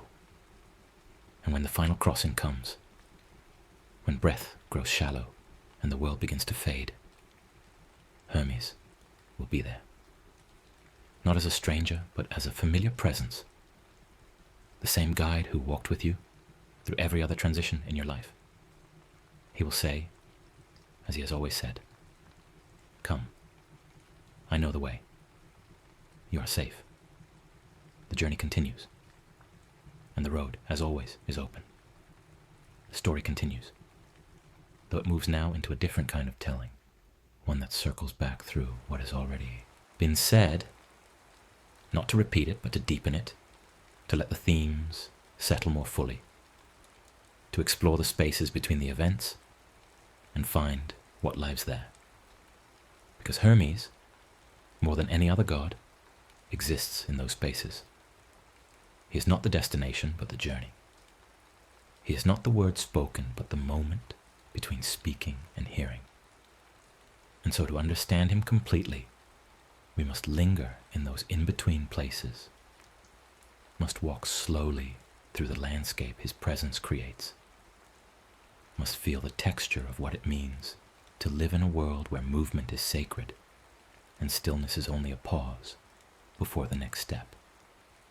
Consider what it meant for the Greeks to wake each morning and know that Hermes was already awake, already moving, already carrying messages across the world while they still lay in bed. There was comfort in this. The universe was not static. Even in sleep, even in the hours when human activity ceased, the gods remained active, and Hermes, most of all. He never slept, the story said. Or if he did, it was the kind of sleep that does not stop awareness.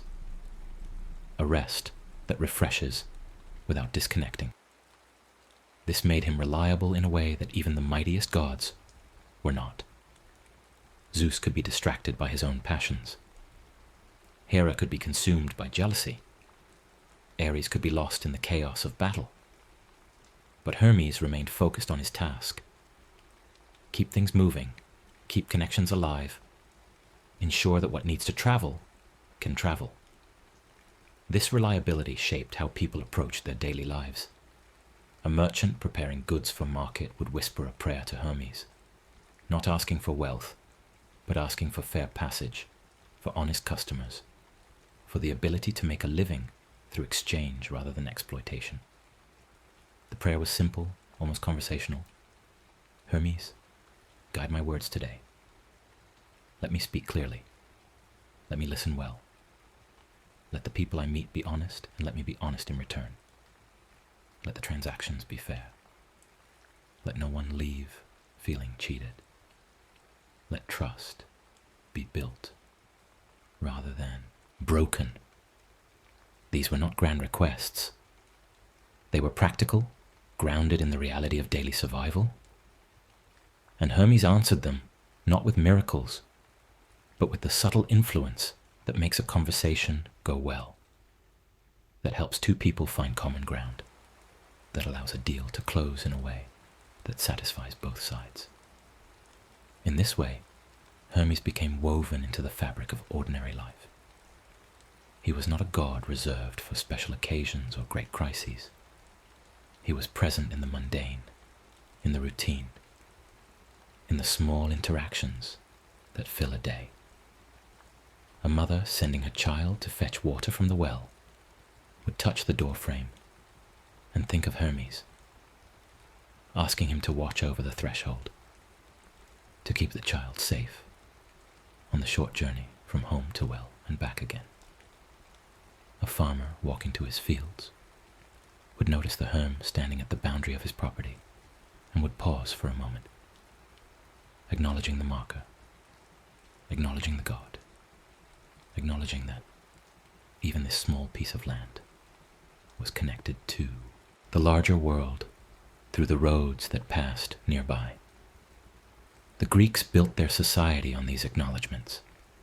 They understood that civilization is fragile, that it depends on countless small acts of cooperation, that if people stopped trusting each other, stopped honoring boundaries, stopped communicating honestly, everything would collapse into suspicion and violence. Hermes was the guardian against that collapse. He was the force that reminded people every day that their lives were interconnected, that what they did affected others, that the quality of their words and actions rippled outward in ways they might never see, but which nevertheless mattered. This understanding extended into how the Greeks thought about strangers. A stranger arriving at your door was not automatically an enemy. They might be, of course. The world was dangerous and caution was wise. But they might also be a traveler in need of help, someone far from home, vulnerable, hoping for kindness. And the Greeks believed that every stranger carried the possibility of being Hermes in disguise. Not literally, perhaps, though the stories said it could happen, but symbolically, every stranger was Hermes touched, under his protection, deserving of the hospitality that Hermes himself would grant. To turn away a stranger without cause was to offend Hermes, to reject the principle of connection that he represented. So hospitality became sacred. When a stranger knocked, you opened the door. You offered food, water, a place to rest. You asked their story. You listened. And in return, the stranger brought news from other places, stories from the road, information about what lay beyond your immediate horizon. This exchange, shelter for stories, food for news, was a form of trade. And like all trade, it was blessed by Hermes. Both sides gave something. Both sides received something. And both were richer for the encounter. The stranger moved on eventually, but the connection remained. A thread linking your home to the wider world. This practice shaped Greek identity. They saw themselves not as isolated communities, but as nodes in a network, connected by the roads that Hermes watched over, linked by the travelers who moved between them. A person in Athens might hear news from Sparta, carried by a merchant who had heard it from a sailor, who had heard it from a soldier. The information traveled, transformed slightly with each telling, but still recognizable, still useful. And when something significant happened, a war, a festival, a discovery, the news spread outward in ripples, carried by travelers, merchants, heralds, all moving under Hermes' guidance. The speed of these ripples mattered. In a world without instant communication, without writing that could be mass-produced, without any technology to collapse distance, news traveled only as fast as a human could move. This made Hermes' speed symbolically crucial. when something urgent needed to be communicated, when a warning needed to reach a distant city before disaster struck, people prayed to Hermes for swiftness. And sometimes, in the stories, Hermes answered by appearing himself, by carrying the message with divine speed, by ensuring that the information arrived in time to make a difference. These were the moments when Hermes' role as messenger of the gods intersected with his role as protector of mortals. The gods, observing human affairs from Olympus, would see a situation developing. A city about to be attacked. A hero about to make a fatal mistake. An opportunity about to be missed. And they would send Hermes to intervene, not to solve the problem directly, but to deliver the information that would allow mortals to solve it themselves. A warning, a piece of advice, a cryptic message that, when properly understood, revealed the path forward. This respect for human agency ran deep in Greek mythology. The gods did not treat mortals as puppets. They influenced, they guided, they helped. But they did not remove the need for human choice and effort. Hermes embodied this philosophy perfectly. He brought the message, but the recipient had to understand it, had to decide how to act on it, had to do the actual work of implementation. Hermes opened doors, but mortals had to walk through them. He showed the road, but mortals had to travel it. This dynamic created a relationship of partnership rather than dependence. Humans honored the gods, and the gods provided assistance, but both sides contributed to outcomes. And within this partnership, Hermes served as the primary point of contact. When mortals needed to communicate with the gods, they spoke to Hermes. When gods needed to communicate with mortals, they sent Hermes. He translated not just words, but contexts, explaining divine will in terms mortals could understand, explaining mortal needs in ways that made sense to divine beings. This translation work required immense skill. The gods thought in terms of cosmic principles, eternal patterns, vast timescales. Mortals thought in terms of immediate survival, personal relationships, the next harvest. Hermes had to bridge these perspectives to find the common ground where divine intentions and human capabilities could meet. Sometimes this meant softening a divine command, presenting it in a way that would be accepted rather than resented. Sometimes it meant advocating for mortals, explaining to the gods why a particular request was reasonable, why mercy might serve better than punishment. Hermes became, in effect, a diplomat between realms, using all his cleverness and eloquence to maintain peace, to prevent misunderstandings from escalating into conflicts. The Greeks recognized this diplomatic role as essential. Without it, the relationship between gods and mortals would have been fraught with constant miscommunication, with messages misinterpreted, instructions misunderstood, intentions misjudged. The heroes of Greek myth often benefited directly from Hermes' diplomatic interventions. When Perseus needed to kill Medusa, Hermes provided him with winged sandals and advice on how to approach the task. He did not kill Medusa for Perseus. That would defeat the purpose of the hero's journey.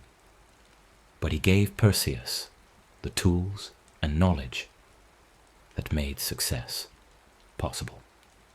When Odysseus found himself trapped on Circe's island, Hermes appeared with a magical herb that would protect him from her enchantments, along with instructions on how to negotiate his freedom.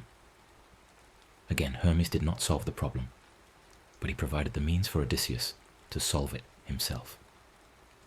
These interventions reveal Hermes' understanding of what help actually means. True help does not create dependency. It empowers. It gives people what they need to accomplish their goals through their own efforts. Hermes never did for others what they could do for themselves. He only provided what they lacked: information, tools, access, opportunity. This restraint made his help more valuable, not less, because the heroes who succeeded with Hermes' assistance knew they had earned their victories. They had been given advantages, yes, but they had still faced the danger, still made the hard choices, still done the work. Hermes' role was to level the playing field, not to eliminate the game.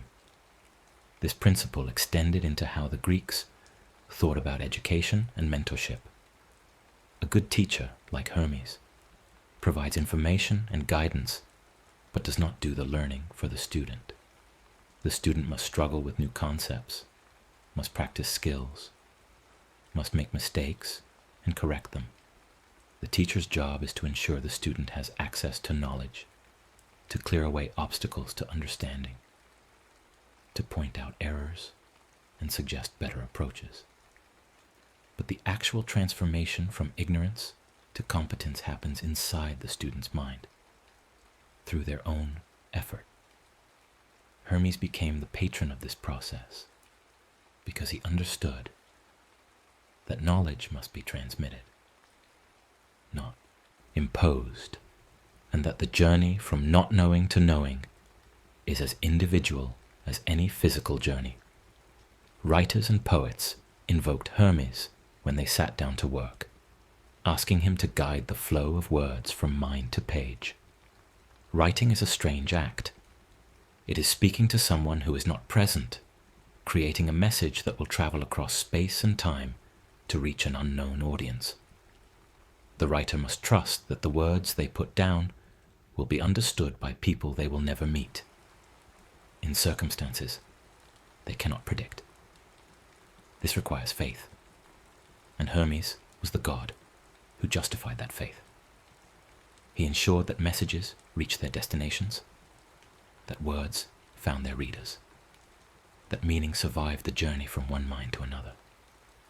This made libraries sacred spaces. A library is a room full of messages, full of voices speaking across centuries, full of knowledge waiting to be discovered. To enter a library is to enter Hermes' realm, where the boundaries of time and space dissolve, and you can have a conversation with Plato, with Homer, with thinkers long dead whose words still live. The Greeks understood this power. They preserved texts carefully, copied them by hand, passed them down through generations, knowing that each copy was an act of devotion to Hermes, a recognition that ideas deserve to travel, that wisdom should not be hoarded but shared.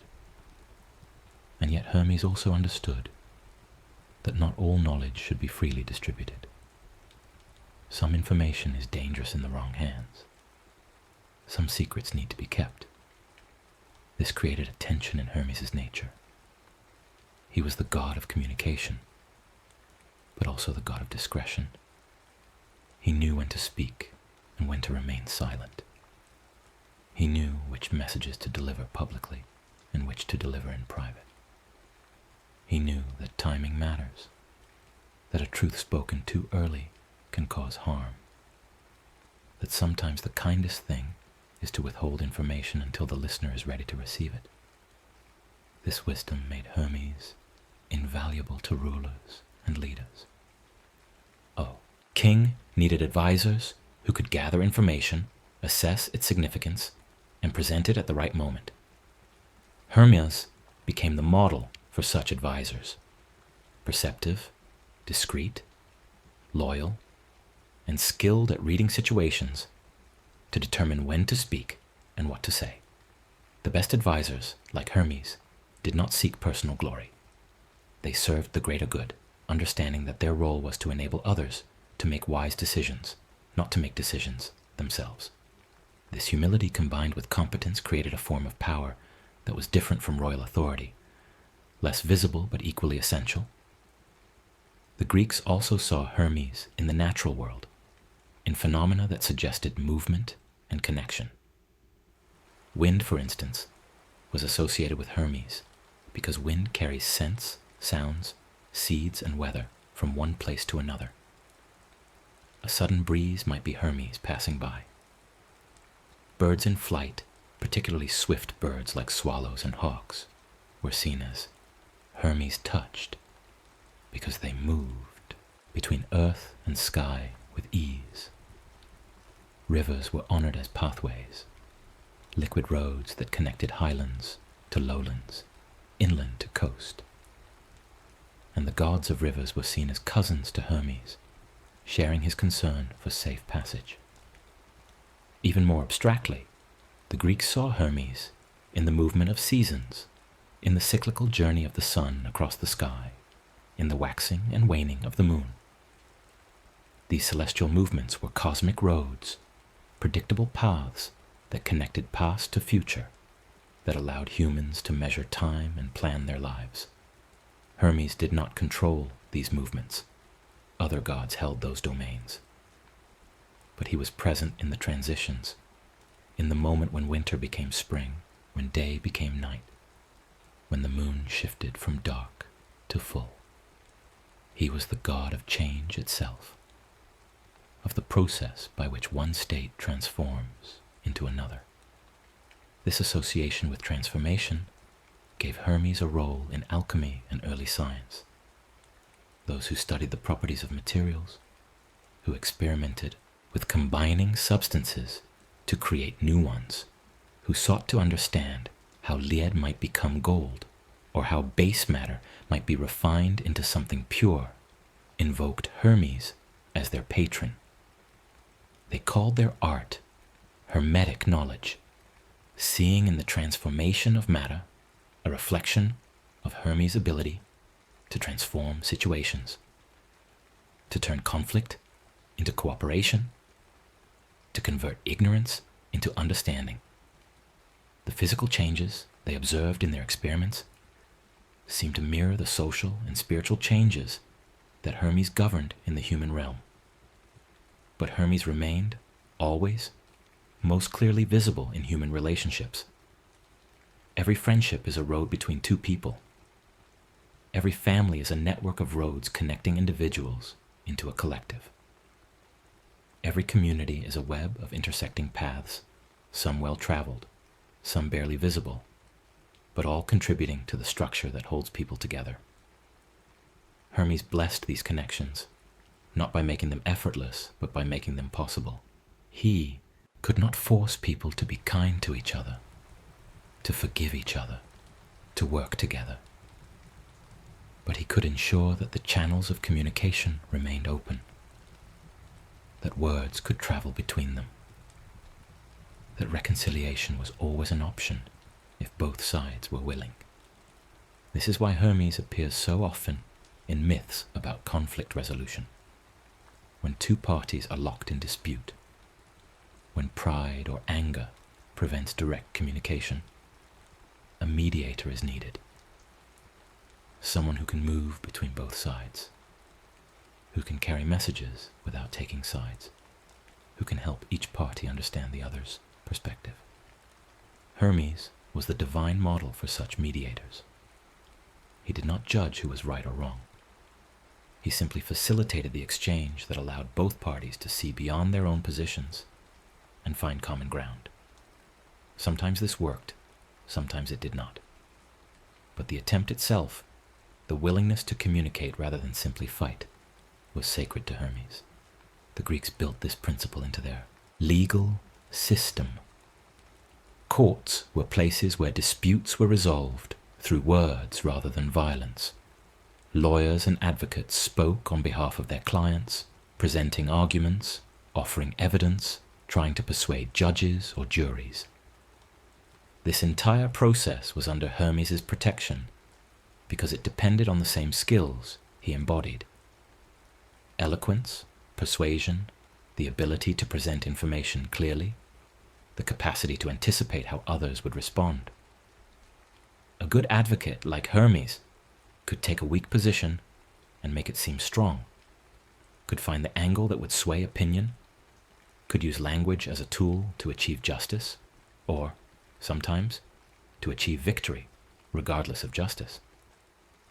This darker possibility troubled the Greeks. They admired cleverness, but they also feared it. Hermes represented both the best and the most dangerous aspects of intelligence. In the right hands, cleverness built civilization. In the wrong hands, it enabled exploitation and cruelty. The Greeks dealt with this ambiguity by emphasizing intent. Hermes used his cleverness for good, ultimately. Even when he tricked in service of larger purposes, teaching lessons, revealing truths, restoring balance. His trickery was corrective rather than destructive. But humans who imitated only his methods without his wisdom could cause great harm. The challenge was to learn from Hermes how to be clever without becoming corrupt, how to be strategic without losing integrity. This challenge played out daily in the marketplace, in the law courts, in political assemblies, in family disputes. The Greeks lived in a culture that valued debate, argument, rhetoric. They trained young men to speak persuasively, to construct logical arguments, to anticipate objections, and counter them. These skills were essential for citizenship, for participation in public life. But they could also be misused, turned into tools of manipulation. Hermes stood as a reminder that communication is powerful, that words can build or destroy, and that those who wield language have a responsibility to use it wisely. The training in rhetoric often began with storytelling. Young students learned to retell myths, to present different versions of the same story, to argue for different interpretations. This practice taught them that truth is often complex, that multiple perspectives can coexist, that understanding requires listening to all sides. Hermes appeared in many of these teaching stories, precisely because his myths illustrated the complexity of moral choice. Was he right to steal Apollo's cattle? That depended on how you frame the story. Was he justified in using trickery? That depended on what he was trying to accomplish and what alternatives existed. These discussions had no definitive answers, and that was the point.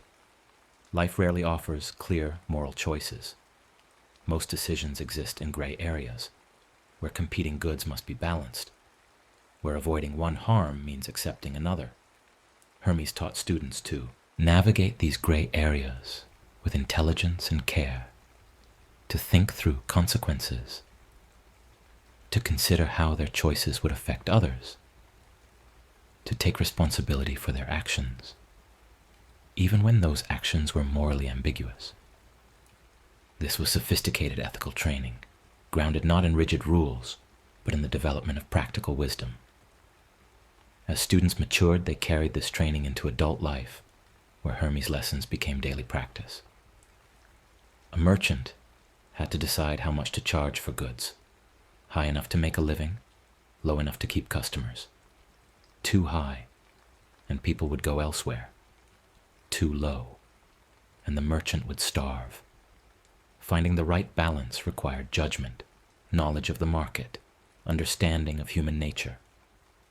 Hermes guided this judgment, not by providing answers, but by sharpening the merchant's ability to assess situations accurately and respond appropriately. The same principle applied in personal relationships. A parent had to decide when to discipline a child and when to show mercy, when to push and when to support, when to speak and when to listen. Too much strictness created resentment. Too much leniency created chaos. The right approach varied depending on the child, the situation, the goal. Hermes helped parents navigate these decisions by reminding them that relationships are conversations, ongoing exchanges that require attention, adaptation, and care. A good parent, like Hermes, reads the situation, adjusts their approach, communicates clearly, and maintains the connection even when disagreement arises. In marriage, Hermes' influence appeared in the constant negotiation that partnership requires. Two people, each with their own needs and desires, must find a way to live together without one dominating the other. This requires compromise, communication, the willingness to give and take. Hermes blessed marriages because marriage is a contract, a sacred exchange of vows, and contracts require trust. The wedding ceremony itself was a threshold, a crossing from one state of life into another, and Hermes watched over that crossing, ensuring that the couple began their journey together with clear understanding and mutual commitment. Children born from these marriages were also under Hermes' care, particularly as they grew old enough to leave home, to travel, to make their own way in the world. The transition from childhood to adulthood is a threshold, and Hermes guided young people across it. He was present when they left their parents' house for the first time, when they traveled to distant cities to study or work, when they struck out on their own to establish independent lives.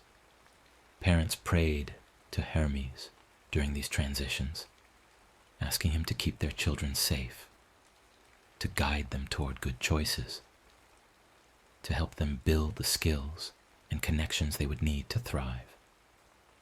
This concern for the young extended into education beyond rhetoric. Physical education, training in athletics and warfare, also fell under Hermes' influence because these disciplines required coordination between mind and body, between strategy and execution. A wrestler needed to think quickly, to read his opponent's movements, to exploit weaknesses and defend against attacks. A runner needed to pace himself, to know when to push and when to conserve energy. These were forms of intelligence, and Hermes blessed those who combined physical ability with mental sharpness. The gymnasium, where young men trained, was a place of learning in the broadest sense. Physical training, intellectual discussion, social bonding, all happened there, all under Hermes' watchful presence. The ideal that emerged from gymnasium culture was the well-rounded person, skilled in body and mind, capable of fighting if necessary, but preferring to resolve conflicts through words, strong enough to defend the community, but wise enough to avoid unnecessary violence. Hermes represented this ideal because he combined so many qualities: speed and intelligence, strength and subtlety, courage and caution. As these young people matured and took their place in society, they carried Hermes' lessons with them into whatever roles they assumed. Some became merchants, continuing the tradition of trade that Hermes protected. Some became soldiers, using the strategic thinking Hermes taught. Some became scholars, dedicating themselves to the pursuit and transmission of knowledge. Some became craftsmen, learning skills that required both manual dexterity and problem-solving ability. Whatever their path, Hermes remained relevant because every path required communication, required relationship, required the ability to navigate boundaries and build connections.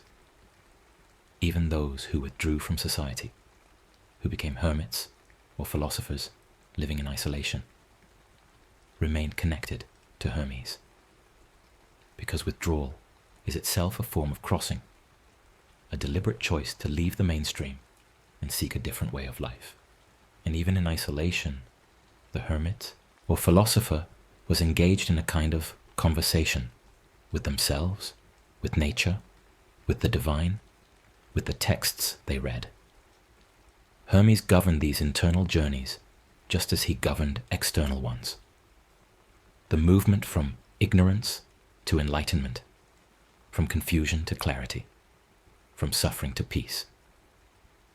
These were roads that Hermes knew well. And when old age arrived, when the body began to fail and movement became difficult, Hermes' presence shifted, but did not disappear. The elderly could no longer travel physical roads, but they traveled the roads of memory, revisiting the journeys of their youth, the choices they made, the people they loved, the experiences that shaped them. Hermes guided these memory journeys, helping the old to make sense of their lives, to find meaning in the pattern of their days, to understand how all the separate moments connected into a coherent whole. This life review was preparation for the final journey. The Greeks believed that a person who understood their life, who had made peace with their choices and relationships, would die more easily, would cross the threshold into death with less fear and resistance. Hermes helped facilitate this understanding, this peaceful acceptance. He appeared in dreams, in quiet moments of reflection, as a gentle presence reminding the dying person that death was not an end but a transition, not a fall into nothing, but a passage into a different state of being. When death finally came, Hermes was there. The moment of crossing, when breath stopped and life departed, was the moment when Hermes took on his role as psychopomp. He greeted the newly dead soul, confused and disoriented by the sudden shift, and said, "I am here. You know me. I have been with you throughout your life, and I am with you now. This is not abandonment. This is continuation. Come, and I will show you the way." The soul, recognizing Hermes, felt relief. This was familiar. This was the god who had guided every other transition in life. And now he was guiding this one too. The fear lessened. The confusion began to clear. Hermes led the soul away from the body, away from the living world, down into the depths where the underworld waited. The journey was long, but not difficult. Hermes knew every step, every turn, every passage. He had made this journey countless times, escorting souls from the moment death was invented. His presence made the impossible journey possible, made the unknowable knowable, made the fearful bearable. This comfort extended backward into life. Knowing that Hermes would be there at the end allowed people to live with less anxiety about death. It was still the great unknown, still the ultimate mystery. But it was not formless chaos. It had structure, procedure, guidance. Hermes ensured that dying was an orderly process, that souls were not lost or abandoned, that death had dignity. This knowledge did not eliminate grief. The living still mourned those who died. But it softened the horror, provided a framework for understanding, offered hope that the dead had not simply vanished, but had gone somewhere, guided by someone trustworthy. The funeral rites reflected this understanding. The body was prepared for burial, washed and dressed, laid out with care. Coins were placed on the eyes or in the mouth to pay Charon, the ferryman who would carry the soul across the river Styx into the underworld proper. But before Charon, before the river, there was Hermes, the first guide, the one who brought the soul from the world of the living to the threshold of the dead. Mourners acknowledged this by invoking Hermes during funerals, by praying that he would guide their loved ones safely, by trusting that the transition was being handled with care. And in the underworld itself, Hermes continued to play a role. He was one of the few gods who could move freely between the realm of the dead and the realm of the living. When messages needed to be carried from Hades to Zeus, Hermes was the courier. When souls needed to be released temporarily for special purposes, as happened in certain myths, Hermes was the escort. When the living needed to communicate with the dead, they offered prayers and sacrifices, and Hermes carried those offerings down into the depths, ensuring that the barrier between life and death remained permeable enough for love and memory to cross. This permeability mattered deeply to the Greeks. They did not believe in a complete separation between the living and the dead. The dead were still part of the community, still honored, still remembered, still influential. Ancestor worship was common, with families maintaining shrines to their deceased relatives, offering food and drink, telling stories that kept memories alive. Hermes facilitated this ongoing relationship, ensuring that the dead were not forgotten, that the living could maintain connection even across the ultimate boundary. In this way, Hermes completed the circle of his influence. He was present at birth, when a new soul entered the world, crossing the threshold from non-existence into life. He was present throughout life, guiding every journey, facilitating every exchange, enabling every connection. And he was present at death, when the soul crossed the final threshold and entered the realm beyond. From beginning to end, from first breath to last, Hermes walked alongside mortals, offering the same essential gift: the assurance that transitions are possible, that boundaries can be crossed, that no journey is made alone. This comprehensive presence made Hermes one of the most beloved gods in the Greek pantheon. He was not the most powerful. That was Zeus. He was not the wisest. That was Athena. He was not the most beautiful. That was Apollo or Aphrodite. But he was the most accessible, the most relatable, the most consistently helpful. People felt they knew Hermes personally because they encountered him so often in so many different contexts throughout their lives. He was not distant or abstract. He was immediate, practical, present in the details of everyday existence. And so the stories multiplied, each one capturing a different facet of Hermes' nature, each one offering a lesson about how to live well, how to move skillfully through the world, how to build relationships, how to communicate effectively, how to face uncertainty with confidence rather than fear. These stories were told at night, around fires, passed from generation to generation, preserving not just information about a god, but the entire philosophy of life, a way of understanding existence as movement, as connection, as ongoing conversation. The children who heard these stories absorbed Hermes' lessons without realizing it. They learned that cleverness was valuable but should be used ethically. They learned that communication was powerful and required care. They learned that travelers deserved hospitality and strangers deserved respect. They learned that trade should be fair and oaths should be kept. They learned that death was not the end but a transition, guided by a god who cared about their well-being. These lessons shaped their values, influenced their choices, and ultimately created a culture that honored connection over isolation, communication over silence, movement over stagnation. And now, as this story draws finally toward its true close, we return to the essential truth that Hermes embodies. Life is movement. Everything flows. Nothing remains fixed. Moments arrive and depart. Thoughts come and go. People enter your life and leave it.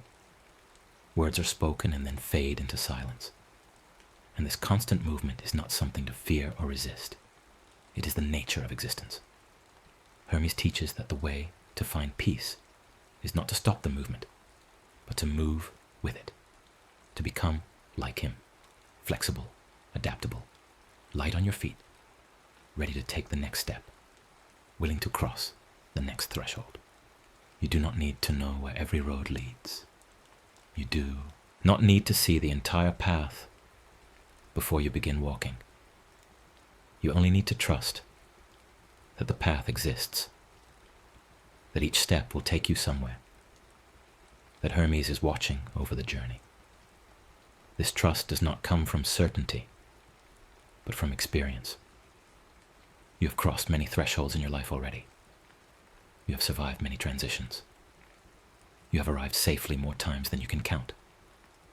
This pattern will continue. The road opens. The way appears. And Hermes, faithful as always, walks beside you, invisible but present, silent but attentive, ready to guide whenever guidance is needed. So rest now. Let the story settle. Let Hermes' lessons sink deep. And when sleep comes, recognize it as what it is. Another crossing, another journey, another threshold safely passed. Hermes watches over this transition too. The boundary between waking and dreaming is his domain. He ensures safe passage. He guards the road. And in the morning, when you wake, you will have crossed back again, completing the circuit, proving once more that movement is natural, transitions are survivable, and every ending contains a beginning. The road is always open. Hermes is always near, and you, traveler, are always held. The next story is about to begin. Please relax and enjoy.